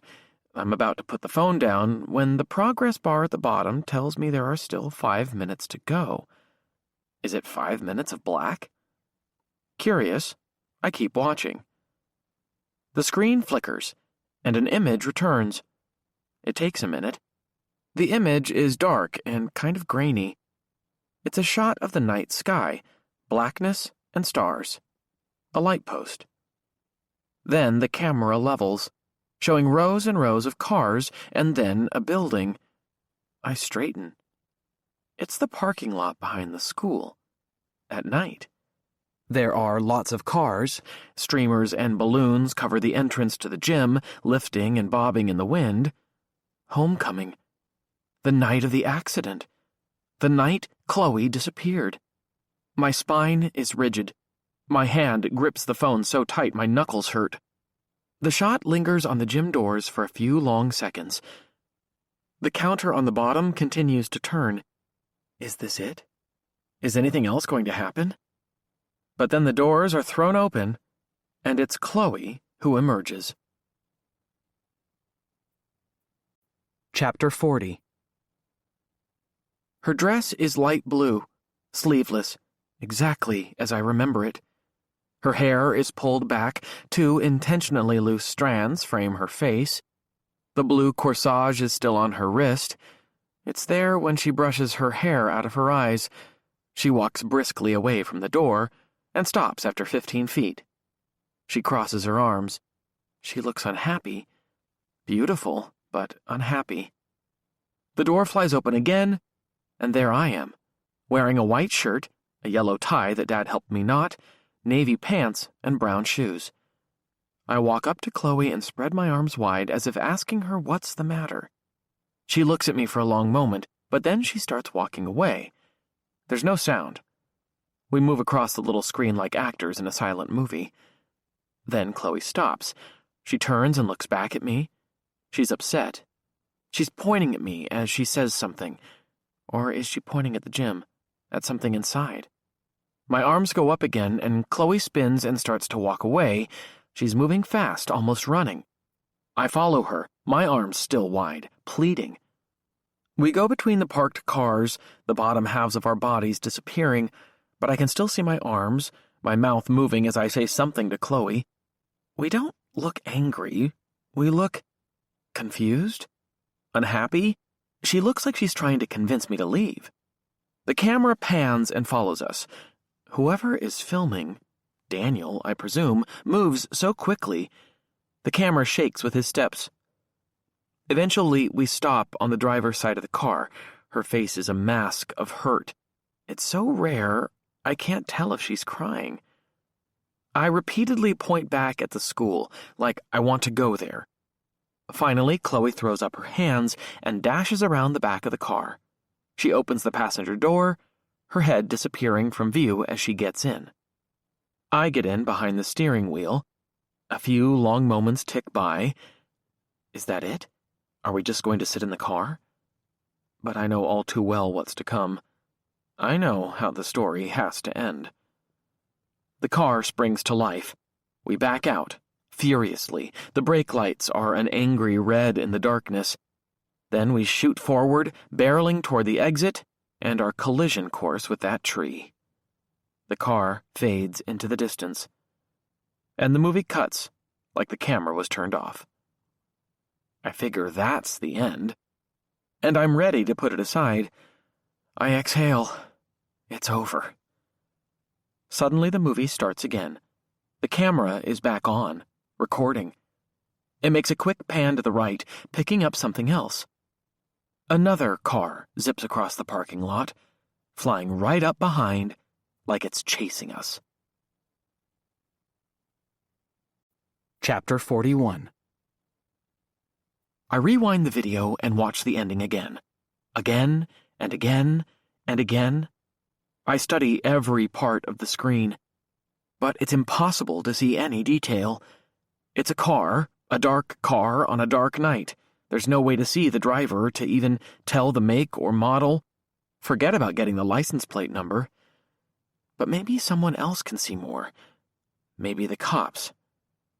I spring off the bed and throw open my door. Dad's heading toward my room, as if he's read my mind. But he looks surprised to see me. Dad, I hold the phone between us. This video, the one Daniel made, it shows Chloe and me on the night of the dance. What video Daniel made? What are you talking about? The movie, I say. Daniel's movie. Never mind. You have to come downstairs. Dad, we have to tell the police. We have to make sure they see this. They can enhance it or whatever. Let's call them. There's no need, Hunter, he says. What are you talking about? This is evidence. This shows what happened the night of the dance. Of course we have to call them. Dad's shaking his head. Something's going on, and they want to talk to you again. They're on their way right now, and I've got a call in to the lawyer. What happened? I ask. I have no idea. I can show them the video.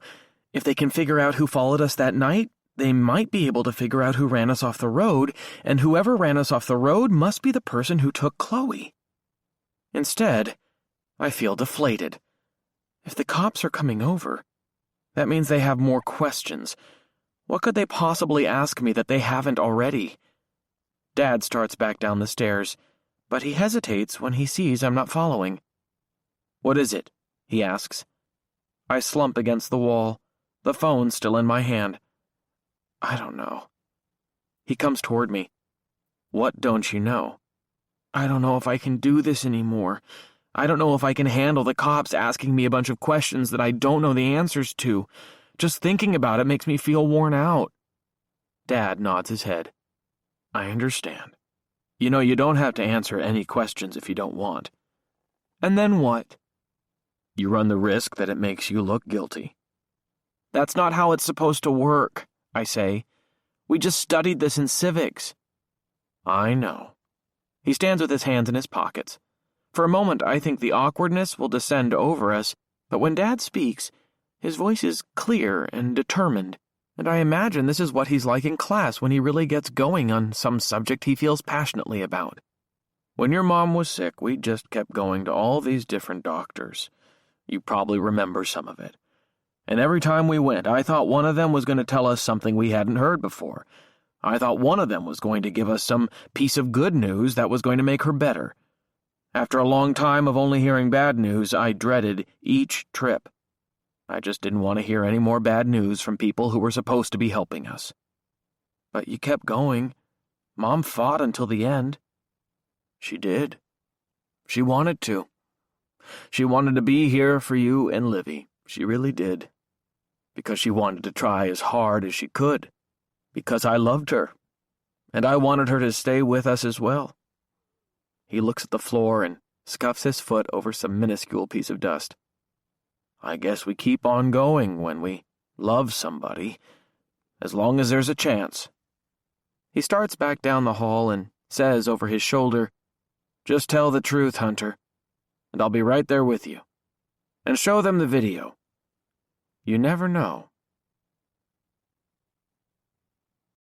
Chapter 42. Dad offers Detective Haley something to drink when he comes in, and Haley declines. He's wearing dark pants and a white shirt with the sleeves rolled up to his elbows. No jacket or tie this time. There's some redness in the whites of his eyes, but his jaw is set firm like he means business. He holds a manila folder, the kind of thing people carry around in offices on old TV shows. He speaks to Dad. You understand Hunter can have his lawyer present. Those rights I read him the last time still apply. Our lawyer let me know she's in court, Dad says. If I don't like your line of questioning, I'll stop it. Haley lets out a sigh. That's your right as well. I know. The bickering and arguing tires me out. Just ask your questions, I say. And when you're done, I have something I want to show you. You do? Haley asks. Yes. Suddenly, Haley looks curious, and his posture becomes straighter. Okay then, first things first. We've already discussed the fact that you and Chloe were sexually intimate. My face burns. Dad is right there, and without even meaning to, my eyes cut to him. His face shows nothing, but he nods at me, indicating that I should answer the question. Once. One time about a month before the homecoming dance. That's right. And you said you used protection, right? A condom? He's been over all of this with you, Dad says. Chapter and verse. Maybe Dad has my back, or maybe he doesn't want to watch his teenage son squirm through another examination of his sex life. Either way, I'm glad he's here. I just need to make sure we agree on basic facts, Hunter, Haley says, an edge creeping into his voice. Yes, that's right, I say. And you said that, as far as you know, Chloe wasn't sexually involved with anyone else? I get a stinging pain in my chest. Why are you asking me this? Of course not. But do I know? Do I know anything for sure? Why was Chloe acting distant? Why was she so upset the night of the dance? Why was she afraid at the dance? Was it Basher? But you don't know for sure, Haley says. I trusted her. Trust her completely. We're committed. Haley reaches for the manila folder. He flips it open in a way that seems practiced. Something about it feels like a performance, like Sherlock Holmes lighting his pipe. It's taken us a while to go through Chloe's computer and phone records. It's a slow process, and a hard-working teenager uses her computer a lot, and makes a lot of calls, and sends a lot of texts, and we're kind of understaffed. The state has been helping us, of course, but we don't have an unlimited supply of computer technicians. He picks up a stack of papers from the folder and tilts his head back as he refers to them.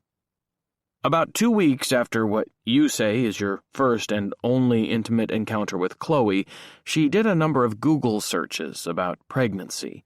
Specifically, she was looking into the likelihood of getting pregnant if a condom broke during sexual intercourse.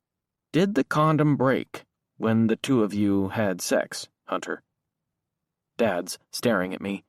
His cheeks are flushed. Mine are too. I did not expect our conversation to head down this road. Not at all. You need to answer me, Hunter, Haley says. Or we can go back to the station and call the lawyers. You could be there for a lot longer this time. Days, maybe. No. I mean, I don't think it did. I guess I'm not sure. Chloe also placed a phone call to a pregnancy helpline. A nonprofit geared toward young people who might find themselves in psychological trouble or have questions about their bodies. We found a call to that number on her phone twice, around the same time as the Google searches. What did she say to this hotline? I ask, my voice low, although I wasn't trying to be quiet. That's just it, Haley says. These types of places are meant to be anonymous. You don't give your name, they don't record the calls. And they get thousands of calls every month, so to ask a volunteer to remember one specific call is impossible. What are you saying? I ask, although I obviously know. Hunter, Haley scoots forward. His face is a mask of seriousness. You're running out of chances to be honest with us, but I'm here giving you an opportunity to come clean. So, tell me, was Chloe pregnant? Were you the father? Is that why you fought at the dance? And did that put so much pressure on you that you felt you had to do something about it? Chapter 43. It's like a dream where I want to scream, but can't. There's a big clock with a white face and black numbers above the stove, something Mom picked out a year before she died. It ticks and ticks while all of us sit there saying nothing. Words finally come. Chloe wouldn't keep that from me. We didn't keep things like that from each other. The words sound juvenile, like something spoken by a fool. Clearly, Chloe was keeping things from me. She never mentioned her fears about being pregnant, about the condom breaking. She never told me what was bothering her in the weeks leading up to the dance. She'd kept me in the dark about a lot. Haley's face remains blank, even as a muscle twitches in his jaw.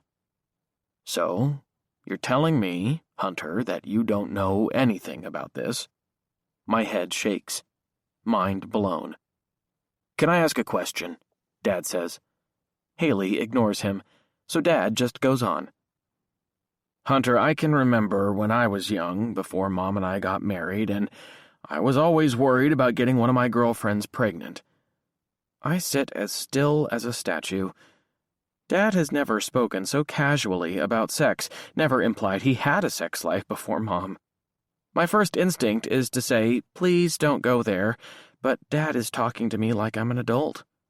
We've crossed some invisible barrier, and it's good.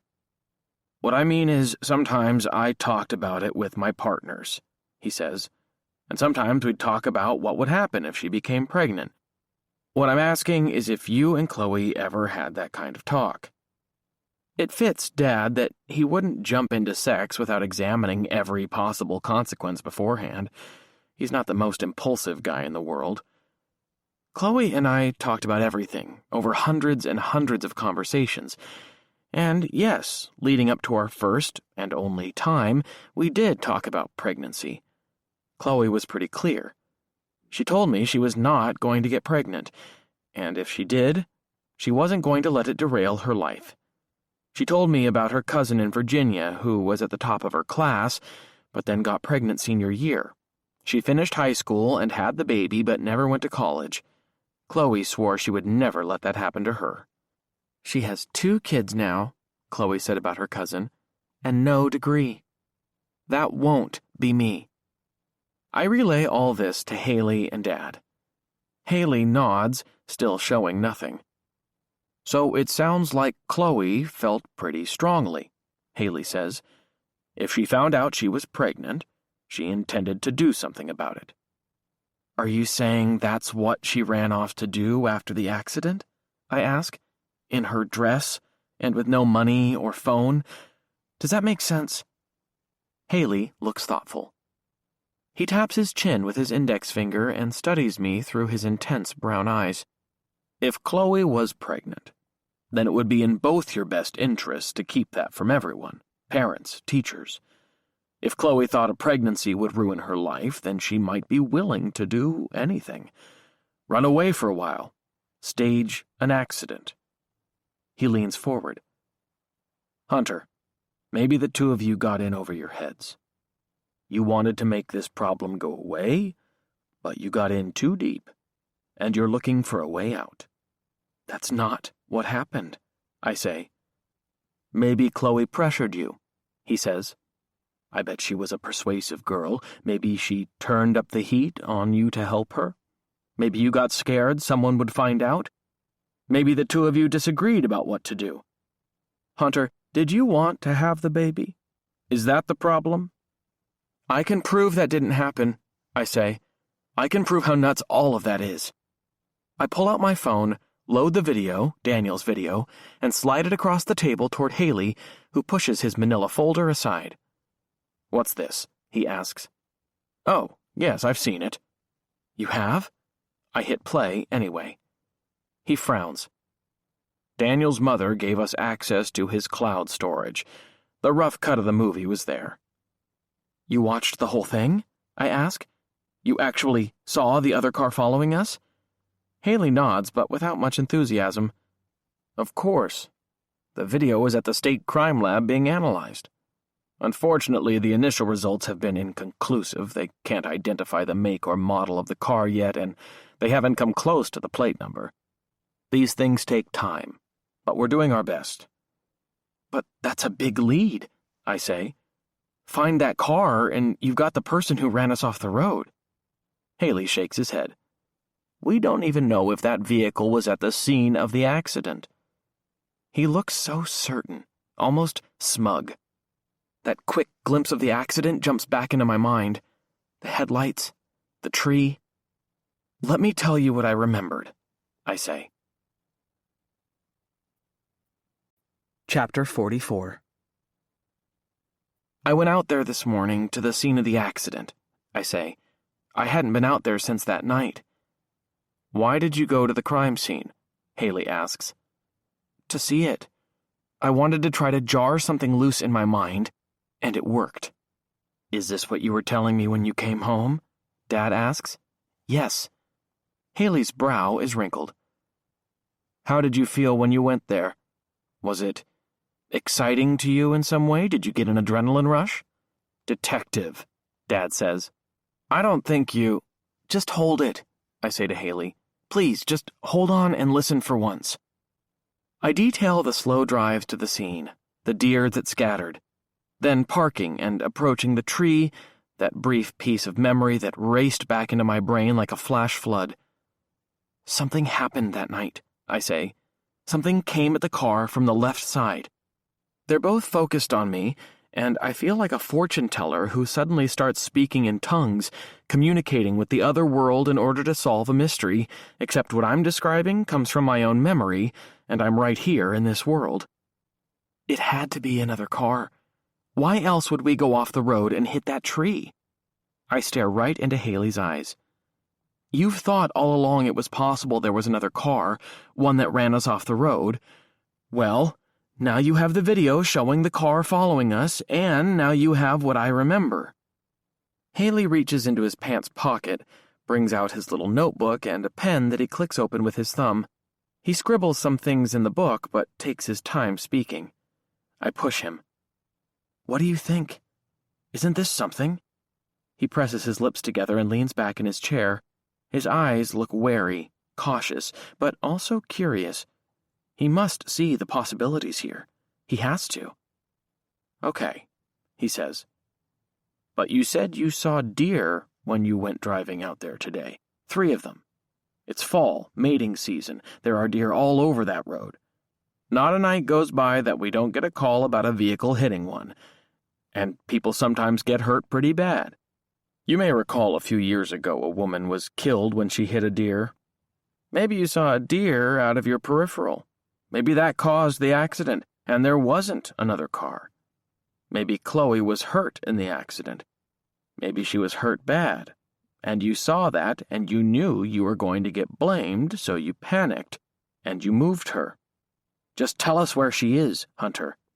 We can work out something. It sounds so calm and logical coming from Haley.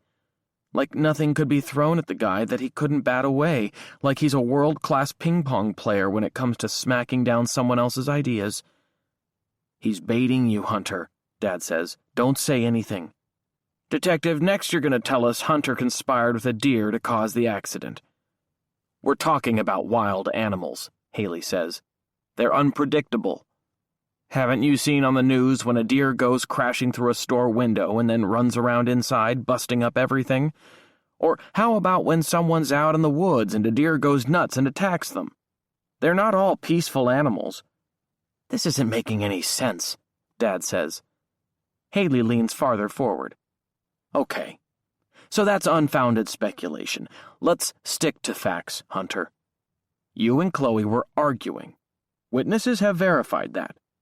Okay, you say arguing. To me, it looks like I'm trying to convince Chloe of something. To go back inside. You don't know it's an argument. I can't say for sure that we're angry. Hey, Daniel's movie shows it.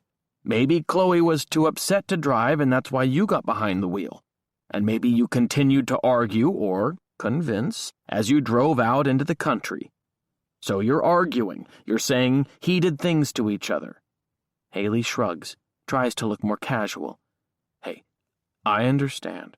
We've all been there with a partner or a wife. Things get heated. It's emotional. Maybe she loses control of herself and makes a grab for you, distracts you, and boom, you go off the road. Don't say anything to that, Hunter, Dad says.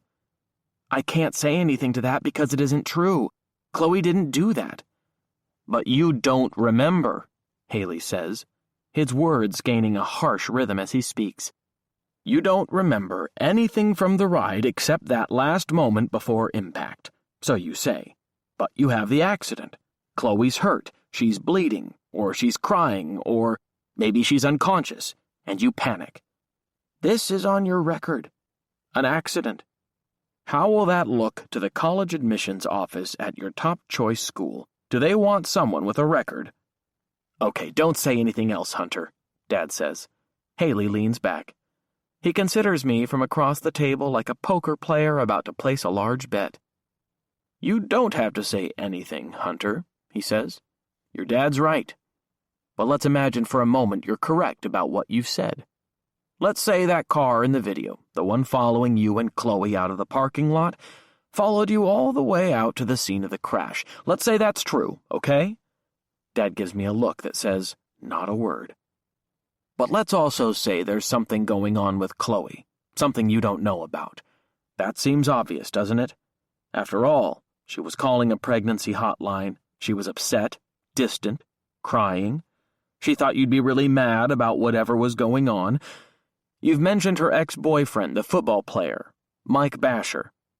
So maybe, just maybe, that car that followed you, the one that might have, I say might have, come alongside you out there, maybe the person in that car knew Chloe's secret.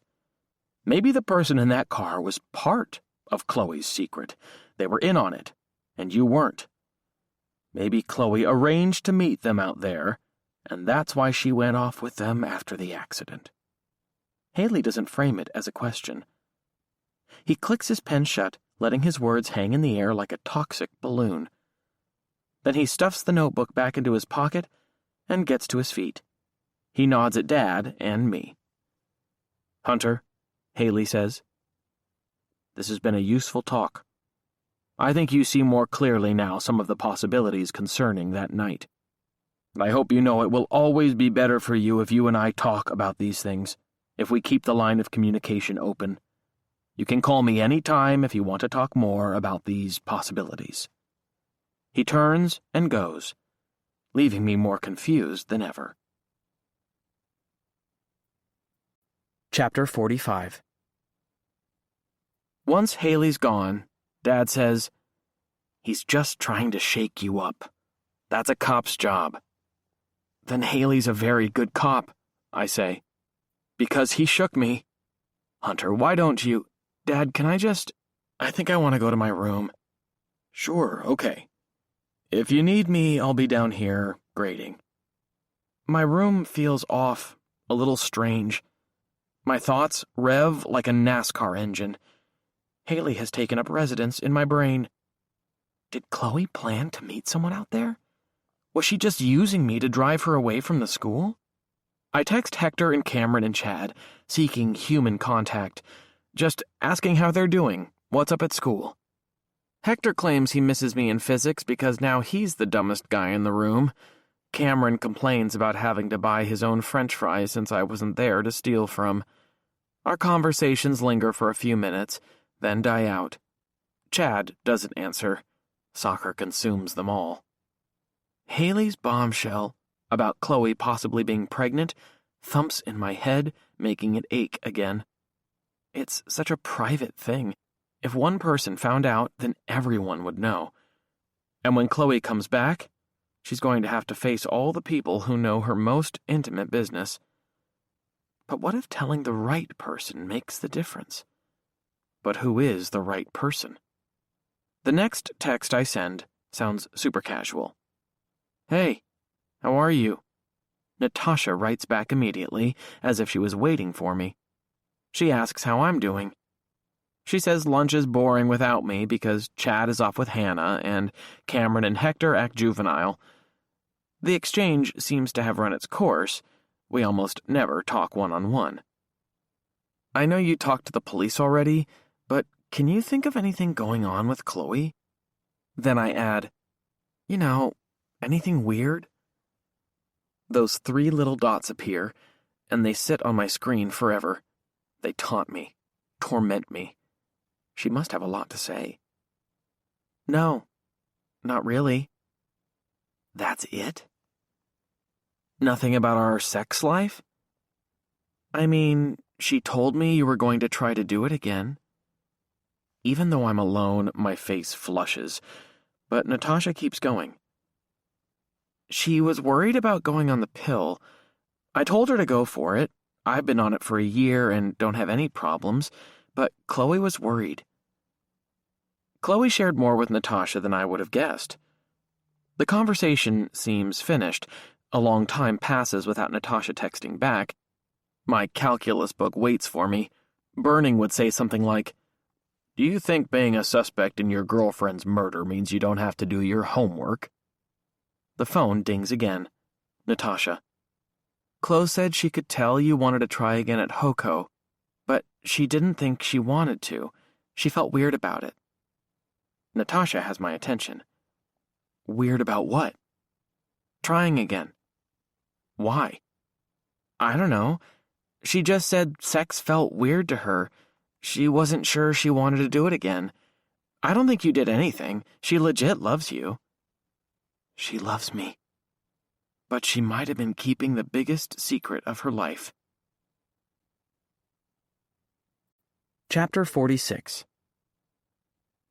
My room feels like a cell. Stale, confined. The same books, the same walls, the same view out the window of the neighbor's tree, even though it's turning 1,000 shades of orange and red. It all feels stale. I keep thinking about what Natasha said. Sex felt weird to Chloe. Weird. Why? We talked about it. We wanted to do it. But maybe our wires got crossed and fucked up. Had she written it all down? Scott told me the cops had been all through their house. They'd been through her locker, the car, her room. But what if someone else had the journal? Ron might have it. He encouraged Chloe to keep it, so maybe she turned it into him. My email to Ron asks him to call, says there's something I forgot to ask that morning when we spoke. 10 minutes pass, then 15, and 20. The floorboards squeak as I pace back and forth, back and forth. What the fuck? I say. The phone rings and I jump like someone has shocked me with a defibrillator. The phone almost falls to the floor when I pick it up. "Hunter," Ron says. "I have a message here to call you. I almost missed it. We have some kind of inane faculty meeting coming up soon. I just need to ask you something." "You sound breathless," Ron says. "Were you running?" "No, just anxious. An affliction we all suffer from. Ask away." "I'm wondering if you have Chloe's journal," I say. "You encouraged her to keep one in ex libris, I know that." "I encouraged you all to keep a journal," he says. "I believe Chloe's the only one who actually did it." Again, it feels like he's jabbed me with a needle, even though he's right. My attempt at keeping a journal lasted 3 days. Chloe is the only one who did it. That was Chloe. She didn't do anything halfway. "Did she turn it into you?" I ask. "Or show it to you? If we could find that, we might know what's going on." "Ah, yes," Ron says. "You know, Hunter, those journals are private.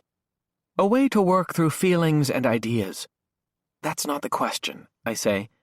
"Did she give it to you?" That's a really good investigatory notion, and one the police have already explored. They questioned me and specifically asked about the journal, but I've never seen it, nor do I know where it is. That's not what I wanted to hear, I say. Of course the cops have talked to Ron. Of course they asked about the journal. Do I think I'm smarter than they are? I know this is difficult, Hunter. I know this is tearing you up inside. It is, I say. There are a lot of people hurting in Bentley, he says. He sounds sad, as empty as I feel. It's affecting us all. I have to say it's gotten under my skin. Why, just last night I thought I heard someone outside my house. It woke me up. I tromped all around with a tennis racket in hand, checking doors and windows. When I went out to the car this morning, I kept looking over my shoulder like a burglar. It's a sorry thing. Yeah, it is. You're sure Chloe didn't share these concerns with you? Has your memory made any improvement? A little. Really? And did you remember what Chloe was so upset about at the dance? No, just some details of the accident. But maybe it's a start. There's a long pause on his end of the line. His breathing is deep and steady. Ron? Hunter, there's something I've been meaning to tell you. I thought I'd tell you in person, but I'm about to share this with the faculty, so I better tell you here and now. Is something wrong? I ask. No, but it's a change. I'm turning in my resignation, he says. I've been contemplating this move for a while, and it just seems now the time is right. I have an opportunity to go back to my alma mater in Ohio, and, well, it's just hard to say no to a thing like that. Oh, it's unexpected. Totally. I flail a little, but find a silver lining. Okay, but that means you'll be here the rest of the year. I mean, until graduation and everything. Well, that's just it. This position starts at the semester break. I'll finish the term here, and then I'll be moving on. I know it's a surprise to you, but these transitions are normal in life. And like I said, it's my chance to go home. My mother still lives there, and she's getting close to 90. I'd like to be near her for whatever time she has left. Right. Of course. Hunter, I'm sorry. I must go. I have my meeting to attend. We can talk about this more another time. Please keep in touch, okay? Yeah, sure. Excellent. Chloe is smart and capable. Quite remarkable, really. Just have faith that this will be resolved. Chapter 47. Around dinner time, someone knocks on my door, thunderously, like she wants to break the door down. For someone so small, her fist pounds with the force of a sledgehammer, and she barges in before I can even answer. Olivia closes the door behind her. She's wearing Mom's oversized black hoodie that says New York City. We were supposed to take a family trip to New York the year Mom got diagnosed, but that news ended any chance of a vacation. Dad ordered the sweatshirt online, and we all signed our names on the card. Since Mom died, Livy's been wearing it around the house, even though it's big enough for another small person to fit inside it with her. Time to eat? I ask. No. Dad said he might order sandwiches from Ray's later, but right now he's busy grading, as usual. She rolls her eyes. I'm thinking I might go vegan. Do you know the way they treat chickens? I'm familiar with it. I'm sure Ray doesn't serve anything organic. He probably isn't humane enough to pay his employees minimum wage. No doubt. She sits on the edge of my bed and twirls the hoodie's drawstring. She has something to say, but it's not like Olivia to be coy or cautious. Was today your last day of detention? I ask. Yeah. Whitley told me if I hit anybody else, I'll get suspended. I told him I'd hit anybody who defamed my family. Maybe I shouldn't have said that. If you hadn't, then you wouldn't be you. True that. She continues playing with the string. How's the homework going? Is that what you came in here to ask? I can tell you want something. Why are you acting so, I don't know, reluctant to spill it? She sighs. It's beyond theatrical. Okay, fine. I talked to Dad, and he told me what the police said about Chloe maybe being pregnant. I guess he's worried about you. So he sent you to check up on me? Pretty much. You know he can't talk about sex stuff. Dad's trip down memory lane at the kitchen table comes back to me. Details of his adolescent sex life coming out with Detective Haley looking on. Maybe Dad is much more complex than any of us know. Chloe never mentioned anything like that to you, did she? I ask. Olivia scrunches her face. Ew, I never wanted to hear about you and her, you know. Her hands flutter in the air. I thought you were so liberated. Not about my brother's sex life, she says. I mean, I figured you guys were doing it. After all, you were together over 6 months and totally in love. I also figured you two would be completely cautious about birth control and stuff. Like you'd be all wrapped in condoms from head to toe. Ew. Now I just pictured that. Thanks. So, it's not possible? I don't know, Livy. Briefly and tactfully, I relate my struggles with the condom. Part of my brain feels relieved, and another is fully aware my little sister is hearing intimate details about my sex life. We've talked about a lot, and I mean a lot. We're close, especially since Mom died, but we've never talked about anything like this. But it actually feels kind of right to open up to her in this way. If I add it all up, who do I trust more than Olivia and Dad? Before today, Chloe would have been in that group, even above the two of them, but after everything that's happened, I'm just not sure. So you're wondering if Chloe was pregnant, Olivia says. Like, maybe it was possible? Maybe. Did Chloe ever mention Mike Basher to you? I ask. That idiot? No, he's so gross. We'd know so much more if we could just find her damn journal. But the cops have searched her locker, the car. They've been all through her house and her room. Why would she keep a journal and then just get rid of it? What's in there? Olivia continues to twirl the drawstring. She seems to be twirling with greater intensity, and there's a distant look on her face. What? I ask. What are you thinking? The cops looked everywhere in her house? Of course, they're cops. Why? Did you tell them about her secret hiding place? She's joking, right?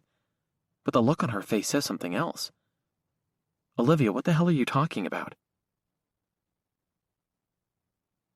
Chapter 48. Olivia's mouth opens, but nothing comes out for one of the few times in her life. Then she says, I just assumed you knew. How do you know? She drops the string and holds out her hands, asking me to calm down. Okay, I'll tell you, but you have to promise not to get mad. Mad? Not mad, exactly.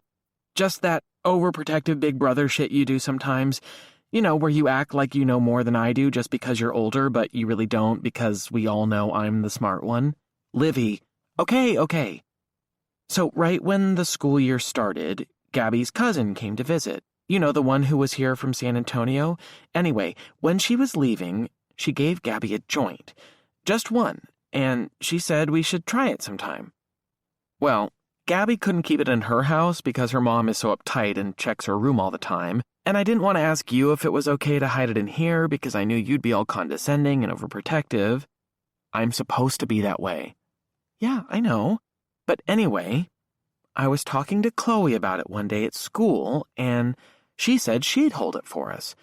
Well, first, she gave me a lecture about being careful when we smoked it, but then she agreed to hold it. I thought being an only child, her parents would be more up in her shit, but Chloe said she had a place in her room where she could stash stuff, a place her parents didn't know about. She called it her secret hiding place. Olivia shrugs as if it's just that simple. I figured you knew too. I mean, you smoke, don't you? Sure, but I never kept any in the house. Not that I think Dad would ever look, but Cameron always has weed when it's not soccer season. His brother gets it for him. Okay, well, Chloe held our joint until we wanted it. So you did smoke it? Ugh, I don't want you to ask that. Did you? I ask. Yes, of course, she says. What happened? First, I giggled for 30 minutes straight.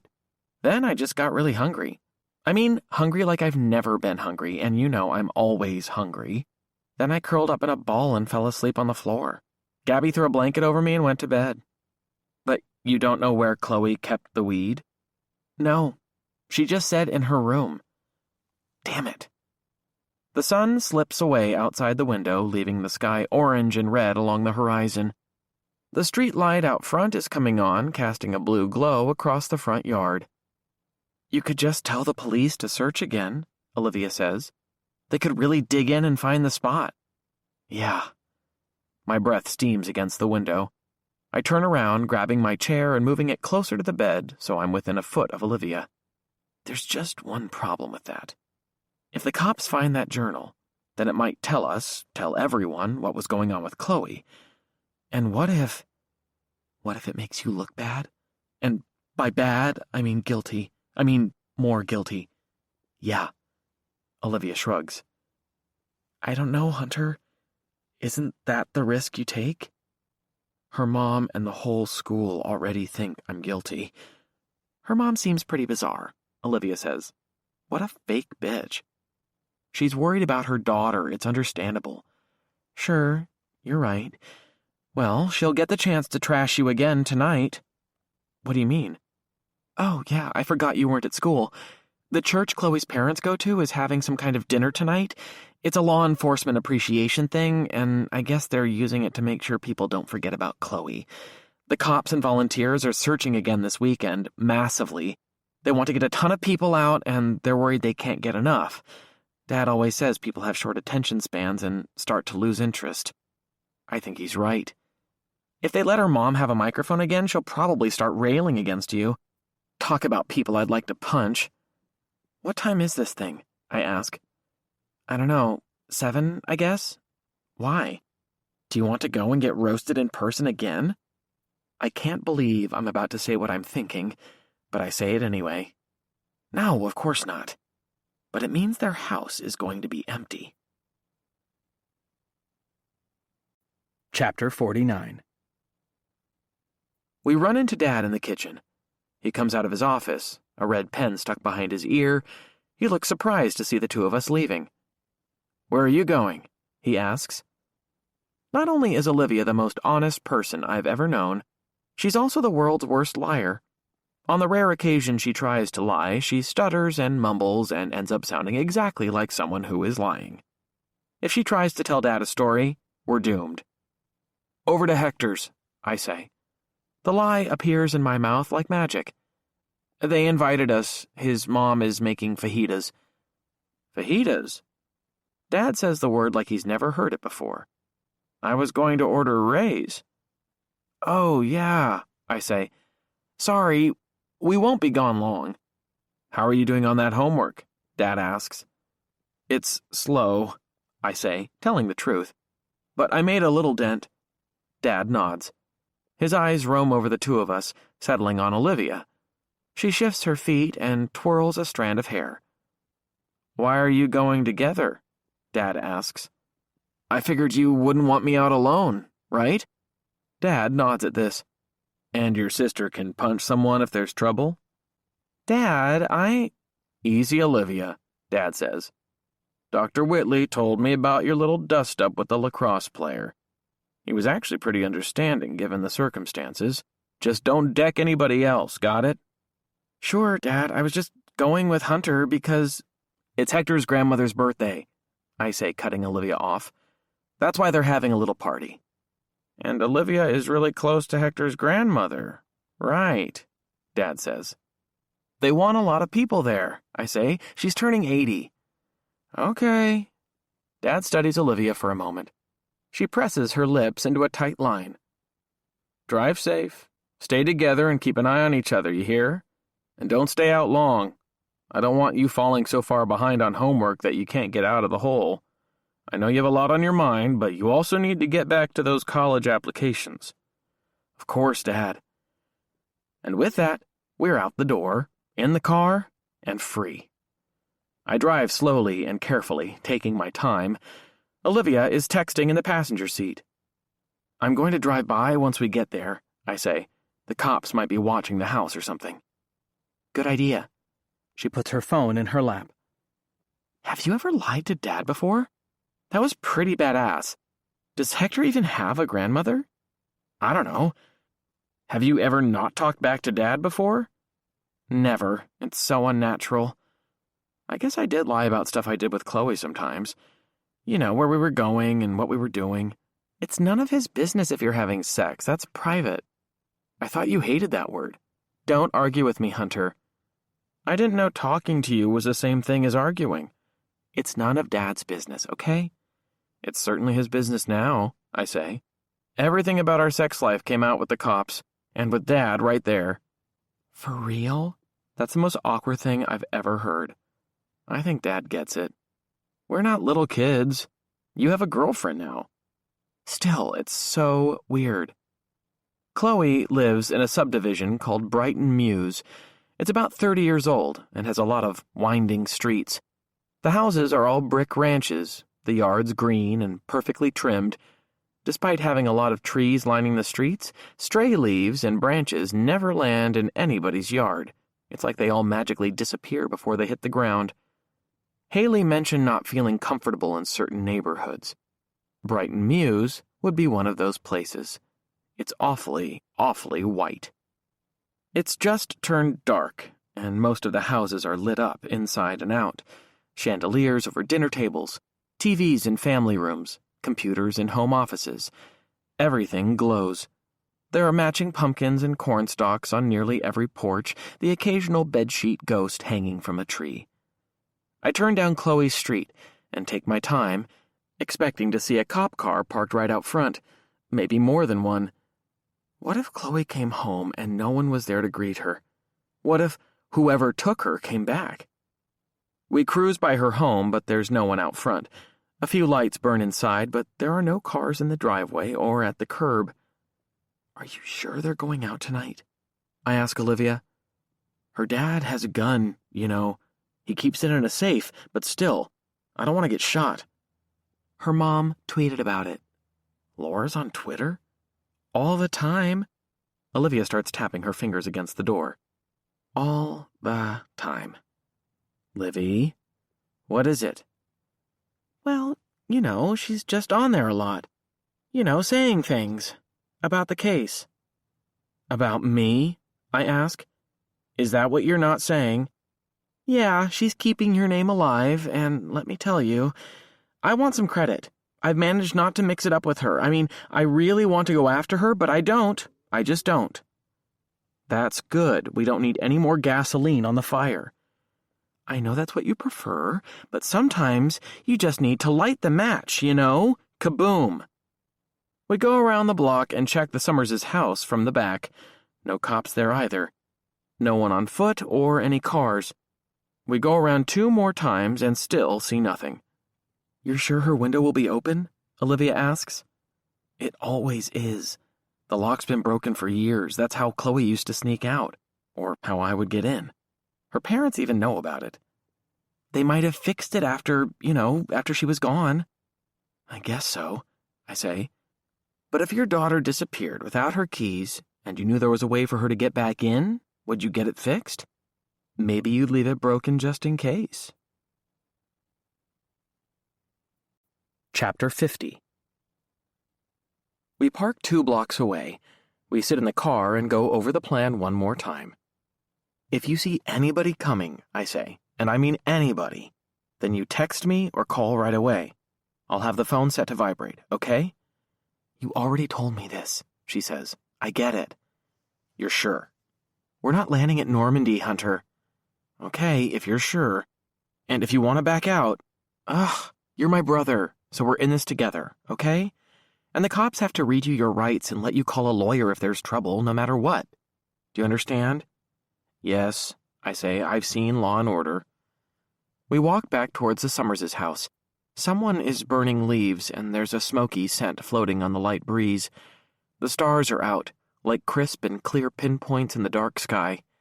We move slowly, side by side, and except for our lack of costumes, I could imagine we were back in time, back to some previous Halloween when Olivia and I went trick-or-treating together. But we're both in high school now, and we've been through too much for the illusion to last. We're half a block from the Summerses when something rustles in the bushes to my left. It sounds like a dog, maybe a giant one about to bite us.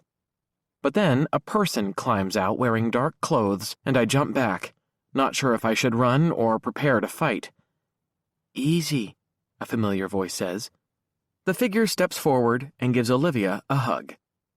Gabby? I ask. It's me, she says. What are you doing here? I ask. Liv texted me. She said you needed backup. Livy, the more people who know. She can watch the back while I watch the front, Olivia says. I can't cover the whole place alone. Gabby, I don't want you getting in any trouble. You don't have to stay. Oh, I'm going to stay. Look, I'm dressed in black. She points to her leggings and sweatshirt. And I brought my switchblade. Your what? I'm kidding, Hunter. Chill, I don't have a switchblade. Don't you know immigrants commit crimes at a lower rate than natural-born citizens? I don't care about that, I say. But Olivia shouldn't be dragging you into this. It's not a game. Gabriella places her hand on my arm. Hey, I'm here for you, Hunter. Don't worry.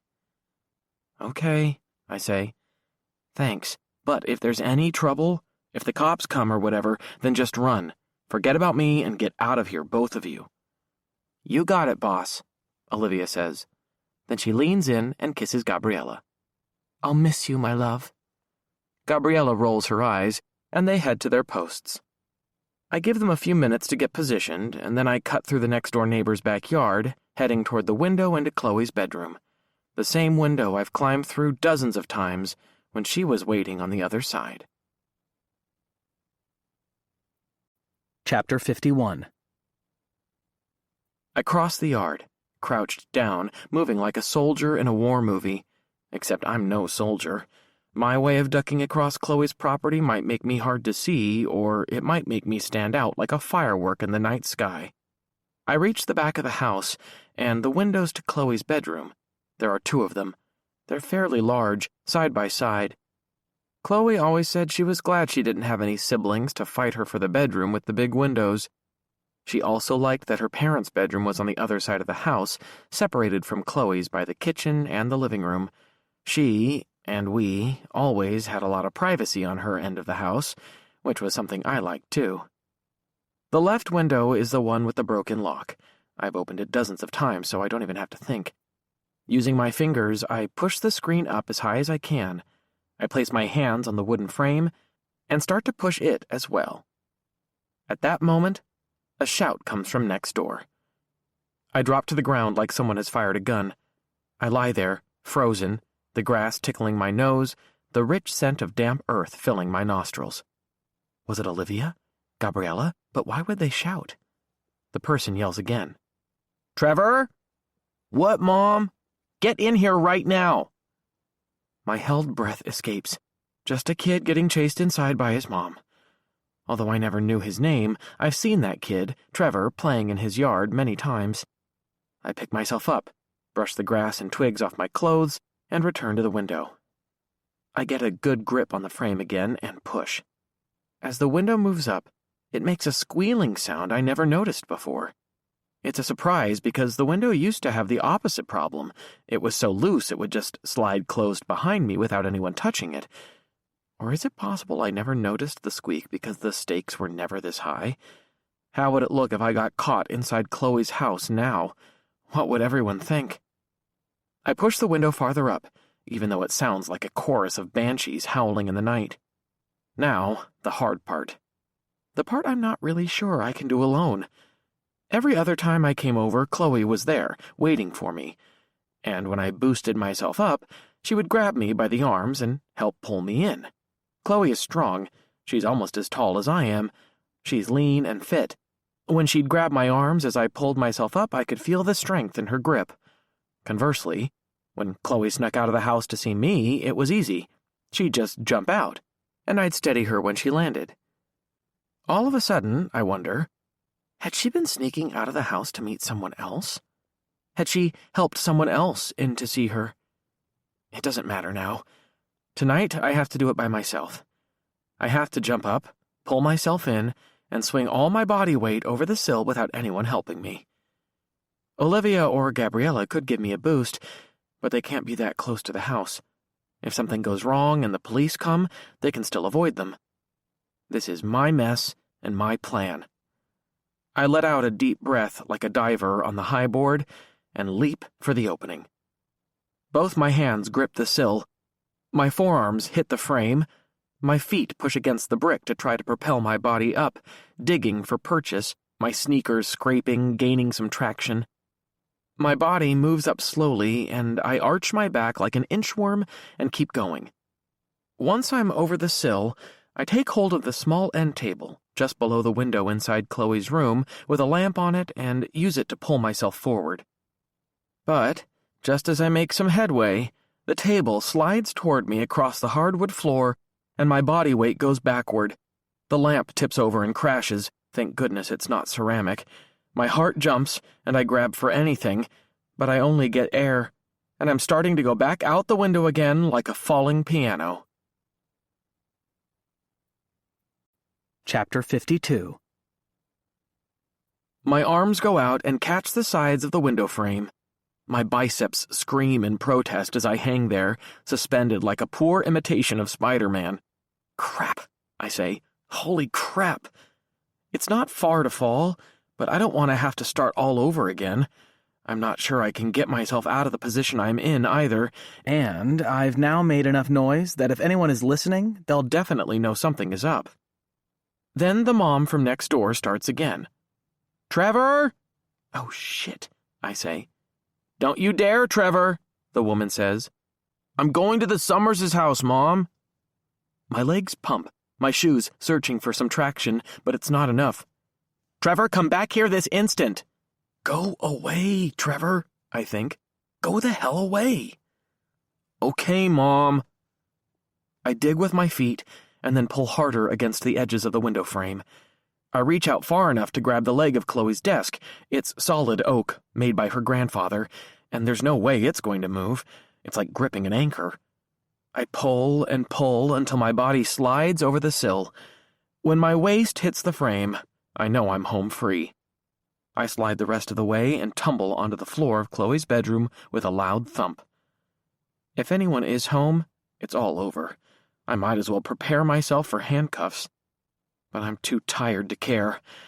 I lie on the floor in the dark, my chest rising and falling. When my breathing finally slows, I get up. And then it hits me. I'm standing in Chloe's room. Let the music unwind the tension of the day, making space for the next chapter to arrive with clarity.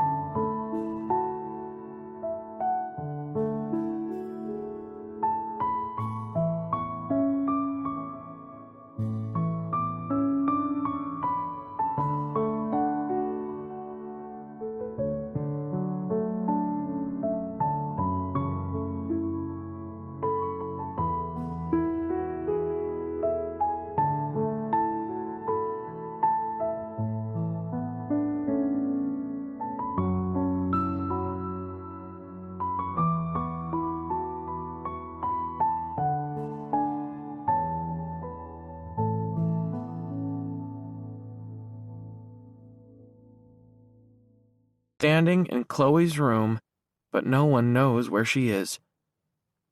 Everything is so familiar. The white comforter, the yellow striped pillows, the gray walls, the novels she's read and loved, Eleanor and Park. Their eyes were watching God, The Fault in Our Stars.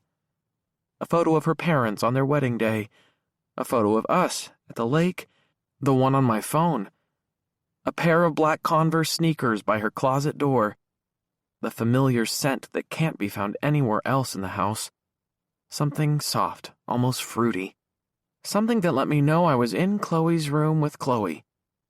But nothing is the same, not by a long shot.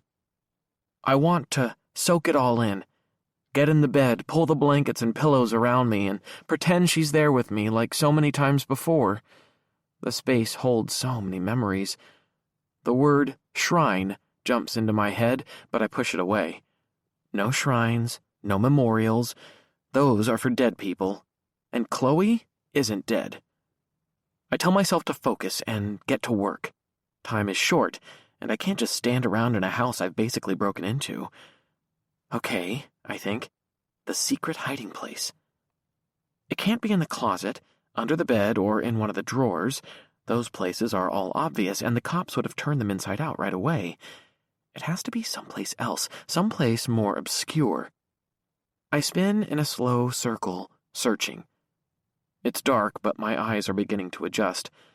I've spent enough time in this room to know nearly every inch of it, but that doesn't mean I can discover a hiding place that's meant to be hard to find. Could it be hidden under the floorboards? The room is carpeted from wall to wall. I go to the corner to see if the carpet comes up, but it doesn't move. I try the other 3 corners with no luck. I drop down on all fours and look under the bed, the flashlight on my phone shining at the underside of the mattress. Maybe Chloe tucked it under there. There's nothing besides dust balls and a lone yellow sock. It all seems hopeless. A terrible idea I never should have tried. I curse myself for not remembering more about the accident, for not coming up with a better plan than to break into Chloe's house and try to find something that may not even be there.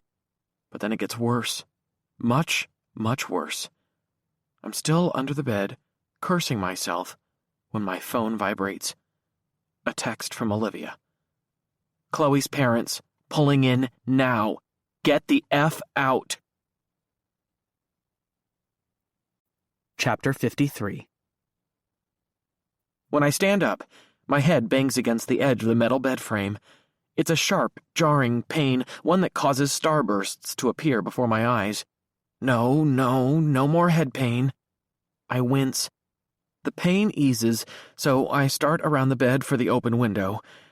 I grab the lamp and the end table I'd knocked over and stand them back up. My movements are frantic and urgent, the blood rushing in my ears like a roaring wave. When I let go of the lamp, my hand gets tangled in the cord and it starts to fall again. I catch it before it hits the floor. Once I'm sure it's steady, I turn back to the window. But it's closed. It slid shut like it always does. Damn it! My phone buzzes, but I ignore it. I try to work my fingers into the small space between the bottom of the window and the sill. I can barely do it.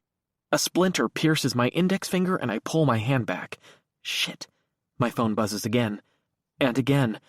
I know it's Olivia or Gabriella. Do they think if they text me over and over it will make me move any faster? Do they think I don't recognize the urgency of the situation? My heart does. The roaring wave is now a tsunami. I work my fingers back into the narrow space. That's when I hear it. A door slams in the house, followed by voices, 2 of them. Are you just going to sit in there again? Is that really for the best? It's Scott. His voice muffled by the closed bedroom door, but it's him. And then Laura, her voice closer. I'll do whatever I want. This is my daughter's room. I'll sit here all night. You're already sleeping in there, Scott says. You spend all your time in this room. You spend all your time going out to your garage. You're out there now more than ever. Is that how you're staying sane? Do you have a problem with me staying relatively sane my own way? No, honey, I don't. That event tonight. I don't give a damn about the event. What do I care about the police? What are they doing to bring Chloe home? Detective Haley couldn't find his ass with a funnel. They're right outside the door. I have a choice to make, and a split second to make it. I push the window down gently, shutting the quarter-inch gap I've been trying to work open. Then I take 2 quick, long strides across the carpet to Chloe's closet, pulling it open and slipping inside. I ease the door shut just as Chloe's bedroom door opens, and I crouch on the bottom of the closet between the shoes and a basket of laundry. The doors are slatted, so when Laura flips the overhead light on, some of it leaks through, but the slats are at an angle, so no one can see in unless they open the door. I hold my breath, willing every muscle in my body to freeze. The bed springs squeak, and then 2 thumps as she kicks off her shoes. "I'm sorry that was so hard," Scott says. "I shouldn't. If you want to sit in here, that's fine." "Thank you." "Can I get you something?" "No, thank you." "Okay, I'm going to check the voicemail." Scott leaves, and I try to make my body as small as a dust bunny. I want to be insignificant, or, better yet, invisible. The bed springs squeak again. I hear Laura's soft footsteps against the carpet. They get louder. She's coming to the closet. Her silhouette rises through the slats. My body tenses. Every muscle clenches like they're made of wires and bands stretched to their breaking point. Laura is right outside. "What are you doing?" Scott again. "I don't know," Laura says. "I just like to look at Chloe's things. Her clothes still smell like her." "Detective Haley called. He said he's sorry he missed us at the church." "Screw him," Laura says. "He's doing his best." "Did you fix the closet?" Laura asks. "The closet? What about it?" "The hole in the plaster, remember? She threw her boot in there last winter and made that hole. You were so pissed when she did it, remember?" "Oh, yeah, that." Scott sounds confused, but also like a guy who doesn't want to admit he knows what his wife is talking about. "Did you fix it, Scott?" Laura asks. "Not yet. It doesn't seem like the most important thing." "I want you to fix it," Laura says. "I want everything perfect for when she comes home.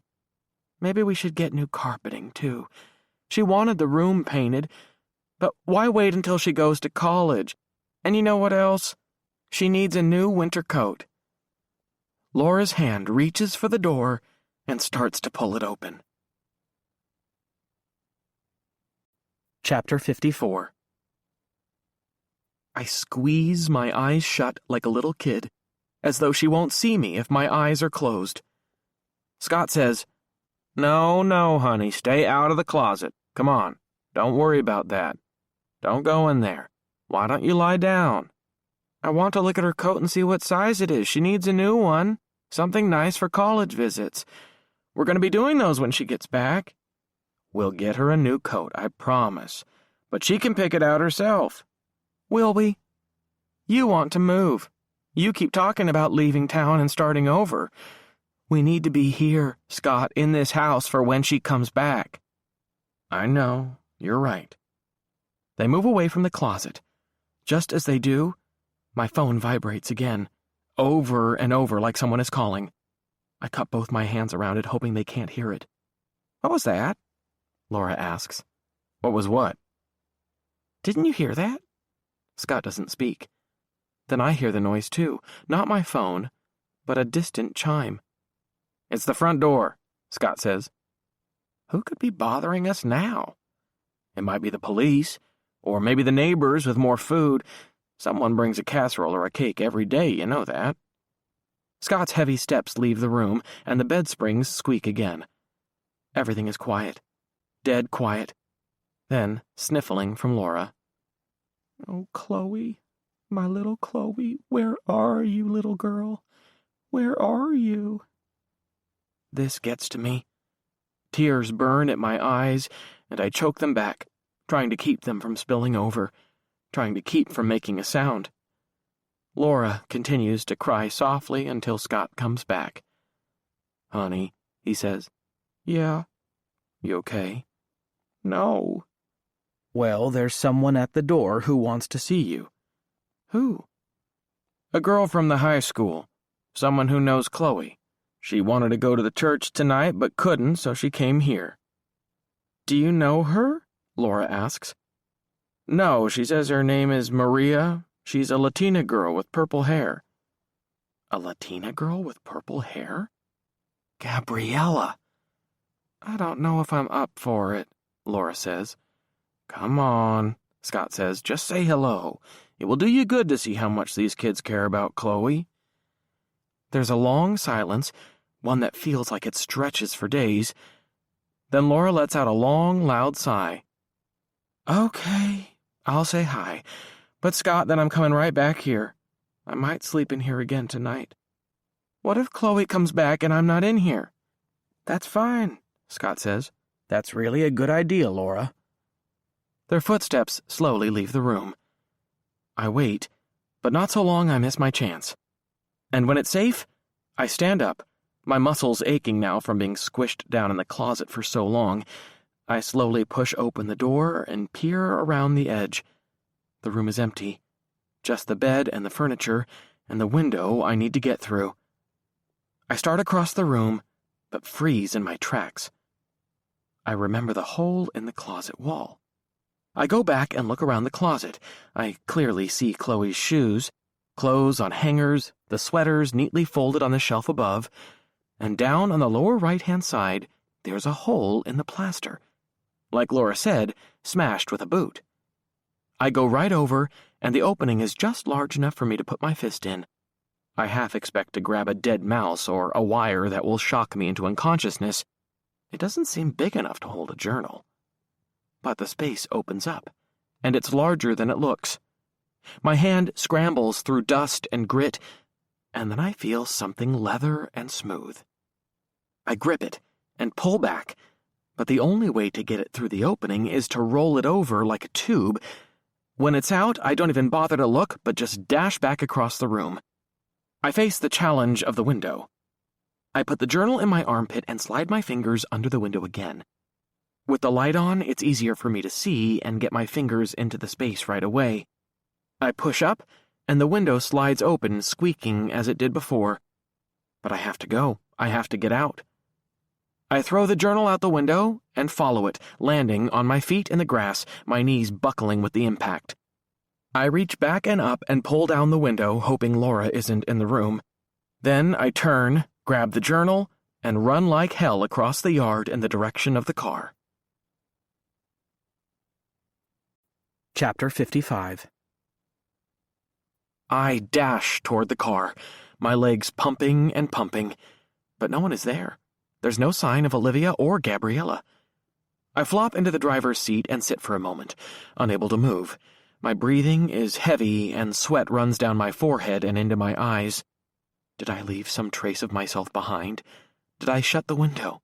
Is the closet door open? Did I drop my wallet or phone? My wallet is there. The keys got me into the car, so I know I have those. The bulk of my phone fills my other pocket. I closed the closet and the window, put the lamp and table back in place. Okay, I say out loud. It's okay. I'm clutching the journal in my left hand. I angle it to catch the light from the nearby street lamps. It's a moleskin, the cover dark brown. I don't open it. I hate the thought of looking at her most private thoughts, even if it might shed light on what happened to her. Will she be pissed when she finds out? But I have no choice. I have to look. In the weak light, I squint to see Chloe's handwriting appear on page after page. Neat, bold, written in black pen. I don't focus on any specific words or phrases, don't stop to read anything. I just marvel at how much of herself is spilled here in black and white. Are there things in here she never told me? And what if there's nothing helpful? What if I risked everything for nothing? At least I'd know and could stop obsessing over the journal. The passenger door flies open and I jump. Olivia's face is flushed. Her hair looks like she's been in a windstorm. Are you okay, Hunter? My God, I've been trying to get in touch. I thought for sure they caught you. She leans over and hugs me, her thin arms much stronger than they look. She nearly crushes me. I'm fine, I say. I got out. When Olivia leans back, she sees what's in my hand. Her face lights up like a kid at their own birthday party. You got it. Holy shit, where was it? A hole in the closet wall. It's a total fluke I found it. Where's Gabriella? She's coming. Just wait. How did the cops miss it? They must have overlooked it. I really had to stick my hand in there and work it around to find the journal. What's in there? What does it say? I haven't read it yet, Livy. I just got here. Okay, easy. I'm just dying to know. I feel weird, like, should I read it? This is her private business. Maybe it's wrong. Olivia's face is hard to read. Then she says, "What are you thinking, Hunter? You have to read it. What if you were missing and Chloe got a hold of your journal? Wouldn't you want her to read it to help you? Wouldn't you want that?" Of course. Even if there was embarrassing personal stuff in there, like how many times you masturbated or whatever. Okay, I get your point. We didn't do all this for you not to read it, she says, scolding me with her index finger raised. Enough, Livy. Where's Gabriella? Olivia looks out the window. There she is. There's my baby. Gabriella gets in the back seat, and as soon as she does, I put the car in gear and we take off. As we drive away, Olivia leans over and takes hold of Gabriella's hand. Are you okay, Gabby? Are you? Gabriella is typically unruffled. She says in zen-like voice, I'm good, baby. No problems here. Thank you, Gabriella, I say. I don't know how you thought of that or how you had the guts to do it, but you saved my ass. I never would have made it out of there if you hadn't gone to the door. I'd be in jail now. Probably. But I've been in high-pressure situations before, she says. Those two are nothing compared to the Border Patrol. Border Patrol? Gabriella's comment doesn't go by unnoticed. Gabriella's seen some shit in her young life. He got the book, Olivia says. It worked. Sweet. And Olivia and Gabriella bump fists. So, what did you say to them? I ask. Well, the dad was kind of suspicious, obviously. He looked at me like I was a nuisance. I knew I had to get both of them to the door, so I said the thing about praying. I know they're Catholic, so they'd believe a Mexican girl wanting to pray with them. And they did? Olivia asks. Baller move, baby. I didn't lie, by the way, Gabriella says. I just told them how sorry I was about Chloe, and that's the truth. They were pretty chill, honestly. They must have had 1 million people reaching out to them, so we talked for a few minutes, and then we all three said an Our Father and a Hail Mary together, and then I left. That's it? I ask. They didn't say anything else? Chloe's mom was pretty nice, Gabriella says. I assumed she'd be a bitch because of the way she's been talking about you, but she seemed really sweet. Totally sad, of course. Yeah, I say. I heard her crying in Chloe's room. It was awful. We all grow silent as we drive. I'm heading for Gabriella's house, and we turn down her street. I figure that's the last word on Scott and Laura, but just before we stop, Gabriella says, Her dad was kind of weird, though. I pull over to the curb. A light burns on the porch just above the house number. 2 jack-o'-lanterns sit on either side of the door. Weird how? I ask. I glance into the rearview mirror and catch a glimpse of Gabriella. She's looking thoughtful and taking her time answering. When I was leaving, I said I hope they found Chloe soon, and I meant it. But when I said that, her dad was all like, well, we have to prepare ourselves for the worst, or something like that. And when he said it, her mom looked shocked like he'd just slapped her across the face. It seemed low-key rude. That's all. Chapter 56. Dad sits at the kitchen table, sipping a bowl of canned bean soup, his glasses off to the side instead of on top of his head. He puts his glasses on and studies us, his forehead scrunched in confusion. What happened to you two? He asks. What do you mean? Olivia asks. You said you were going to eat fajitas. He glances at the clock above the stove. You've been gone less than an hour, and you both look like you ran a marathon. You're flushed and all twitchy. Olivia and I look at each other. Well, Hector's mom didn't have enough food, I say. So we went to McDonald's and we drove with the windows down. It isn't that cold. Dad shrugs. Okay. I'm glad you're home safe. That's all I care about. I need to get going on my homework, I say. I grab Olivia's arm and we start for the stairs, side by side. Then Dad asks, "Was Chad over at Hector's?" We freeze. "Chad?" I ask. "Yeah, Chad, you know, tall guy, kind of handsome, goalie on the soccer team, your best friend. Was he over there?" I sense a trap. And that's not like Dad. He's pretty straightforward. If he has something to say, he says it. When there's nothing to say, he's quiet, and that's most of the time. But given how jacked up Olivia and I looked when we came in the door, probably like we just robbed a bank, it's no wonder he's suspicious. Dad never asks who I've been with or who was there. Mom did that all the time, but Dad never does.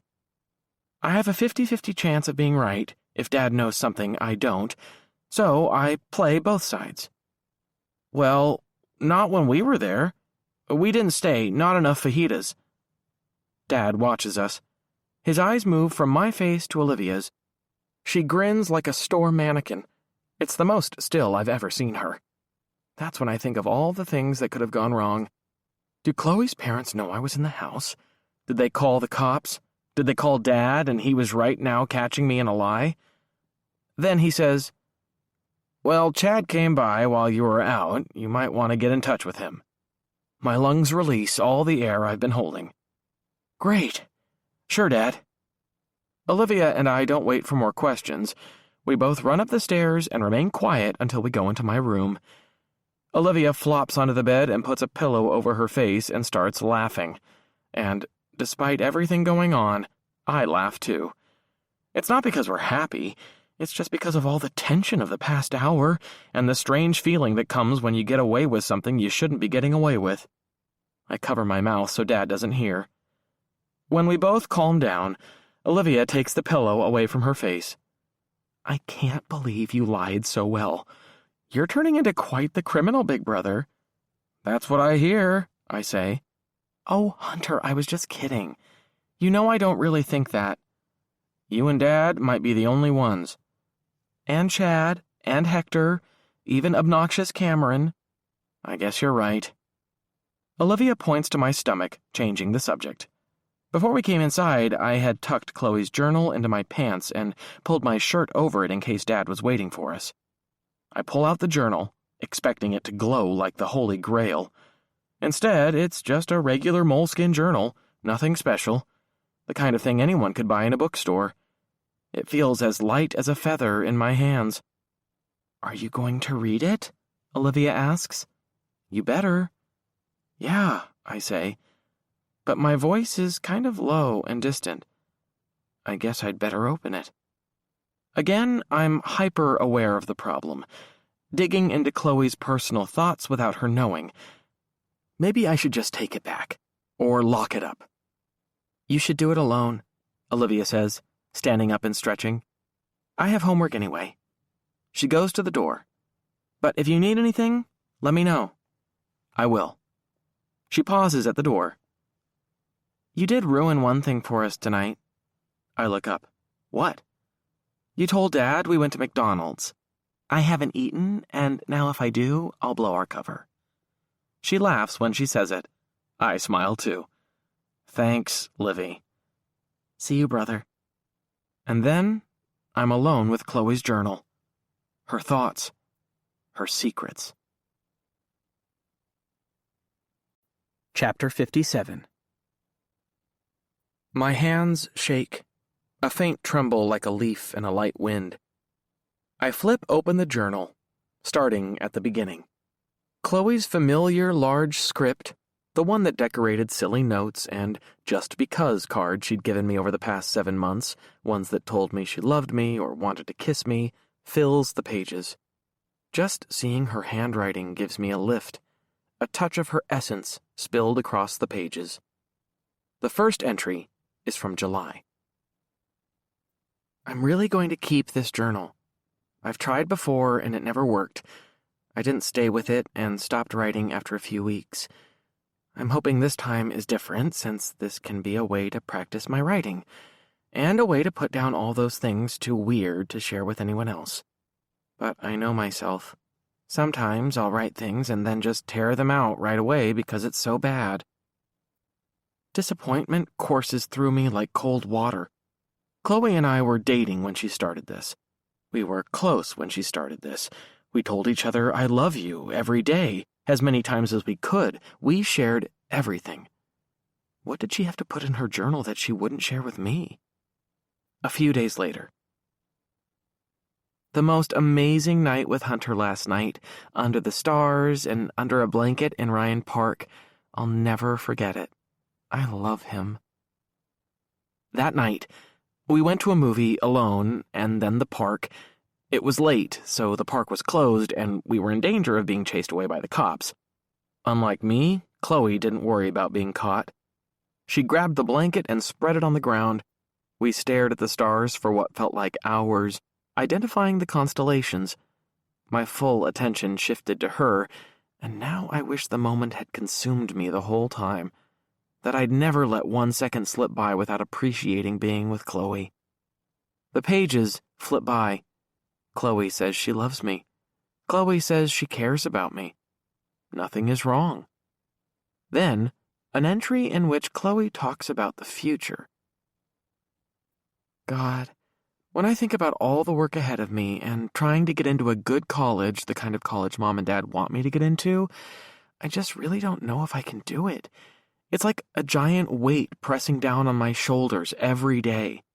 Sometimes I just want to quit everything and go away. She felt a lot of pressure from her parents to get into a great college, preferably Ivy League like Harvard or Penn. If not those, then the University of Chicago or Vanderbilt. But she seemed to handle it with ease. She made jokes and rolled her eyes. More than anything, she just kept doing the work. Everybody knew she'd get into a good school. But is it possible it all became too much for her? Did she crack in a way no one would ever have thought, not even me? Did she use the accident to run away? A fist pounds against my bedroom door, and the journal falls. It's an angry knock, louder even than Olivia's. They're here. Chloe's parents figured out what happened in the house and called the police. Forget graduation, forget college. Do not collect $200. Do not pass go. It's prison for me. Come on, Hunter, open up. More knocking. Lighter this time. It's Chad. Chapter 58. I stuffed the journal under my mattress. Olivia is out in the hallway, leaning against the wall, and she and Chad are staring each other down and exchanging insults as usual. I need to tell my dad to call the exterminator, Olivia says. That's so sweet, little Livy. Don't call me that. I remember what a fun little kid you used to be. Chad and I haven't really talked since the day he and Hannah came over, and Hannah stormed out because I raised the question of her lying about Chloe at the dance. He failed to answer my text earlier. Come on, I say to Chad. Are you here to see me or her? I barely noticed her, Chad says as he enters my room. She's so tiny she's almost invisible. He looks back once. Bye, little Livy. Olivia flips him off and turns for her room. Chad takes my desk chair, and I sit on the edge of the bed right over the journal. What are you doing knocking like that? I ask. You sounded like a cop. I figured I had to make a lot of noise. I came by earlier and you weren't here. Your dad said you were at Hector's house. He looks perplexed. Really? Hector's studying at the library. His grade in physics is in the shitter, and Coach is on his case about it. What were you doing? I texted you earlier and you didn't answer. I was at practice. Some coach from a small college in Indiana came by and wanted to talk to me. Really? I don't want to play soccer in college, you know that. Okay, I say. Look, I'm sorry things got weird when you came over with Hannah. It feels like I'm apologizing a lot. Doesn't make my life any easier when you get Hannah pissed, he says. But don't worry about it. Life goes on. I guess it does. So, where were you earlier? He asks. It's a long story. Chad studies me, waiting for more. Okay, Chad says, stretching. If you don't want to tell me. It's good to see him. I feel like one of those kids who live in a bubble because they have a disease that keeps them from real contact with other human beings. Except my disease is suspicion. Everyone thinks I'm guilty.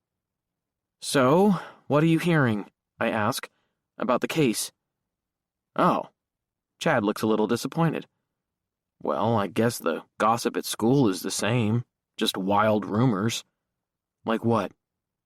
Some people are saying Chloe and Daniel were secretly dating, and she killed him and then ran off to California to become a Scientologist. They sat next to each other in Trig last year, and people think they conspired to do it. Maybe since Daniel wants to make movies? He shrugs. I don't know, man. People don't say as much about it because they know we're friends. When I walk into a classroom, I can tell they're talking about it, but they shut it down when they see me. That makes sense. Anyway, I wanted to... What about Hannah's dad? Her dad? What's he hearing? Did she manage to get any more information from his phone calls? Oh, that, Chad nods. No, she didn't hear anything else. Hannah kind of just caught that other stuff by accident. She's not really that plugged in. You know how she is. Yeah. I know I'm not hiding my frustration. What? Chad says in a slightly irritated voice. What? You seem pissed. I guess so. It's not fair, but I really want someone to tell me something useful, something that clears things up. When you said you came by, I figured you'd heard something important. That's not why I came by, Chad says, his voice mellow again. I'm here to see how you're doing. You know, everybody's worried about you. I'm worried about me too, I say. Every time someone knocks on the door, I think it's the cops coming to take me away, and that's preferable to the alternative. What's the alternative? That they're coming to tell me Chloe's dead? That they found her body in a ditch somewhere? Shit. I'm sorry, man. I know that's a black cloud to live under. That's why I came by. You should get out of the house and do something. Nobody's seen you, nobody's hung out with you. Why don't we all do something? Or just you and I can do something. I don't care what. It feels really good to hear him say that. A weekend with nothing to look forward to but time with friends. Even if there aren't big plans, sometimes it feels good just to hang out. But the black cloud passes over my mind like an eclipse. No Chloe, no answers. People will recognize me. The kid who murdered his girlfriend and his former best friend. How would it look if I went out while all of this is going on? I don't think I can, I say. Are you sure? We can be really low-key. I can't bring myself to say the word yes. I just can't. Maybe once all this is over, if it's ever over. Chad's face shows his disappointment, and that only makes me feel worse, like I've slammed the door on him. My mind is already racing back to the journal, which is right below me. It screams to me to pick it up. Well, he says, if you change your mind... Yeah, sure. Should he see the journal? Get his help making sense of it all? But what would Chloe think if I let him see it? I've got a lot of homework to catch up on, I say. Chad's his usual smooth self. Yeah, sure, man. I get it. At the door, he looks back one more time. And seriously, think about this weekend. I will, I say. Both of us know I'm just saying it. Chapter 59. As soon as Chad is gone, the journal comes out. Hunter is wonderful. Hunter and I went to... I talked to Hunter about... What is it going to be like when Hunter and I go away to college next year? She wrote that at the end of the summer. Chloe and I never talked about the future very much. We knew it was coming, that the chances we'd go to the same school were slim, and once or twice we made vague promises about visiting each other, but we knew the odds. We'd seen plenty of other couples try to make a relationship last past high school, and they almost always failed. Is that why Chloe had been pulling away? Is that what was wrong? If it were that simple, why didn't she just tell me? My hands shake as I flip to the date when we had sex. September 15th. Well, Hunter and I finally had sex for the first time last night. All those people who told me the first time might suck weren't wrong. Mom told me that on her honeymoon with Dad, it was like the blind leading the blind. That's what Hunter and I were like. Ordinarily, we maul each other like two cats in heat, but trying to have sex was like trying to launch a space shuttle. Everything she says is true. In Chloe's voice. Reading what she wrote is like hearing her whispering in my ear. Chloe's spirit is all over those pages like her fingerprints. I'm so happy to hear her again. But we made it work. Eventually. So, it's official. We're no longer virgins. Yay! Seriously, Hunter was so great. Patient, gentle, loving. I'm so lucky to have done it with him when so many other girls have to do it with douchey guys the first time. And then you have to remember losing your virginity to a douche for the rest of your life. Thank God she remembered it that way. Maybe there's nothing in the journal. Maybe Chloe doesn't have any secrets. But 10 days later, there's an entry that leaves me cold. What happened today?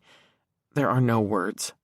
I feel like I must have dreamed it, or it's more like a nightmare. Did it really happen? Will things ever be the same? Will they? I want to scream at the pages. What happened? The next page has been torn out. Jagged edges of paper peek out of the binding like broken teeth. Why was this page torn out? Maybe she started writing, made a mistake, and ripped it out. She was writing by hand. She said at the beginning she knew she'd rip some pages out if she didn't like the writing. It's the middle of an entry. The page after the one torn out doesn't follow from the page before, which means it was probably taken out for a reason. But was it taken out by Chloe? There's then a gap of about a week when nothing is written. The pages aren't torn out. Chloe just wasn't writing. Then the entries resume, but they're shorter, all of them. I don't think I enjoy writing anymore. I'm tired of thinking about all of this.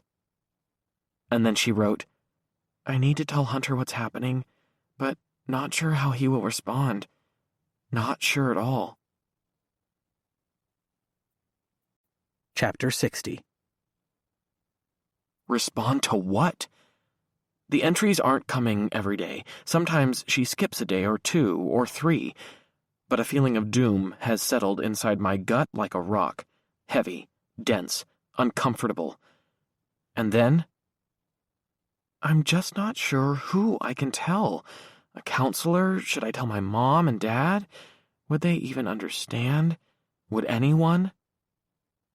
Fuck, I say out loud. Fuck, fuck, fuck. Haley told us about the broken condom, the pregnancy hotline. Fuck. It has to be true. Chloe was pregnant. Chapter 61. The rock in my gut feels like it's growing, like it's going to push its way out of my throat. I stand, hands on knees, breathing. The first wave of nausea passes, slowly, but it passes. Everything is shaking when I sit on the bed again and flip ahead like a madman. Some of the entries are totally mundane, as though her crisis was the furthest thing from her mind. Went to lunch with Mom, such a great time. It felt more like we were friends than mother and daughter. This physics lab is wiping me out. Found a dress today. But then, I can't sleep thinking about it. I feel sick. I need to talk to someone. The Tuesday before homecoming, Chloe wrote, I'm going to tell Hunter after Hoko. I can't wait. He has to know. And I don't care what the consequences are. I can't keep this from him. I know he's going to be hurt, confused, maybe very angry. I hate this. The next day. I can't believe Basher came over, and I can't believe I wanted to talk to him. Basher? Did she really want to talk to Basher? Why? When I turn the page, there's nothing there. The next 2 pages are ripped out, and the rest of the journal is blank. Chapter 62. Basher. There's nothing else in the book. An idea grows in my mind like a poisonous weed. Basher was always hanging around Chloe's house. Basher never got over Chloe. Basher is tight with Scott. He wanted her back. After Chloe and I had sex the first time, she pulled back. She didn't want to do it again. She pulled back in every way and told Natasha it felt weird. The sex felt weird, or sex with me felt weird? Does that mean she had sex with someone else? Did she have sex with Basher after me? Did she cheat on me with Basher and become pregnant? Is that what she wanted to tell me at homecoming? Is that why we were both so unhappy that night? Is that why Basher was there when we left the dance? Was he waiting for us? For her? Is that who ran us off the road? And then he killed Daniel because Daniel caught it all on film. Only one way to find out. Chapter 63. Olivia is in the kitchen eating a giant bowl of vanilla ice cream smothered in chocolate syrup. She sees the journal in my hand and drops her spoon onto the table. Hunter, what are you doing? I've got to go somewhere. She jumps up and puts her tiny body between me and the back door. Did you find something? Something we need to talk about? I think I know what's going on, I say, but I just want to make sure. Then I'm coming with you, she says. No, don't. I'm fine. I'm not letting you do this alone. Whatever it is, you look not right. I have to do this alone, Livy. I look down at her bare feet. And you don't even have shoes on. And I have to go, now. Just tell Dad I'll be right back. She tries to put her hands on me, but I easily brush past her. Hunter. Basher's house isn't far. Back in January, right before Chloe and I started dating, he had a party when his parents went on a cruise. It was one of those epic parties that starts with a small group of people, but then everybody texts their friends, and pretty soon the whole school is there. I went with Chad and Hector. We couldn't get close to the beer, but we hung out in the basement, shooting pool. Basher's parents had a whole shrine devoted to his lousy football career. You'd have thought he'd won the Heisman Trophy instead of mostly being a backup quarterback on a mediocre high school team. On the drive to Basher's, I make a call. It takes a few rings, but Detective Haley eventually answers, his voice clipped and efficient. I say, I need you to meet me at Mike Basher's house right now. I have to show you something that could be the most important thing in the whole case. You want me to go to Mike Basher's house? Haley asks. Right now? Yes, I do. You'll see when— Whoa, Haley says, sounding surprised. Are you on your way there? Yes. Okay, Haley says. I'll meet you outside. I'm already at the Basher residence, but I don't want you coming in until we talk. I want to ask why he's there, but he hangs up. I let myself believe I'm right. Why else would Haley be there unless he's reached the same conclusion I did? At the Basher residence, there's Haley standing on the lawn, hands on hips, looking like a statue. Chapter 64. The Basher's house glows like a giant spaceship. Every window shines with light that spills across the lawn. The journal is in my hand, and Haley watches me with his hands on hips, his sleeves rolled up to his elbows like always. Look at this, Detective. Haley eyes me the way someone watches an unfamiliar dog, one they think might bite. But Haley extends his hand and takes the journal. He examines it in the light that spills from the house, turning it first one way and then the other as though it just fell out of the sky, an artifact from another world. What is this? He asks. It's Chloe's journal.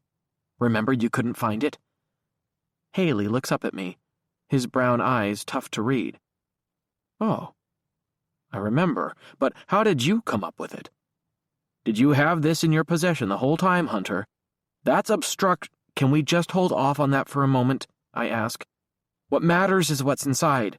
Or maybe what matters even more is what's not inside. See, this journal tells us what was going on right before she disappeared. Something was on her mind, something she didn't think she could share with anybody, not even me. Maybe she was pregnant. Does the journal say she was pregnant? It doesn't, but it does say there was a problem, and she felt like she couldn't say anything to anyone. I point at the journal, which is still in Haley's hands, and then, right before homecoming, Chloe says she talked to Basher. He came to their house. You know he used to hang around there and work on cars with Scott. I know that. Why did she talk to him? Why not me or her parents? Maybe he was the cause of the problem. Maybe he got her pregnant. That's why he followed us on the night of the dance. He was outside the school when we were leaving. Haley flips through the pages, the paper making a rustling sound. He stops where a page has been torn out. Did you do this? He asks. No way. He keeps flipping, and I know nothing I've done has been very well thought out, and that Haley may not see things the way I want him to. But the journal doesn't say any of that? He asks. And you don't know that. Chloe didn't say Mike Basher did anything to her, and no one else did either, right? But something was wrong at the dance. Something made her upset. You had a fight. Stop saying that. You don't know for sure. Do you know why I'm at this house tonight? It starts to dawn on me that Haley knows something.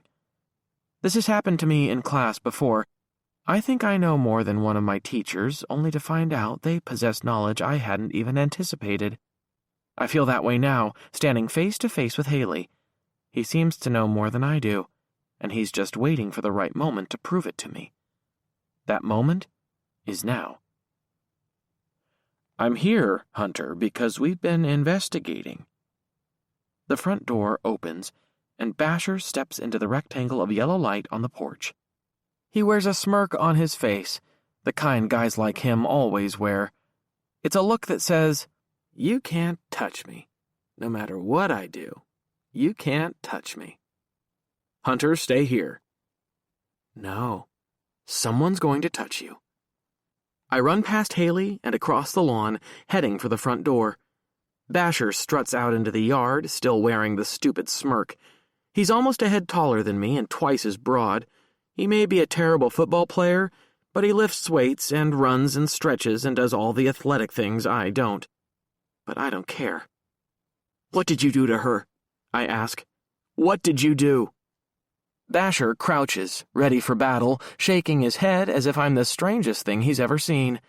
When we come together, I swing both my fists like windmills, hoping to connect. Mostly, I miss. My fists harmlessly connect with his shoulder, his back, his sides. I'm not really sure what's happening, but Basher lowers his head and torso, his gorilla-like arms wrapping around me. They clasp me tight, and all of a sudden, I'm seeing the ink-black sky, the pinpricks of stars. I'm upside down. Then, the grass slams against me so hard that all the air leaves my body. More hands are all over me, and voices reach me. Break it up, guys. Knock it off. Did you see that? The kid's violent. My breath is gone. No words come. Basher has been pulled off me after executing a perfect tackle, and there are more people in the yard than just Basher and Haley. Dew seeps into my shirt, my wind comes back, painfully, and my head, it hurts again, a dull thump. Will the concussion symptoms roar back? Please, no, no. Just go inside, Mike, Haley says. I've got this. I want to press charges for the way he went after my son. Forget it, Dad, I've got this. And then Basher is close to me, leaning over my body. You shouldn't be mad at me, dude. You think her family is all into me. Let me tell you, they haven't even talked to me. I went over there to try to work with Scott to take his mind off things, and he told me he isn't even going into the garage anymore. He acted offended, pissed, really, at the idea that he or anyone else would go in the garage and work on a stupid car. So quit thinking about me. The door slams. A satellite blinks overhead next to the half-moon. Haley's face enters the sky above me. When you can get up, you and I are going to have a little talk.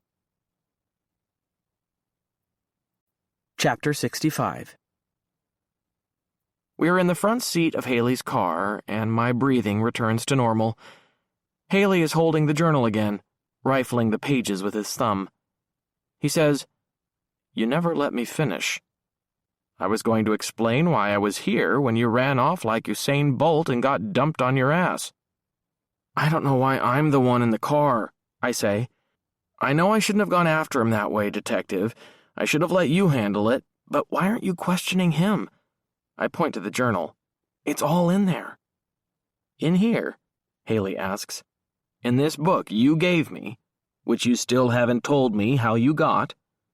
"If I tell you, will you arrest Basher?" "No. And do you know why? Because I came over here tonight to tell the Bashers that we looked into Mike's alibi and it's rock solid. You know how someone saw Mike and his friends outside the dance that night?" "Yeah, what were they doing?" "They were getting a ride from Mike's mother.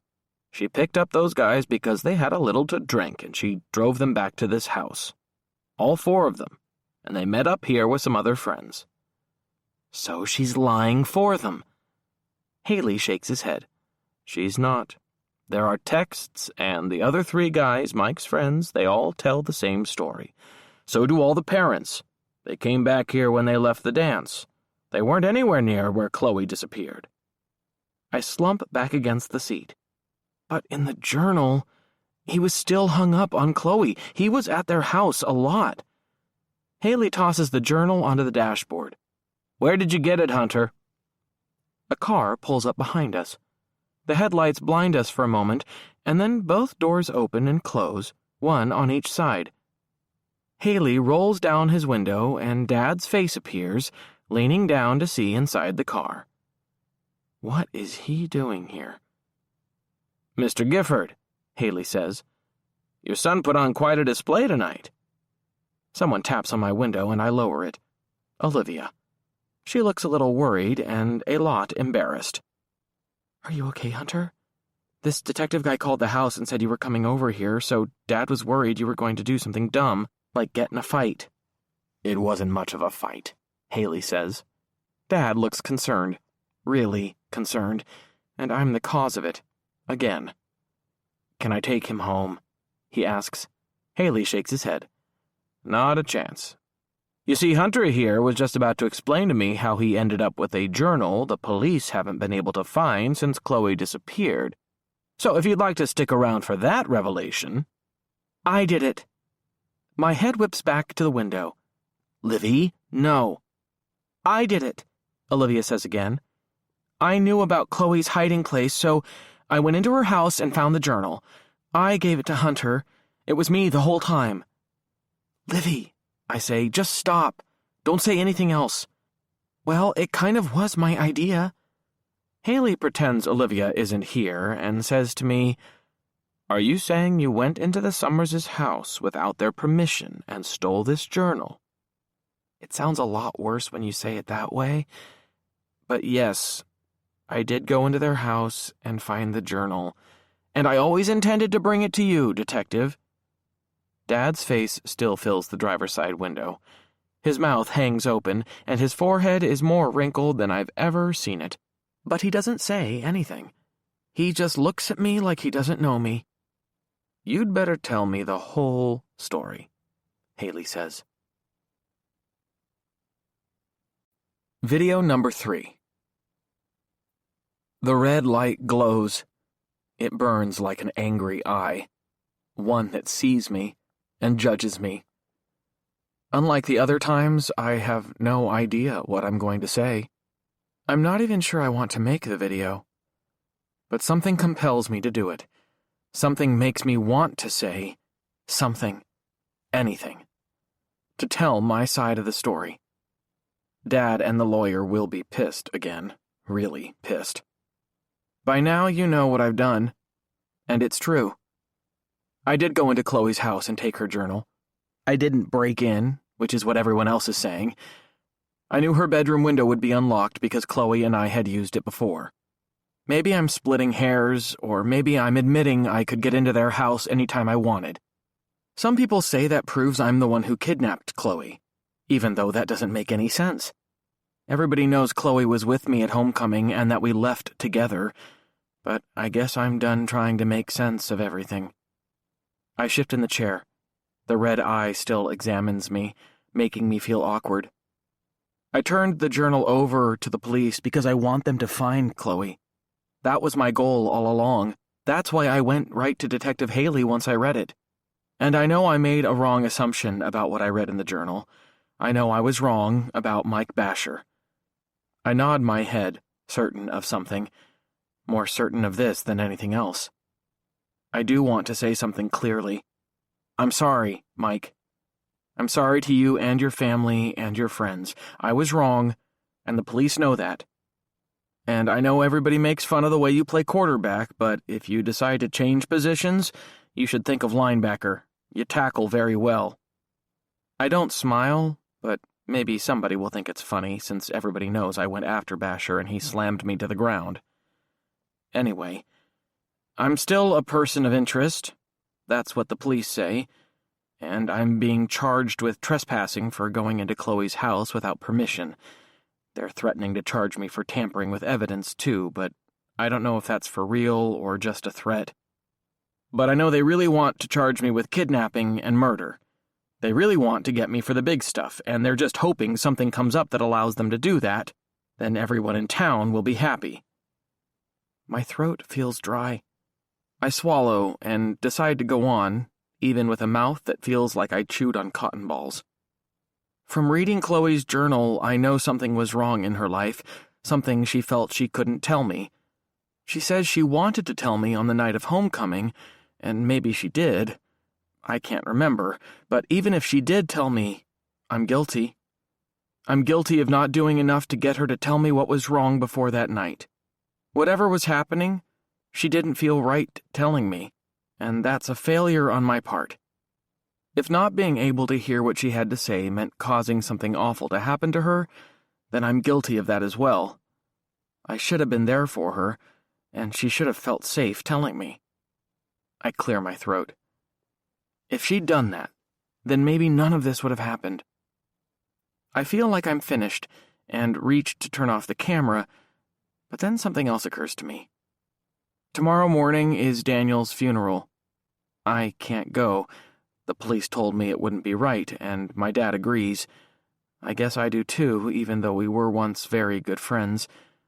But I think all of you should go, especially if you live in town, and especially if you go to Garrett Morgan. Daniel's mother is a single mom, raising him on her own. She doesn't have a lot of family here, and she needs all the support she can get. So please go, for her, and for Daniel. I take a deep breath. I guess that's all. So, yeah, that's it for now. Maybe for always. I turn off the camera. I really, really want to share the video. I know all the reasons not to. Dad, the police, the school, the town. But I want to be heard as well. I want my side of the story to get out. Everyone else is talking about me, and I want to have my say. But is it worth it? Does anything I'm doing make a difference? Is any of it getting us any closer to finding Chloe? Depression lands on my shoulders like a shroud.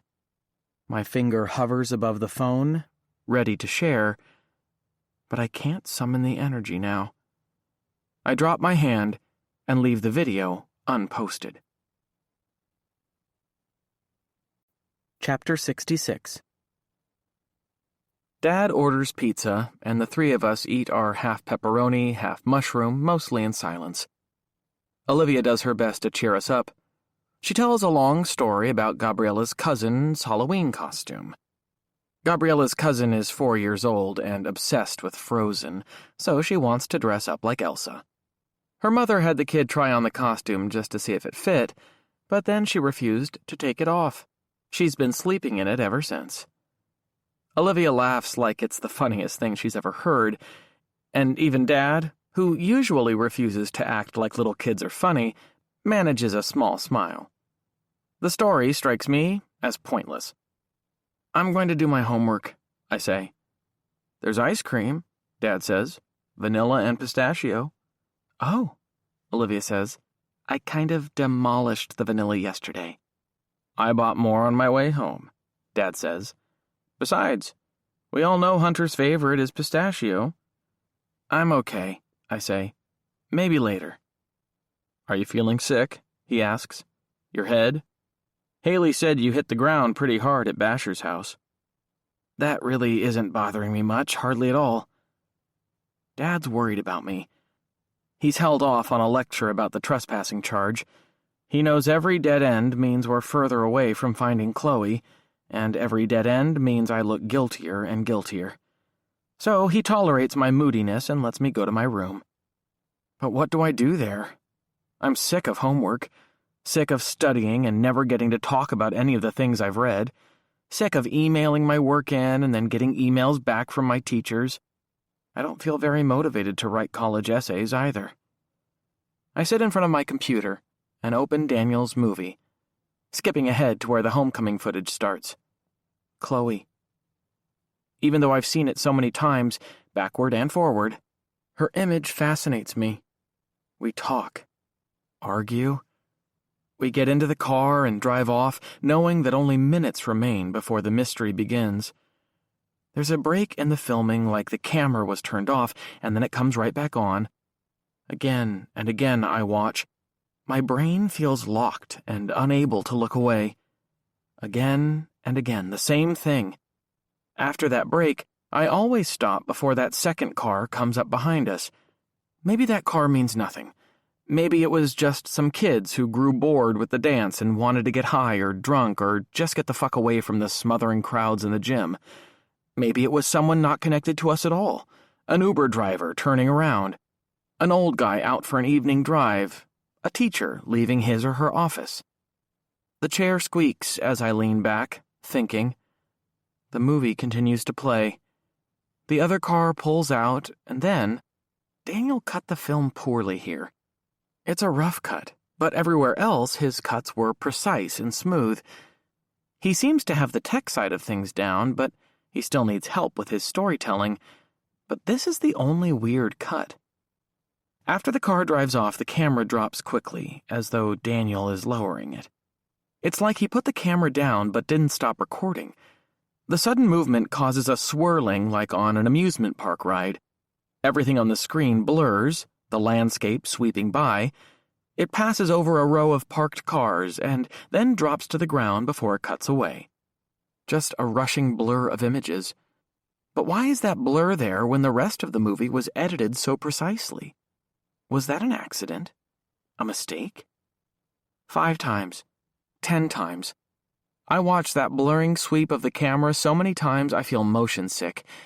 But at the end of the cut, which I freeze over and over, I see nothing. Nothing. I turn off the movie and close my laptop, with no choice but to go back to reading for class. At least I saved the best for last, a novel for my AP English class, one I've always wanted to read, Kindred by Octavia Butler. The words refuse to make any sense. They don't register because my head is somewhere else. That movie. The weird blurry cut. Like Daniel wanted to show something on the ground but didn't. Still, if it was so important, he'd show it to the viewer, wouldn't he? No, I say out loud. If it's important, and I mean really important, he'd put it at the end of the movie, where it would have the most impact. Maybe Daniel knew more about storytelling than I realized. Maybe. I'm off the bed, grabbing my keys. Chapter 67. Lights burn inside the house, and 2 cars sit in the driveway. As I wait after knocking, under the glowing porch light, I look back out to the yard, where I last saw Daniel. We argued right there on the lawn when I told him we weren't friends anymore. My face flushes with shame. The knob rattles and turns, and all of a sudden I'm face to face with Daniel's mom, Elizabeth, It's been a few years. She looks the same. She's a tall woman, taller than me. She always seemed strong and capable, which makes sense since she's an ER nurse.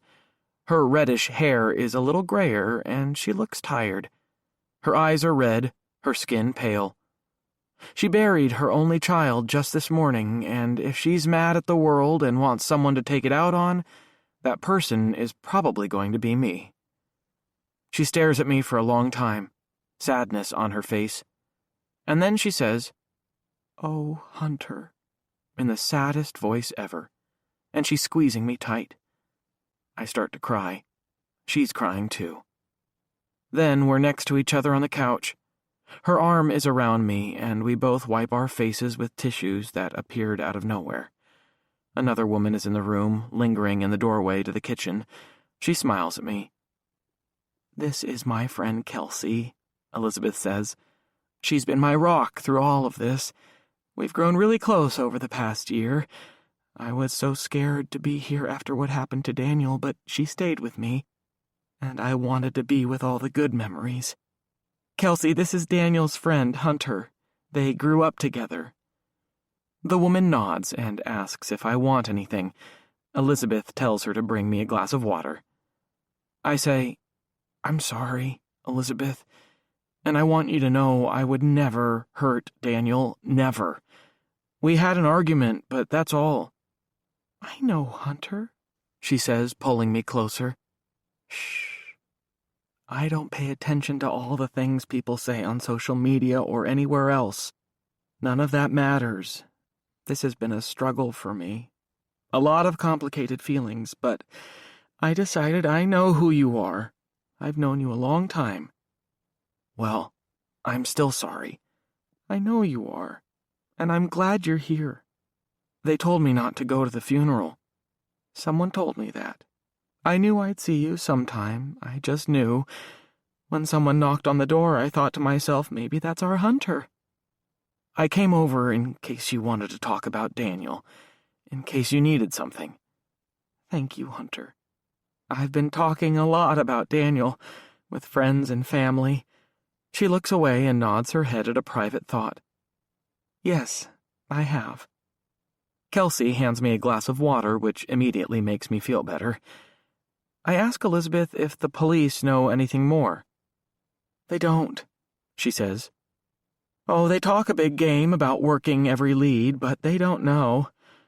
This life is a mystery to all of us, and it's a mystery to them too. I think they're hoping they find out what happened to Chloe, and that will tell them what happened to Daniel. It's their best strategy so far, but it's not much." She rubs my arm. "More importantly, how are you doing, kiddo? You've been having a rough ride." "I'm okay." "Are you?" "Not really." "I didn't think so. None of us are." "No, we're not." "How's your head?" "You have a hellacious bump there. Concussions can be brutal." "It's getting better." It feels good to be held the way she holds me. It's the safest I've felt since homecoming, and it's something only a mother can do. "Are you sure there's nothing I can do for you?" I ask. "This visit is nice," she says, "but I get the feeling you're looking for something." "I was, but let's just forget it. You have enough going on." "Let me decide how much I have going on. What if I want the distraction? Maybe it would make me feel better to help someone." "Are you sure?" I ask. "I am." "Okay, I did come over to ask for something," I say. "What's that?" "I was hoping I could look at some of Daniel's files," I say. "Detective Haley told me that everything was backed up." "You can look at whatever you want," she says. "What are you looking for?" "It's kind of a long shot," I say. Most good things are. "I'm just wondering if there's something Daniel filmed that I might understand, and if I could just look at it, well, maybe we could all know what the hell is going on around here." Elizabeth appears to think this over, nodding her head. "Well, I'd love for someone to find out what's going on around here, but my mind can't really imagine what that might be." Chapter 68. Do you have a laptop with you? She asks. No, I say. Whoever killed Daniel took his. They took every piece of computer and film equipment he had. So Elizabeth gets out her laptop and logs onto the cloud. She explains that she and Daniel shared a storage account. And, Elizabeth says, I was the one paying for all of it, so here are his files. Elizabeth sets me up at the dining room table. There are a lot of files on the screen. A lot. It hits me like my physics homework. Overwhelming. I take a deep breath and start looking. Daniel's folders are all labeled, and it looks like he was working on a ton of different projects. There are folders labeled Cop Show, Sci-Fi, Epic, War, Pilots, and on and on. One is labeled True Crime. Within that folder there are hundreds of files, videos, Word documents, images, designs. Unfortunately, those files aren't labeled individually. They just say Scene over and over. I have to click on each file to see what it holds. When my neck feels stiff like an old man's, my phone buzzes. It's Dad asking me where I am. I tell him the truth. Dad writes back a simple, okay. Then a moment later, please tell her how sorry I am. Elizabeth appears at my side. Tired? He shot a lot of stuff, I say. You know Daniel. He always had his camera going. Elizabeth yawns and stretches. Maybe you need a break. I should go. I'm keeping you up. It's okay, she says. But I'm not sure. Can I show you one thing I found? I ask, clicking on a file on her desktop. A handwritten sign appears. Monster Wars. Years evaporate. I know exactly where I am. A hot summer day, the smell of dirt and grass. Daniel and I are 9, and we're making a movie in his backyard. Plastic dinosaurs fighting it out for supremacy on a distant planet.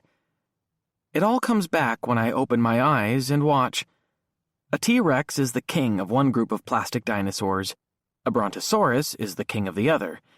The dinosaurs pile on top of one another, and you can totally see the strings we used to move them around. Even worse, you can see our hands moving into the frame from time to time when the strings didn't work. It's the stupidest little movie ever. Also, the most amazing. Because Daniel is alive, right there on the screen, alive the way I remember him, a smart, creative, energetic kid, and my best friend. When those 4 minutes are up, tears blur my vision. Elizabeth sniffles next to me. I'm sorry, Elizabeth, I didn't mean to upset you. No, you didn't. I'm so glad you showed me. I play it again, and again. I feel guilty over the way we drifted apart, and the way we fought that last night.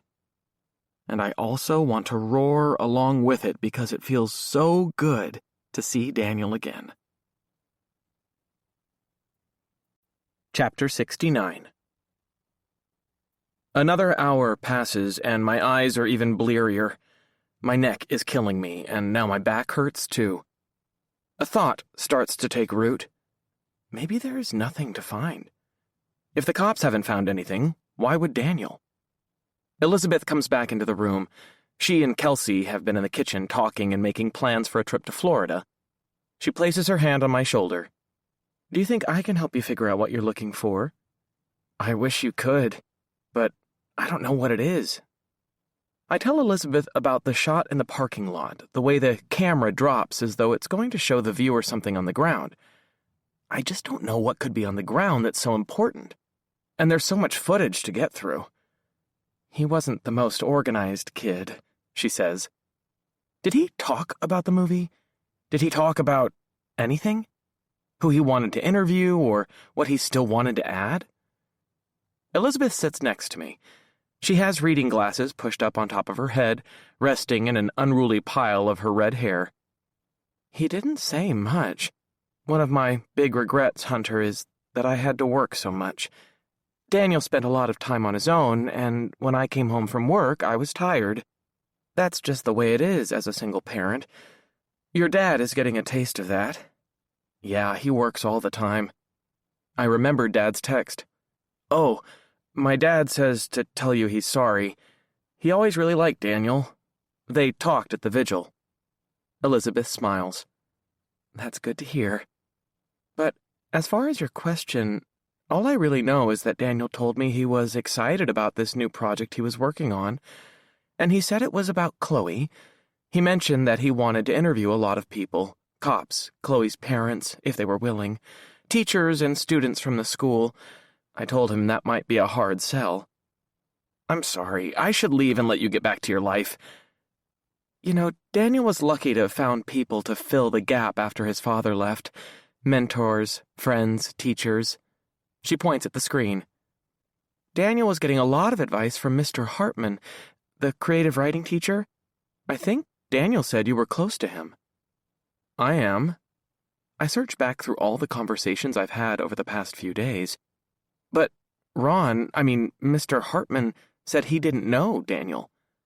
I think it was Mr. Hartman. Is there another creative writing teacher at the high school? No, just him. Maybe I misunderstood. Elizabeth scratches her head, almost knocking her glasses loose. No, I'm sure. In fact, I think Daniel said Chloe put him in touch with Mr. Hartman. He and Chloe took a class together, didn't they? Trig, last year. Right.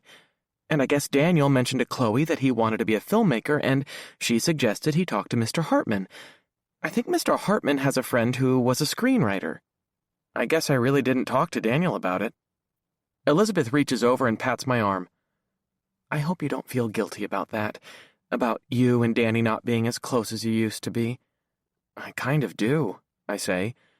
That night I was here, the night, I said things to him I shouldn't have said, and that's the last time we talked. A few words you say to someone in a heated moment doesn't cancel everything else you've ever shared. I hope not. It doesn't. I should go. It's late and I'm not finding anything. You can come back any time. Kelsey and I would be happy to see you. Do you mind if I keep looking at those files at home? Of course. And I will come back, I say. I promise. Elizabeth walks me to the door, and when we're there, she hugs me again and holds on tight.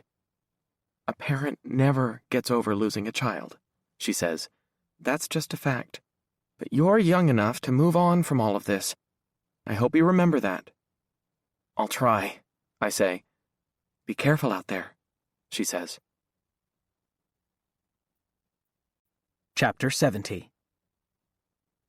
My eyes snap open. Dreams. The images come back to me. Chloe. Right before my eyes. We were walking down one of the hallways at school, except it wasn't really our school.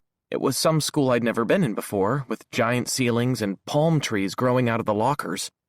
Chloe walked ahead of me. She kept looking back at me over her shoulder and smiling. And when I rushed to catch up to her, to reach out and touch her, she kept slipping away, farther and farther away. My t-shirt sticks to my back. My surroundings come back to me. My laptop sits at the foot of my bed. The lamp burns on my desk. I fell asleep looking through Daniel's additional files, using the password Elizabeth gave me. I searched and still didn't find anything. It's 6:17. Dad is always up by 6, brewing coffee in the kitchen, showering and shaving, and then preparing for class. Olivia will still be asleep. A cannon could be fired through her bedroom and she'd snooze right through it. Something sticks in my head, something about the movie. I've already seen the rough cut dozens of times, so I reach for my phone and pull it up once again. While it starts, and I see the same familiar footage, I think about Ron. It's weird to me that he said he didn't know Daniel. Could Ron just have forgotten? Maybe. Ron's been teaching for 30 years and had a lot of students. Maybe he saw Daniel as a budding artist, a filmmaker, instead of someone goofing around on social media. But it's still weird to me, and weird that Chloe is the one who introduced them. Is that just a coincidence? I know exactly the section of the movie I want to see. It's the end, where the camera does that weird blurry drop. Once again, Chloe and I get into the car drives off, red taillights glowing. The other car right behind us out of the parking lot, and then the camera drops and I hit pause. Too far. I rewind, then hit play again. The camera drops and I hit pause. Daniel stood behind a row of cars while he filmed, the cars parked closest to the gym. In other words, where the faculty parks in their assigned spots. The grainy image remains frozen on the screen. There's a car on the left, Mr. Feltz's ancient Volvo. On the right, Mr. Haggerty's minivan, gray and with a Berea College sticker in the back window. In between those two vehicles, nothing. That space is empty. The space where Daniel focused the camera. I know whose car is supposed to be there. Chapter 71. I'm pacing behind the school at 7:30. A few teachers have already gone into the building, including Dr. Whitley, the assistant principal, but he didn't notice me, or else he noticed me and didn't feel comfortable talking to me because of all the suspicion. A few students trickle in, kids working early in one of the science labs or kids on the swim team slogging across the parking lot from the natatorium. Otherwise, it's quiet. Ron's sedan comes my way. The car moves slowly like a shark through deep ocean water and pulls into spot number 57. He climbs out, wearing the clothes he always wears to teach, houndstooth jacket, white shirt, bow tie. He looks like someone's idea of an English teacher. When he sees me, he smiles, but it looks forced, like my smile in the videos I've posted on YouTube. Well, this is a surprise. For me, too. He opens the back door of his car and pulls out a battered leather briefcase. When he straightens, he looks me up and down. My heart is pounding. It's thumping so fast I think I might have something wrong with me. My hands are shaking as well, so I stuff them into my jeans pockets. Is something the matter, Hunter? He asks. You tell me. I'm confused. Aren't we all? You said you were out here on the night of homecoming. I sound accusatory, like one of the lawyers from Law and Order. You said you saw Chloe and me argue and then drive off, right? Isn't that what you said? Hunter, I'll answer your questions if it helps you, but you need to speak to me in a more respectful tone. I know I've allowed things to be informal between us, but we are on school grounds. I count to 5, trying to slow my heart by taking deep breaths. I'm not sure I have any control over what my heart does. If I did, I wouldn't care so much about what happened to Chloe, or Daniel. When I finish counting, I use a warmer, calmer tone. Okay, can you just answer my question?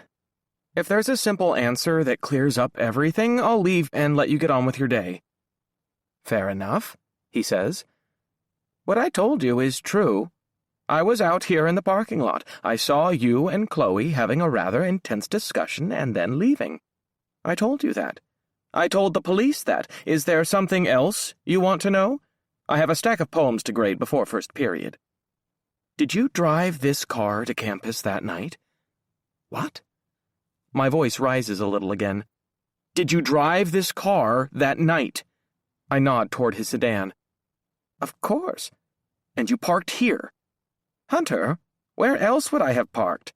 This is my assigned spot, and you know I always follow the rules. I always thought he was funny.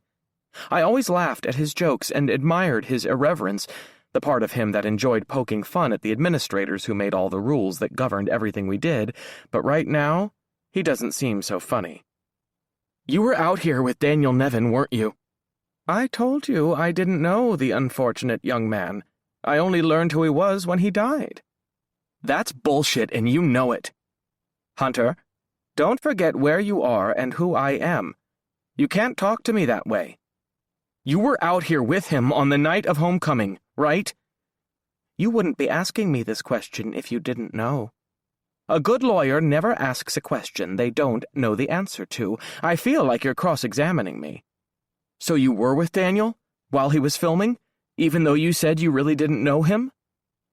Ron lets out a theatrical sigh, lifting his shoulders and then letting them fall. His jacket moves with him. You caught me. I am guilty of the crime of standing in a large school parking lot, generally in the vicinity of a student who was filming the scene. And I'm guilty of not precisely remembering how well I knew a boy who later ended up dead. You got me. Now, if you'll allow me, I really have to grade these, no doubt, risible poems. He starts to walk off. I want to reach out and grab him by the arm, but everywhere I turn, the ice is as thin as tissue paper. School, the police, Chloe's parents. No more screw-ups. So I stop him with my voice. The movie he made, I say, it tells us all we need to know. It's rock-solid proof. He looks back. I have his attention. Excuse me? Your car wasn't here, I say. In Daniel's movie, your car wasn't here. After Chloe and I drove off, Daniel turned off his camera, but then he turned it back on and filmed your car leaving. After that, he showed this parking spot, and it was empty. You told me you went back into the dance and finished chaperoning after Chloe and I left, but your car was gone. Why? Ron stands about 15 feet away from me. He looks at the school building, almost longingly, as though some reward awaited him inside. But then he turns back to me. Hunter, some things are just too complex to easily understand, and this is one of them. Why don't we talk about it another time? You will be calmer, and I'll be able to speak more freely. No, I say. I take my left hand out of my jeans pocket and point to Ron's parking space. Why wasn't your car here that night? Did you follow us? Did you run us off the road? Did you kill Daniel because he caught it on film? You knew him. You can't deny that. I take a step forward, feeling my calmness slipping away. You and Chloe, did she? I can't say the words. I can't even find them. Did she tell you she was pregnant? Did she tell you she cheated on me? Did everyone know but me? Is that why you're quitting? Because you want to get out of town before it all comes to light? Ron looks to the sky, as if seeking an answer there. Hunter, what went on between Chloe and me was much more complicated than that. Very complicated indeed. Chapter 72. Ron walks toward me and points to his car. More teachers are pulling in, more people straggling by. Some of them glance at us but say nothing. Ron goes around and gets in on the driver's side. Once we're in, Ron starts talking using the same voice he uses in the classroom, deep and lofty. You know very well that Chloe is a special young woman, Hunter. She's not like any other young woman in this entire school. He gestures with both hands just like he does when he's teaching. She's unlike 99% of the students I've ever taught. What do you know about her? I ask. He sighs and rubs his forehead, as if I'm the slowest student he's ever taught. There's something that happens when a student and a teacher connect in a deeper way, an intellectual way, dare I say, a spiritual way. You mean the way you and I do? I ask. Chloe is an extraordinary person and has extraordinary talent as a writer. His words sting me for a number of reasons. Is he trying to be intentionally hurtful? Did you read her journal? Like I said, we connected. I work very hard at my job. I've devoted my life to teaching, so much so that I don't get to write my own poems anymore. When I form a bond with a student in this way, the way I did with Chloe, it's a rare gift. But you're all so very young, and you all may not understand how precious it is to feel that way. You all have so much time ahead of you, so many opportunities to meet and connect. You and Chloe have had that to some extent these past months. When you both go on to college, you'll find it with others. But someone my age? With my life? My train of thought screeches to a halt. I'd come to campus assuming that Ron knew something about what was going on with Chloe. He said he'd stood outside on the night of homecoming. He'd mentored Daniel and was there while Daniel filmed, even though he initially claimed not to know Daniel. And Daniel, for some reason, pointed his camera at Ron's empty parking spot. Daniel sent a message with his movie.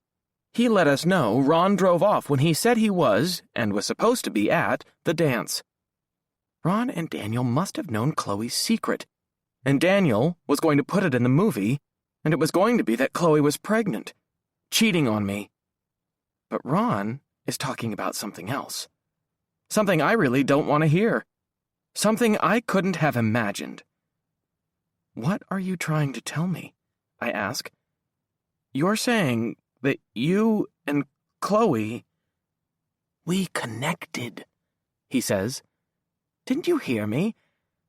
Are you too naive to understand what I'm saying? Stop it. Just stop it. The air in the car starts to feel stifling. I smell the odor of coffee and cigarettes coming off Ron, and there's a trickle of sweat on his forehead. He's never looked older to me, much older than my dad. You're the one who followed us and ran us off the road, I say, no longer trying to control my voice. It nearly cracks like I'm back in junior high going through puberty. Chloe was upset that night at the dance. She'd been distant from me, emotionally, physically. She thought she was pregnant. Were you... Ron's eyes widen. The most unplanned gesture he's made since I got into his car. Did you touch her? I ask, my voice ringing in my ears louder than a bomb in the enclosed space. Are you the father of her baby? Don't be absurd, Hunter. I didn't lay a hand on the girl, and I'm not the father of anyone's baby. It's going to come out one way or the other. The whole town is going to know. You can't keep these things secret forever.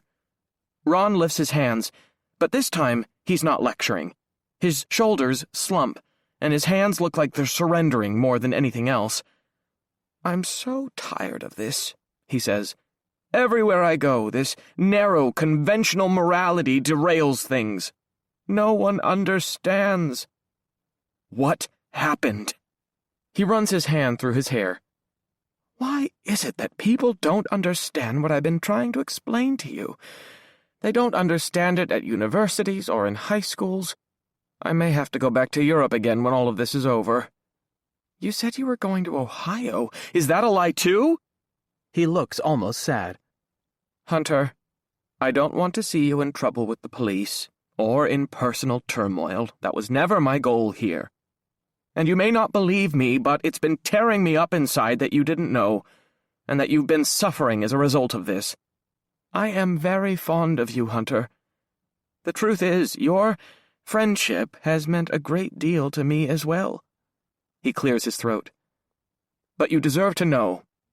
I guess everybody deserves to know, given how dire things have become. The walls are closing in, and everyone is going to know the truth anyway.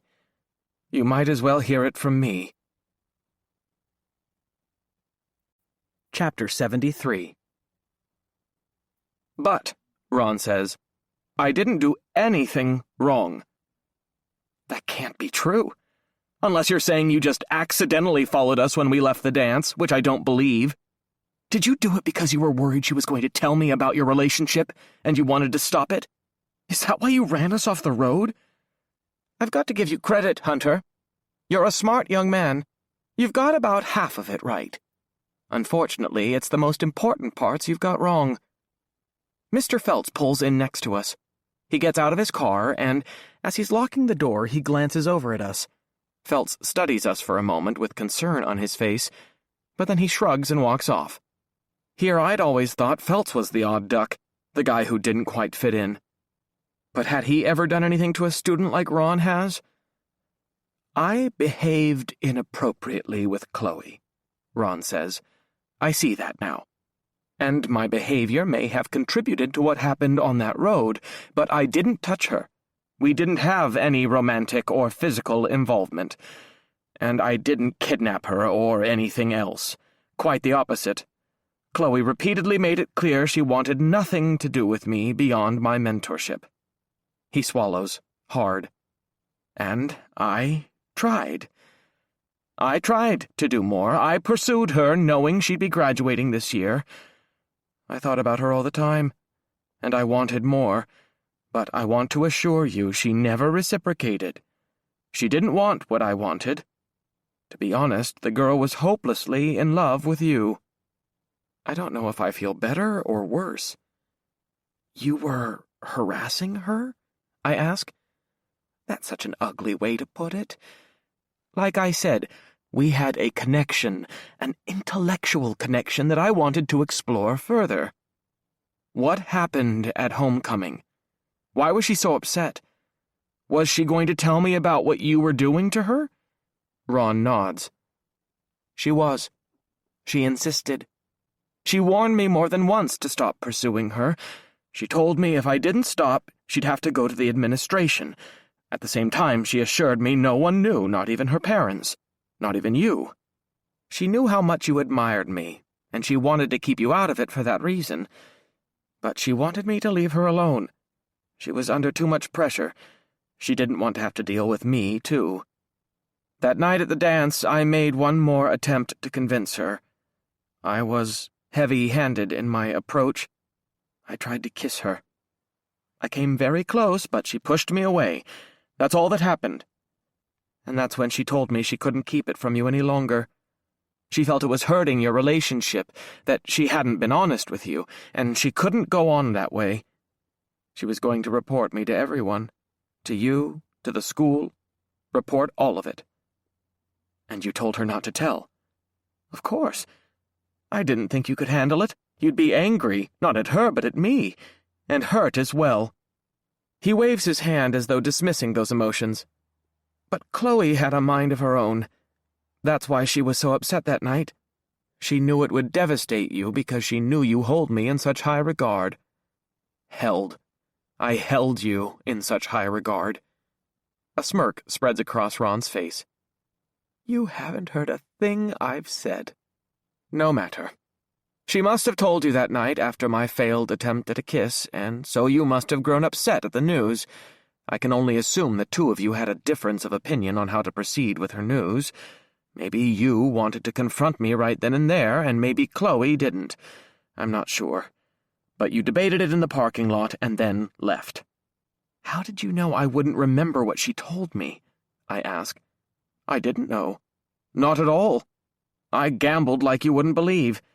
I got lucky that you couldn't remember what Chloe had told you, and that she hadn't told anyone else, except perhaps in the journal you so skillfully pilfered.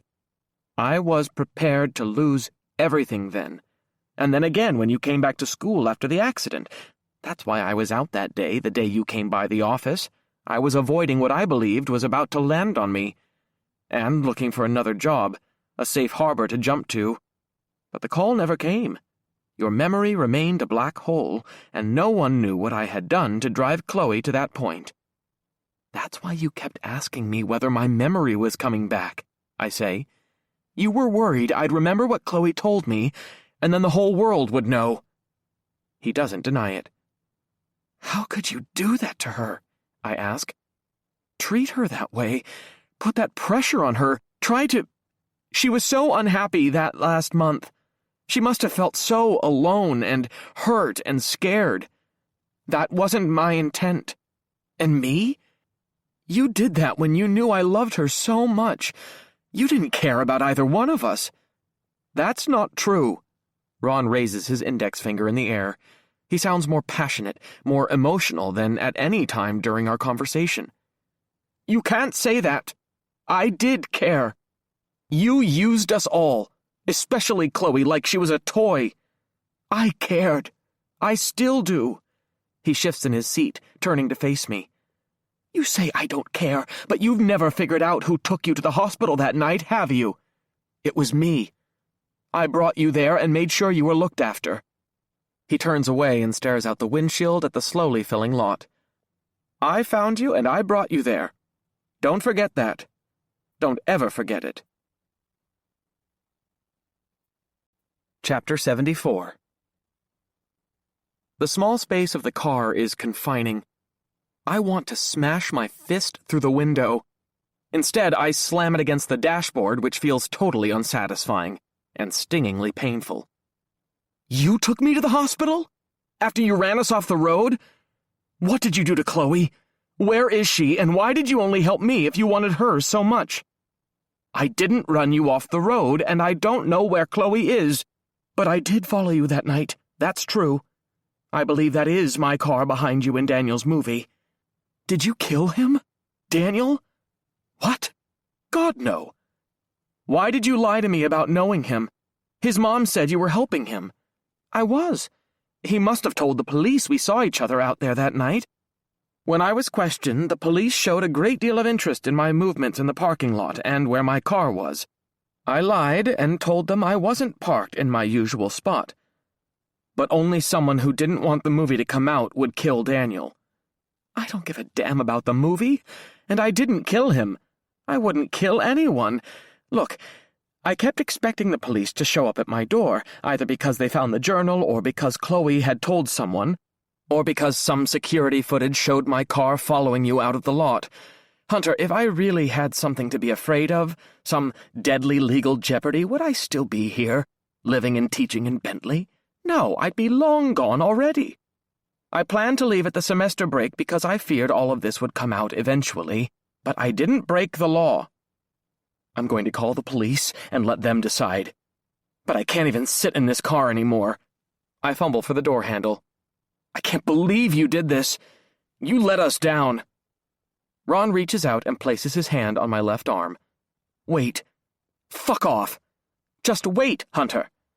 He uses his authoritarian voice, the one he breaks out in class when everyone is acting up. I have to admit it's effective. It freezes me in my seat even now. You can call the police if you want. I'll tell them everything. But I want you to hear this from me first, so it's not misrepresented. Just take a few minutes and listen. I find the door handle and grip it, but I don't pull. I wait. It's true. I started out after you. The two of you got into a car and left, and I jumped in my car and followed you. I thought Daniel was gone. He'd turned around and left after you drove off, but he must have come back and started filming again. That's why there is a car pursuing you out of this lot. I followed you down the road a couple of miles, heading toward Flatwater. I thought that if I could get to both of you and talk to you, I could contain the fallout. I could explain myself to both of you. But I never got the chance. Why? What happened? He grimaces as he tells me, the lines on his face etched more deeply than I ever realized. We hit that spot where the road goes into the woods. It's dark out there, the road is narrow, and another car came up behind me. The headlights filled my rearview mirror. I thought they were going to hit me or run me off the road. I was white-knuckling it. Frankly, it shook me how fast that car was going. I don't know what that car intended to do to you, but when it came along and then passed me, I pulled over and stopped. I realized that it was very foolish of me to chase you and Chloe. The chips would fall where they may. I've faced this same music before, and I was due to face it again. I turned back to go home. I had no idea that car intended to do you any harm, and I don't know if it did. You said you returned to school to the homecoming dance. He raises a hand to silence me. I intended to just go home, but then I worried about the car that passed me and how upset you and Chloe were. I turned around and went back in the direction you were driving, and eventually, there in my headlights, I saw you, dazed, wandering along the road. I pulled over, got out, and went to you. It was obvious you had no idea who I was. You were incoherent. But I couldn't just leave you out there. Once you were in the car, I asked you about Chloe and where she was, but you couldn't answer. I thought you were in shock, maybe hurt internally, so I rushed you to the hospital. I admit I lost my nerve when we arrived there. I was afraid to go in, so I left you and went back to the dance to finish my duties. When we learned about the accident and Chloe's disappearance, I kept my mouth shut. I actually drove out there the next day just to look around in case I might see Chloe, but the area was crawling with police and there was nothing I could do that they couldn't. Except tell the truth, I say. Like I said, I expected to have the police come down on me, and when they didn't, I decided I didn't have anything to offer them. I didn't get a good look at that car that came speeding up behind me. For all I know, it didn't even cause your accident. But even if it did, I couldn't describe it, or the driver. That's what happened, Hunter. He points to my phone. If you want to call the police, or the principal, or both, I understand. His eyebrows are ragged, his teeth yellow. He looks so small. I shake my head and shove open the door, dialing Haley. Chapter 75. Over subs from Ray's that night, Olivia tells us what it was like to be inside the school when the police pulled up to talk to Ron. Olivia is eating her usual vegetarian on multigrain bread while she shares the details. "Oh my God, it was like a movie or something," she says. "We were all watching out the window during first period. We saw the police cars fly up, and then Detective Haley was questioning Mr. Hartman like he was a criminal. Of course, the teachers kept telling us to ignore it, but we couldn't. And the teachers were all watching too. I mean, seeing a faculty member get arrested right in the parking lot?" "He didn't get arrested," Dad says, ever the voice of reason. "They're just questioning him. And he's told the police everything he told Hunter. At least that's what Detective Haley relayed to me. I don't think they know yet if they have enough evidence to arrest him." "What about the other stuff?" Olivia asks. "The really shitty stuff." "I doubt he'll be arrested for that," Dad says, calmly eating his tuna sub. Olivia's face contorts with outrage. "Why not? I don't care if he didn't touch Chloe. Are you saying he can just come on to a student like a gigantic sweating creep and then totally skate?" "He's not skating," Dad says. He looks at me, gauging how I'm responding to the conversation about Ron. I shrug, so Dad goes on. "He didn't break the law by sexually harassing Chloe. And the police are still going to investigate him regarding Chloe's disappearance. Of course they're going to look into him for that."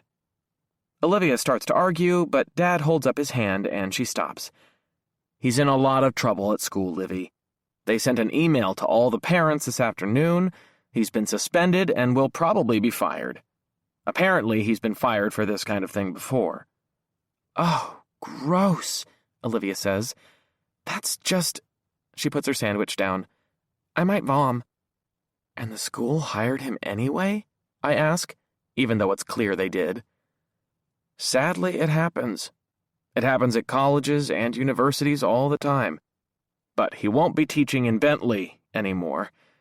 Since he wasn't entirely forthcoming with the police about his actions on the night of the accident, they might be able to charge him with obstruction. Who knows? Haley acted like the school board was going to throw the book at him. He won't be able to leave town as long as he's a person of interest. They'll keep close tabs on him if they don't charge him." Dad looks over at me again, his face full of sympathy. "It's hard when you find out your heroes are flawed." "They're not all flawed like this," I say. I remember his words. I can't stop picturing him coming on to Chloe, harassing her, trying to kiss her at the dance so she had to fight him off. My stomach curdles. A flaw is not answering your emails on time or returning papers late. This is repulsive. "I can't believe you ever liked the guy," Olivia says. "He always seemed like a creep to me." "Livy," Dad says, warning her. "Seriously, remember when he read that poem at opening assembly?" Olivia says. "He was so full of himself, just totally flexing in front of the entire school." Then Olivia changes her voice to a very credible impersonation of Ron at the assembly. "This is a poem I wrote about the beginning of a new academic year while sojourning in Paris." She mimes sticking her finger down her throat. Blech. I get what she's saying, but in my heart I still haven't reconciled the person I knew with what he did to Chloe. And I'm horrified that it was all happening right in front of me and I didn't see it. Maybe I could have done something, but I didn't. We all missed it. Everyone, me, my friends, Chloe's friends, teachers, Chloe's parents. I just wish she'd told me, I say. Dad looks me right in the eye. She was going to. She wrote that in her journal. She probably wanted to protect you. Chloe's a strong young woman. She probably thought she could handle it on her own, until it just grew to be too much. It's tough for some people to ask for help. That's probably why she called that hotline. It offered psychological help. And you were probably right about something. You and Chloe were arguing that night, but I bet you wanted to tell someone about Ron, or confront him. I think you were trying to protect Chloe, not fight with her. And you weren't angry with her, you were angry with Hartman. Yeah, I guess so. I know why she didn't tell you, Olivia says, her voice much more serious than it normally is. You do? Yeah, because she was embarrassed. It wasn't her fault, I say.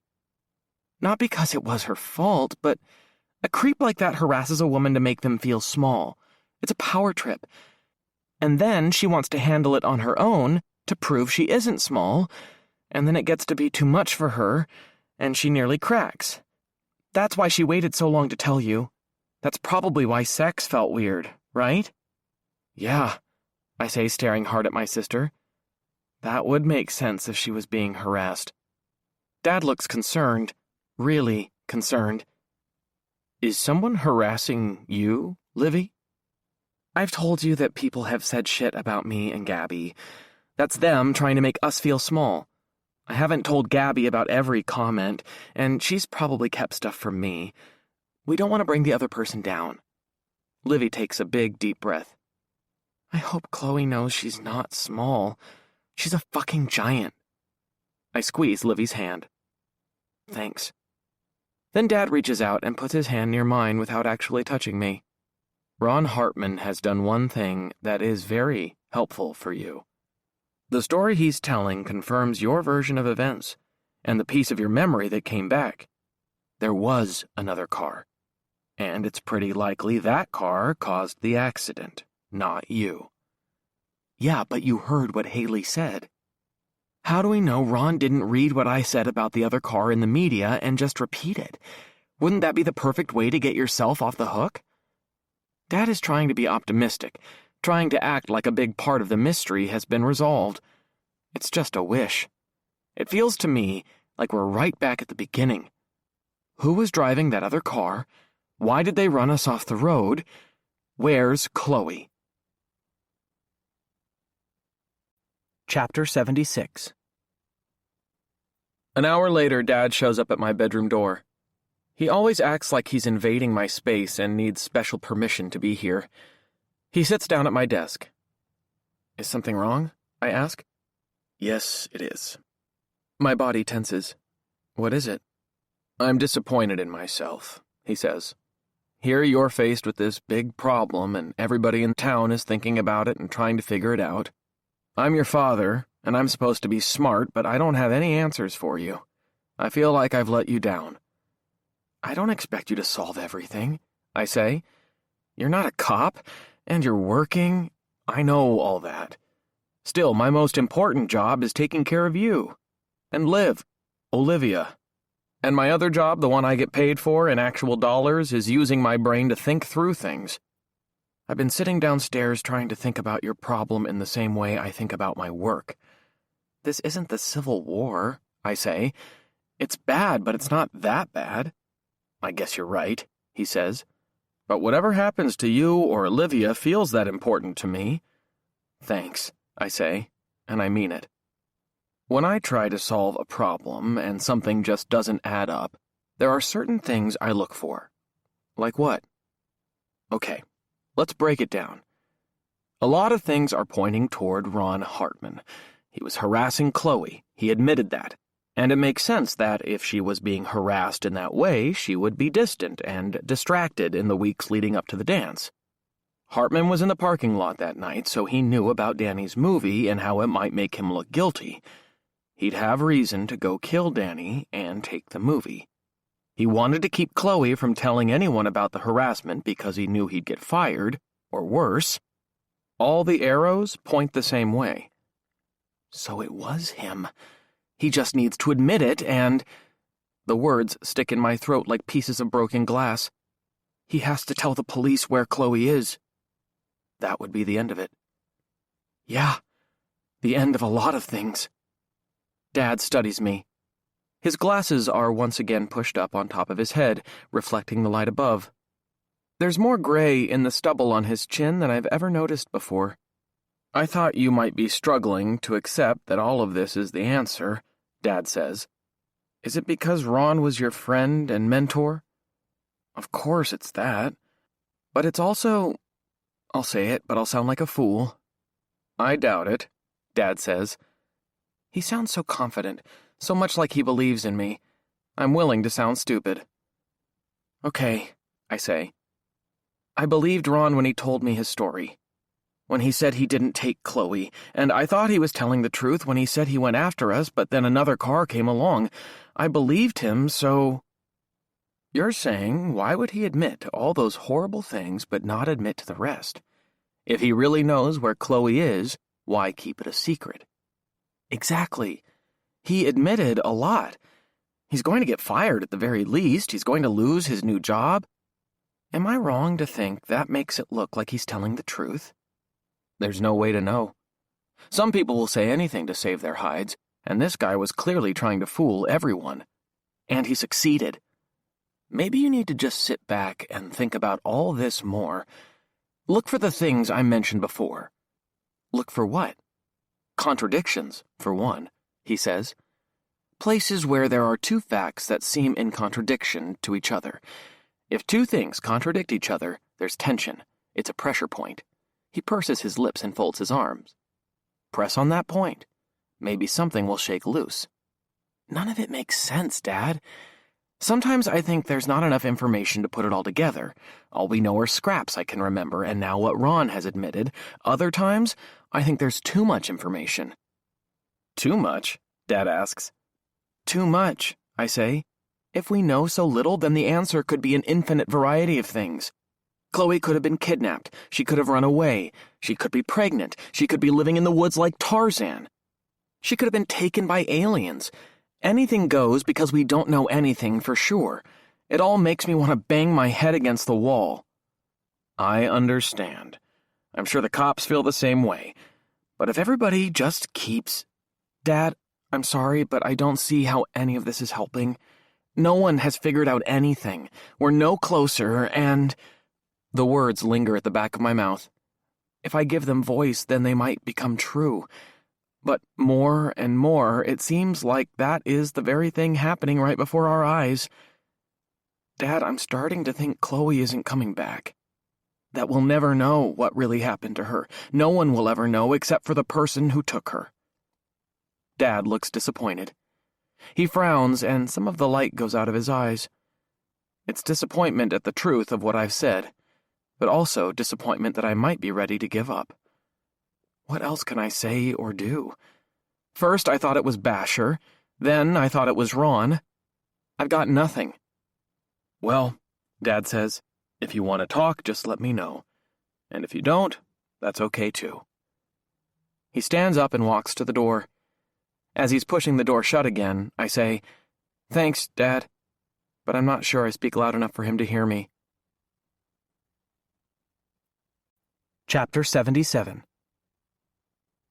Since Dad left the room, I've been staring into space. But then, without knocking, Olivia barges into my room. I need you to give me a ride to Gabby's house. Sure, you can come in, I say, and please? Can you please give me a ride to Gabby's house? Halloween is next week, and we have to finish our costumes. Can't you walk?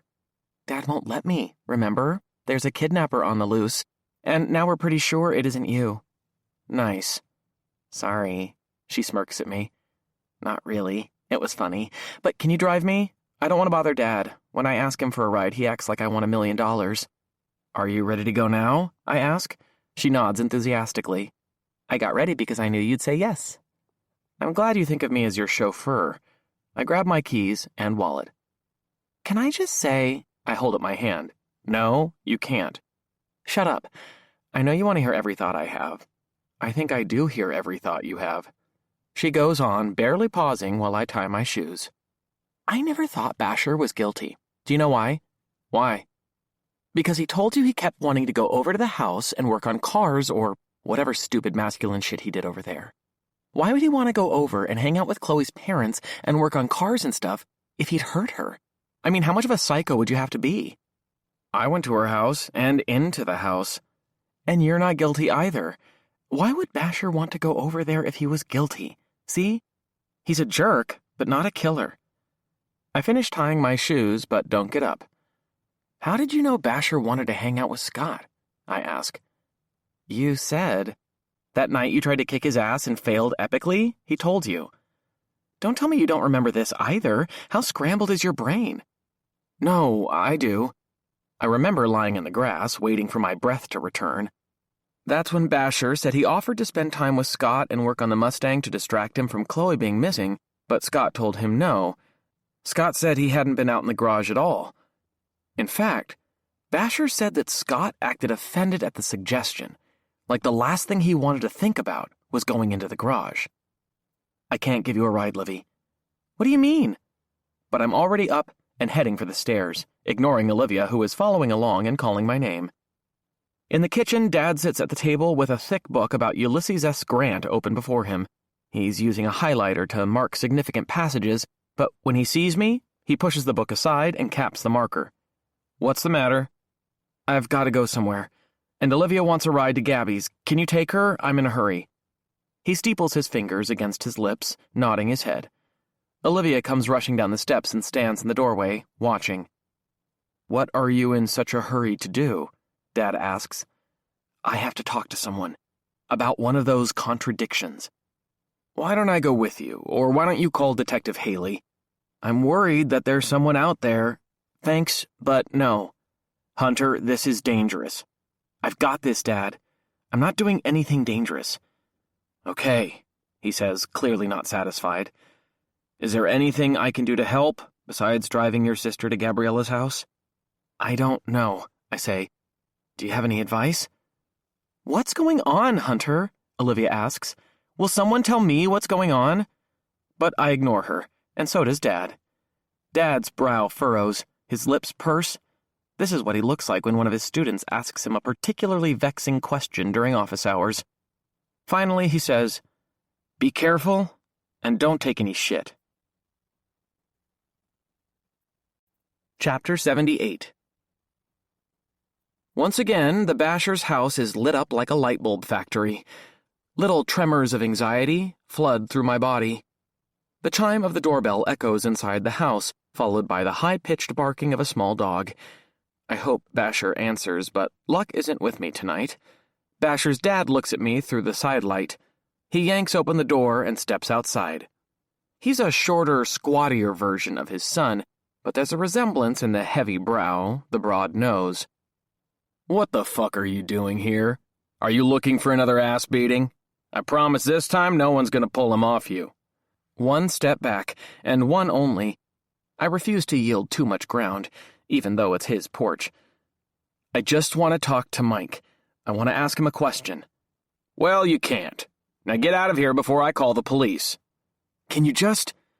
And then Basher is there, appearing behind his dad and placing one hand on his shoulder. Dad? Dad. Mr. Basher spins around like he's about to be jumped, but when he sees Mike's face, his posture relaxes. What? I want to talk to him, Dad, Mike says. Just go back inside. Mom's starting that movie she wants you to watch with her. You come with me, Mr. Basher says. There's only trouble out here. This loser couldn't even keep that perverted teacher away from his girl. Dad, go in. I've got this. Mr. Basher stares at his son for a moment and then shoots me one more tough guy look, the kind of thing intended to make me melt into the ground. My face flushes, but I don't move or flinch. Mom always said, I've been barked at by bigger dogs than that. It's true. After everything else, Mr. Basher is the least of my worries. When he's finally gone, Mike shuts the door and faces me. He's wearing a t-shirt and shorts, no shoes. It's a cool night and cloudy with moisture in the air like it could rain at any moment. He makes no concessions to the weather, standing there like it's a hot day in July. What do you want? He asks, his voice flat. I want to ask you something, I say, and then I'll leave you alone. I turn and point to the yard, to the spot where he tackled me. When I was here that night, when you threw me on the ground, you said something. You said you'd been over to Chloe's house and tried to help Scott with the car. Basher sounds impatient. Yeah, so what? You said Scott told you he hadn't been working on the car, that he hadn't been in the garage since Chloe disappeared. Yeah, so? When I was in their house on the night I took the journal, I overheard Laura and Scott talking. Basher's face scrunches with disgust. That's sick, dude. Why did you do that to them? They're such good people. That's not important. When they were talking, Laura was complaining about Scott going out to the garage every day, that he was spending all kinds of time out there. Something doesn't add up. One side of Basher's mouth turns up. That's what you wanted to ask me? That's the big deal? Scott didn't want me coming around and lied about it. So what? Go home, Hunter. I'm tired. Can the Mustang be driven? Does it run? Basher hesitates. Like a dream. The body's a little rough in places, but the engine is sweet as hell. So, Scott could have driven that car the night of homecoming, and maybe now he doesn't want anyone to see it. Basher grabs my elbow in a grip like an iron claw. He pulls me off the porch and into the yard. We stop 20 feet from the house. He leans in close, so close that some of his spit lands on my face when he talks. You're talking some serious bullshit, he says. Are you really saying Scott ran you off the road in the Mustang? Are you sure you want to say something that freaky? Maybe I am. But what else could have happened? The cops searched the whole house, you know that. They only missed the journal because it was in the wall. Maybe they didn't even look in the garage. Why would they? They searched the house because they wanted to find anything that was related to Chloe. Her computer, her journal, hair samples, clothes for those scent dogs they used during the searches, but it was all Chloe's stuff. Why would they look in a place that belongs to Scott? Chloe never went in the garage. She didn't keep anything in there. And Scott was never a suspect.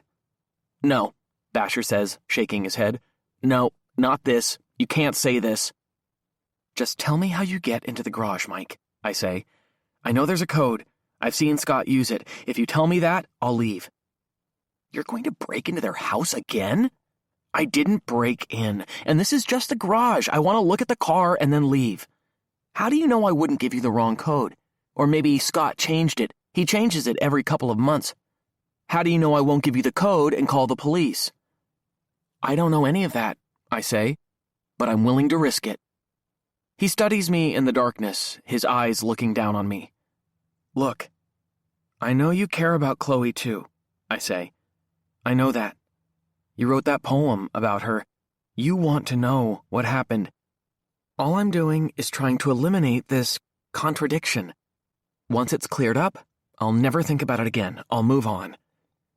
Basher's still staring at me, and I can't read the look on his face. I expect him to grab me again and drag me back to my car, but he stands still while the clouds rush by overhead. You're an idiot, you know that? He says. I know. I mean, really, there's something wrong with you.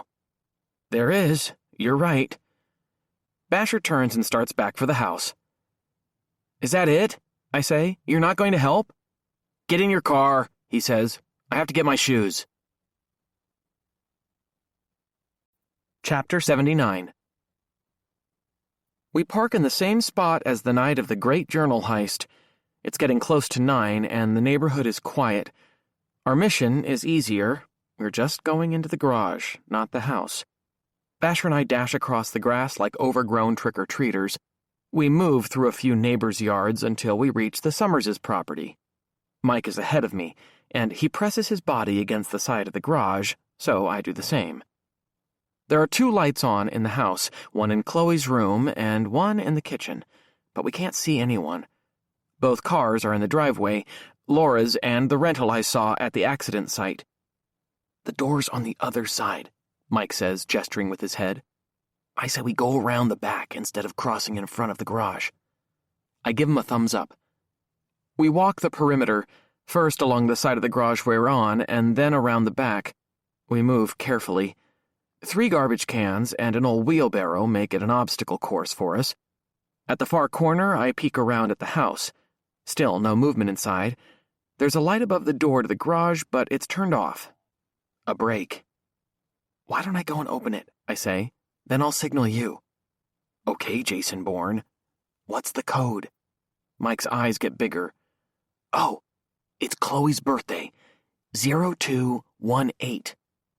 I remember Chloe saying it was a special birthday because she'd be turning 18 on the 18th. That only happens once. Would she ever get to celebrate it?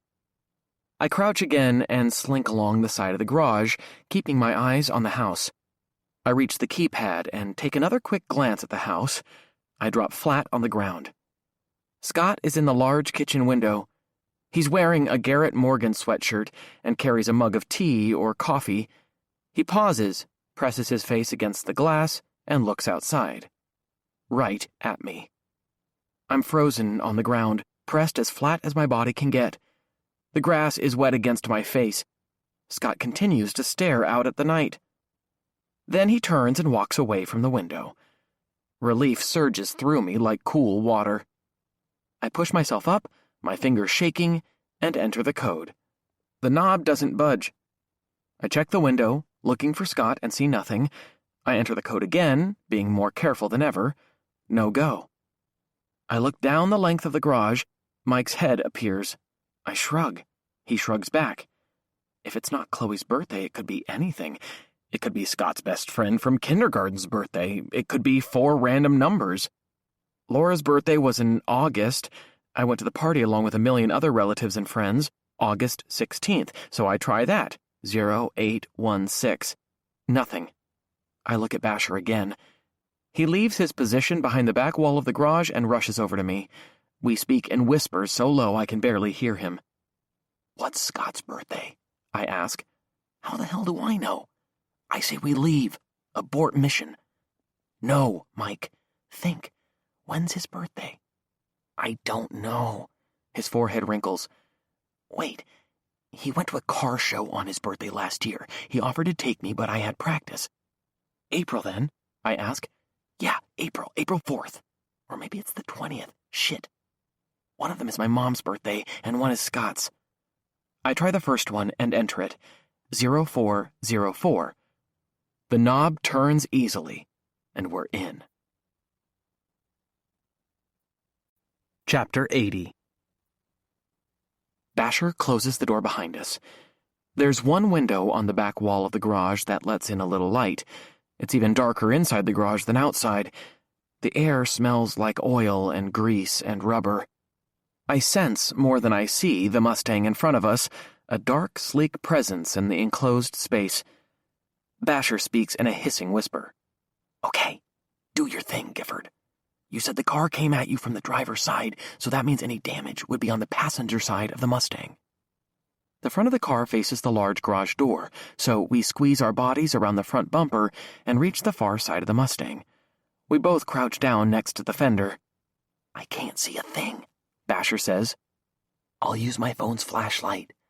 They'll see us." "No, the window's in the back, and this light isn't that bright." The flashlight beam passes slowly over the fender. I know nothing about cars, nothing about bodywork. The fender looks clean and unblemished to me. "Well," I say. "I'm not an expert," Mike says, "but I don't see any damage." "Could he have fixed the damage?" "Of course, but the whole car's been worked on, just about every inch. It's hard to tell when any one part was restored. Maybe a professional could." "Okay, let's look at the side." "No, put that out first." He nods at my phone. "They'll see." "Just look here first," I say, moving the light down the side of the Mustang. Any part of the car could have hit us.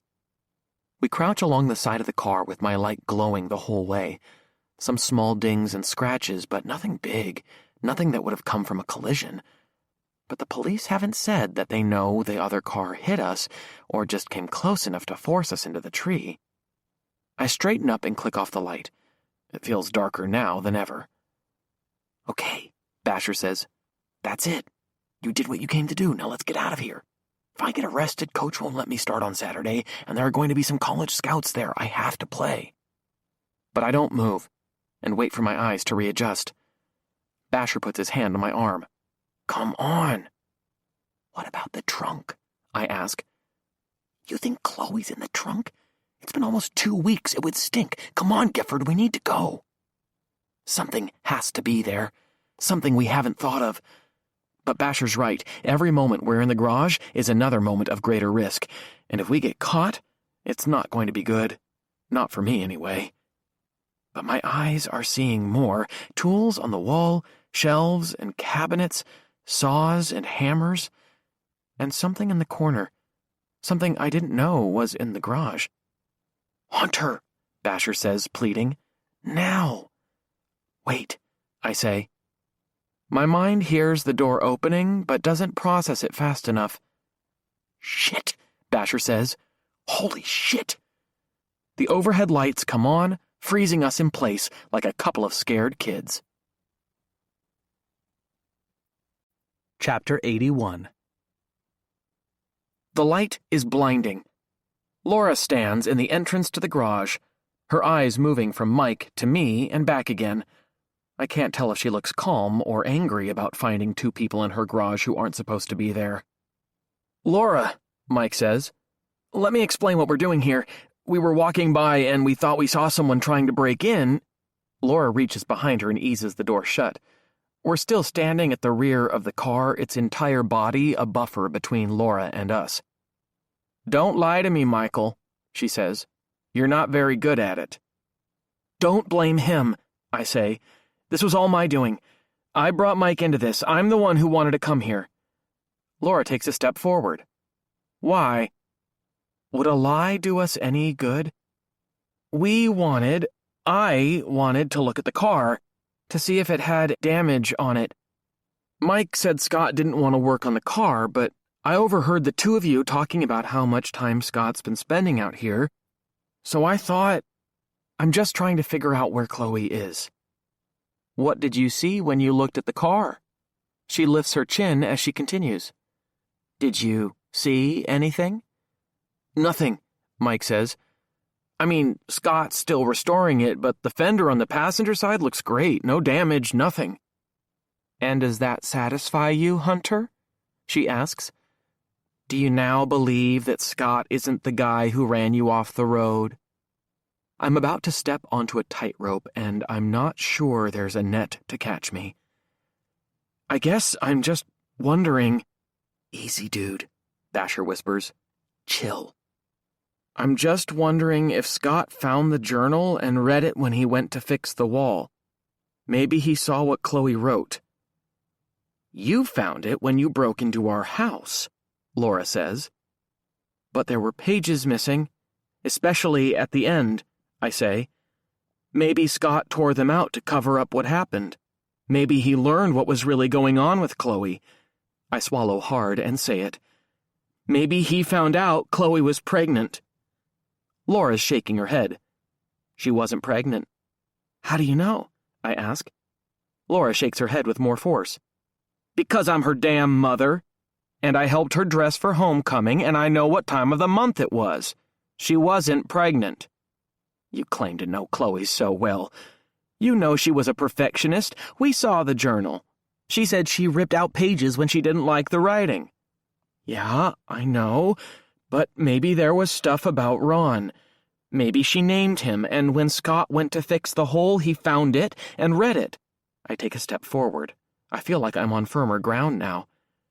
"Laura, what would Scott do if he found out someone was sexually harassing his daughter? Would he just let it go?"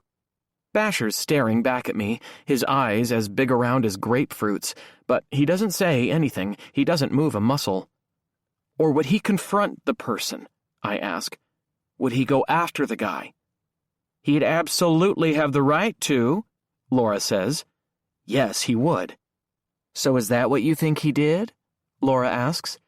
"You think Scott found the journal, read about Hartman, and went off to the school to confront him, and instead of confronting Ron Hartman, he decided to run you and Chloe off the road? Does that make any sense?" When she says it like that, it doesn't. It's like being in school when I give a wrong answer. "Unless," Mike says next to me. His voice makes me jump. He hasn't said much yet, but unless he didn't know what Hartman's car looked like. And he was so pissed off, he went flying up to the school and he saw Chloe's car leaving, and he just thought, or assumed, if he was really pissed off. I jump in and finish where Basher leaves off. He just read the journal, so maybe he assumed it was Chloe and Ron in the car going off somewhere to do who knows what, and he wanted to stop them, and... Laura starts to move. I turn back to her. She has a gun out, and it's leveled right at Mike and me. "I don't think I can let you boys leave," she says. Chapter 82. The black metal of the barrel shines under the bright garage lights. Mike and I lift our hands, and as he does, Mike says, "Laura, you don't have to do this. We don't really know what happened." She turns to me. "Have you shared this theory with anyone else?" "No, I haven't. We literally just figured it out." "We're moving, you know," she says. "Too many bad memories here. Too many good memories as well. Everywhere we turn, we're reminded of Chloe. It's too much. Scott went to talk to his boss today about a transfer. People will understand. They'll think it was just too painful to stay, and that's true. Just not for the exact reasons people think." Laura starts walking down the driver's side of the Mustang, the gun in front of her. Mike and I shuffle down the passenger side, keeping the car between us. "We won't tell," Mike says. "Tell what?" she asks. "Whatever happened," Mike says. "Shit, I don't even know what happened, Laura, but we won't say anything, I promise." She stops directly across from us, raising the gun above the roof of the car. "A man has to protect his family. That's what a man does. If someone threatens his family, if someone harasses his daughter, he has to do something about it. And if things go too far when he protects that family, then he has to clean up that mess too." "Did you do something to Chloe?" I ask. "Were you the one driving the car that night?" She closes her eyes. "I'd charge her, but the distance is too great." When she opens them again, she says, "I wasn't, but I might as well have been. Whatever Scott did, he did for me, and for Chloe. He was trying to protect us, but he drove too fast. His emotions got the better of him, that happens, right? He didn't tell me the truth right away because he wanted to protect me. She's our only child, one we tried so hard to have." "But it was an accident, then," Basher says. "Why not just tell the cops?" "Scott thought it was better if I believed Chloe had disappeared or been kidnapped than to think her own." Her eyes glisten with tears under the overhead lights. She uses her free hand to wipe them away. "Scott planned to tell me someday when everything calmed down, when Chloe was presumed dead, but he couldn't wait once Hartman got arrested. You see, Scott was afraid Hartman would identify his car and then it would all come out. That's why he tore out the pages of the journal that mentioned Hartman. If people saw those, they might put it together that Scott went after him the night of homecoming. But he couldn't bear to get rid of the whole journal. Not when Chloe was gone. We wanted to cling to anything that belonged to her. And Scott wanted me to hear it from him and not the police. That's why he told me earlier today." She closes her eyes for a moment and takes a deep breath. "Let me tell you boys something. I was angry. Very, very angry. This is my child we're talking about. My only child." "We hear you," Mike says. "And it's been very hard for me to learn what happened, to accept Scott's role in it. I came very close to calling the police myself, and he knows it. In fact, he told me I could if I wanted to." She sniffles. "But I've had to accept it, and understand. He's my husband. He's my life, too. It was an accident, just an accident. We've got a long road to travel together, but I couldn't lose everything. Not my husband on top of my daughter. Do you know how much worse it is for Scott? He has to live with what he did to Chloe for the rest of his life. Causing her death was an accident, and he also has to live with what he did to that boy who made the movie." "Why did he do that?" I say, my words just above a whisper. "Why would he hurt Daniel? That movie pointed the finger at Ron, not Scott." "Scott knew that if the police talked to Ron, they'd find out there was another car," Laura says. "That boy Daniel kept calling here, trying to interview us. He wouldn't stop looking, and it would eventually lead to Scott. So, Scott had to silence him." "He needs to go to prison for all of this," I say. "This has been worse than prison, knowing he caused his daughter's death." "Where is Chloe? Where's her body?" "We'll take Chloe with us," she says. Her eyes dart to the corner of the garage. Don't worry. We're a family. We'll always be together, like we are now. My eyes follow Laura's to the rectangular object I'd seen earlier. I can hear it humming. One of those giant freezers. Oh, God, I say. Basher moves.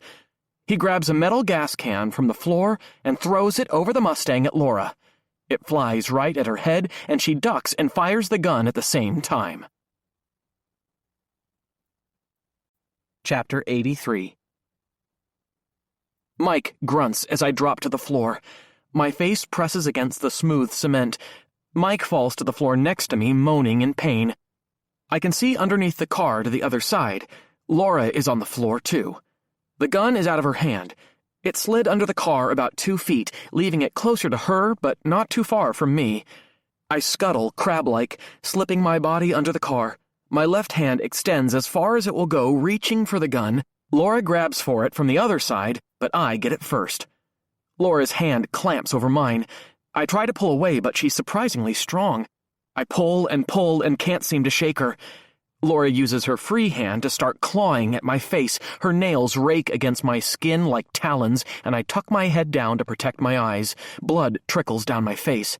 I almost let go, almost lose my grip. She'll use the gun. I know. She'll use it again. Footsteps slap against the concrete floor of the garage. Shoes move toward Laura. Is it Basher, up off the ground? They're not his shoes. Not his legs. Stop it! Stop it! It's Scott. He's down on the floor now, wrapping his hands around her waist and pulling her back. My hand comes free, and I slide out from under the car, holding the gun. I've never held one before. It's heavy, dense. I'm afraid if I move even the tiniest bit, it will go off. But I have to go to Mike. He's on his back. His left hand is clamped against his right bicep, which is gushing blood. He's been shot. He looks ghostly pale, and I set the gun carefully on the floor next to him, removing my jacket and using it as a tourniquet. My right arm, he says, his voice faint. I won't be able to throw. For the college recruiters. Maybe you'll throw better, I say. One side of his mouth goes up, but his eyelids flutter and then close. I take out my phone to call 911. Think about this, Hunter, Scott says from the other side of the car. He has Laura on her feet, his arm around her. Her head is slumped against his shoulder, her eyes closed. I have to call them. He's losing too much blood. I know, Hunter, Scott says. But we're going to leave. Laura and I, okay? And you need to just forget all of this. You don't understand it. I understand it. I really do.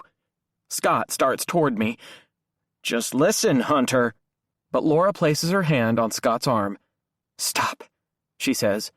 Scott, just stop. It's over, okay? I'm so damn tired. Laura starts to sob. She collapses or faints, and Scott eases her out of sight behind the car. Before I dial, a siren sounds in the distance, drawing closer and closer. Had a neighbor heard the shot and called for help? I pick up the gun and stand, walking around the car and over to the corner where the freezer sits. It's not locked. Anyone could open it. Scott must have been doing that very same thing on those lonely, guilt-filled nights when he came out here, pretending to work on a car or a table or a lamp. Don't look in there, Hunter, Scott says. You don't want to. But I do. I have to. My free hand lifts the lid. Cold billows out, puffing around my head. And I see Chloe. One more time. The blue dress, the blood stain, and I'm back in the car. On that night, I'm not imagining, I'm remembering. I push the airbag down out of my face and wipe blood out of my eyes. On my right, Chloe. She's slumped over, still restrained by the seatbelt. Blood on her face, blood on the dress, broken glass on her body. I reach over, touch her. She's not moving, not breathing. Chloe! Chloe! And I'm alone, very alone. I'll get help, I'll get help. Someone opens the passenger door, a voice, Scott's voice. Oh God, what have I done? I push open my door. I can't find my phone. I don't know what I'm doing. It's getting black. I'm fading. And that's where my memory ends. I don't know how long I stand at the freezer, staring at Chloe one last time before the police come in and pull me away. The final video. The camera and tripod are ready in my bedroom for the last time. It's been a few weeks since everything happened. I'm not sure I've processed it all, but I'm trying. I'm seeing the therapist Dad found, and I'm back in school and spending time with my friends when I feel up to it. But I don't know if anything will ever really feel normal again. Maybe it shouldn't. And I don't want to make any more videos. I just need to say one last thing. The red light glows. I may not be ready, but I start talking anyway, and I know I'm going to share this one. I don't think I need to tell you my name by this point. You know who I am, and you've read about me. A lot of people have even been sending me messages telling me how sorry they are about Chloe and Daniel, and part of what I want to say here is I'm really grateful for all that. My family's been incredible, and all of my friends. I'm really happy to be back in school and acting like a normal kid again. I never thought I'd appreciate that, but I do. After the last month or so, all I want is for my life to be normal. I remind myself not to ramble. No one has a long attention span anymore, even me. Get to the point, Hunter. Chloe's dad is going to jail for a long time. A long time. If he'd just told the truth about the accident that night, he likely would have been put on probation, and then Daniel, all of it would have been avoided. But Scott couldn't imagine telling Laura that he'd caused their daughter's death. He thought that was worse than anything. And Ron Hartman is never going to teach around here again. I wish I could say he's never going to teach anywhere again, but we know that may not be the case. That's just the world we live in. A lot of people have been talking about Scott and Ron and how they could do the things they did, and sometimes it feels like no one is talking about Chloe, or they're not talking about her enough. I started wondering what I could say about her, and I couldn't really come up with anything that felt right. It was either too many things or not enough things. So I decided I'd just tell a story. I take a deep breath and try to keep my shit together. At the end of last August, Chloe and I went to the mall together. It was a Saturday and the place was packed. Back to school shopping and whatever. Chloe needed clothes, so we went to a few stores. After we shopped for a while, we sat down in the food court to get something to eat, and, as usual, the two of us just started talking about everything. The upcoming school year, college applications, our friends. As far as I was concerned, the rest of the world, the mall, the food court, the other shoppers, had all disappeared. All of a sudden, someone flopped down into a seat at our table. The person sat down so fast that I jumped. It was a girl, about 15, and I'd never seen her before in my life. But she sat down like she belonged there and started talking to us like we knew her. "I've been looking all over for you guys," she said, "and here you are in the food court." I thought she was confused that she'd mistaken us for other people or had something wrong with her, but Chloe didn't act that way at all. Chloe just went along with it. "Yeah, I'm so sorry we didn't see you sooner," Chloe said to the girl. "But you're with us now, so it's all good." And then Chloe went ahead and pushed her French fries over to this girl, and then offered her half of her sandwich. And all the time, I was wondering who she was. I assumed she must have been a friend of Chloe's, but Chloe hadn't introduced me yet. The two of them talked for a few minutes, even though the girl was acting kind of anxious and looking over her shoulder all the time like someone was following her. Finally, Chloe asked her, "Is someone going to pick you up, or do you need a ride?" And the girl said, "I texted my mom. She's meeting me outside. She should be here by now." "Why don't you walk out with us?" Chloe said. And I was thinking that I wasn't finished eating yet, but Chloe grabbed her bags and stood up. And she looked at me and nodded, so I stood up too, and the three of us walked out of the food court and over to the doors leading out of the mall. As we walked, I heard Chloe say something to the girl in a low voice. "Do you see him?" And the girl said, "No, I don't, thank God." When we got outside, an SUV pulled up, and it was the girl's mom. The girl ran over and opened the passenger door and climbed in. She looked back once, tears in her eyes, and said to us, "Thank you guys so much. Thank you." And Chloe just waved, and we watched them drive off. We started walking to our car, and as we did, Chloe could tell I was clueless, so she explained it to me. She said that the girl was being hassled by some creep. He was probably following her around, trying to talk to her. Maybe he even offered to buy her something or take her somewhere. She was probably alone, Chloe said to me, but girls are taught that if they're ever in that situation, they should go up to another girl and act like they know each other. Just start talking, and we're all supposed to know to play along because then the creep will think the girl is with other friends and he'll leave her alone. That's what that girl was doing. And you just knew what to do? I asked. Women have to know how to do those things, Hunter, Chloe said. We're always in those situations where we have to deal with that crap. I just did my best for her. That's all I could do. No, I had to do it. I swallow hard. I'm almost finished with the video. I guess I'm not sure what to do next. I don't know what my life will be like, but I'm just going to do what I have to do and hope it works out. And I'm never going to forget Chloe. I hope none of you do either. I try to think if there's anything else to say, and there's just one more thing. I love her. I really do. Still. And that's all I've got. I reach out and click off the camera. The red light goes out. And I begin the rest of my life. The end. This is Eddie Lopez. We hope you have enjoyed this production of She's Gone by David Bell. Recorded books are available wherever audiobooks are sold. Thank you for listening to Recorded Books.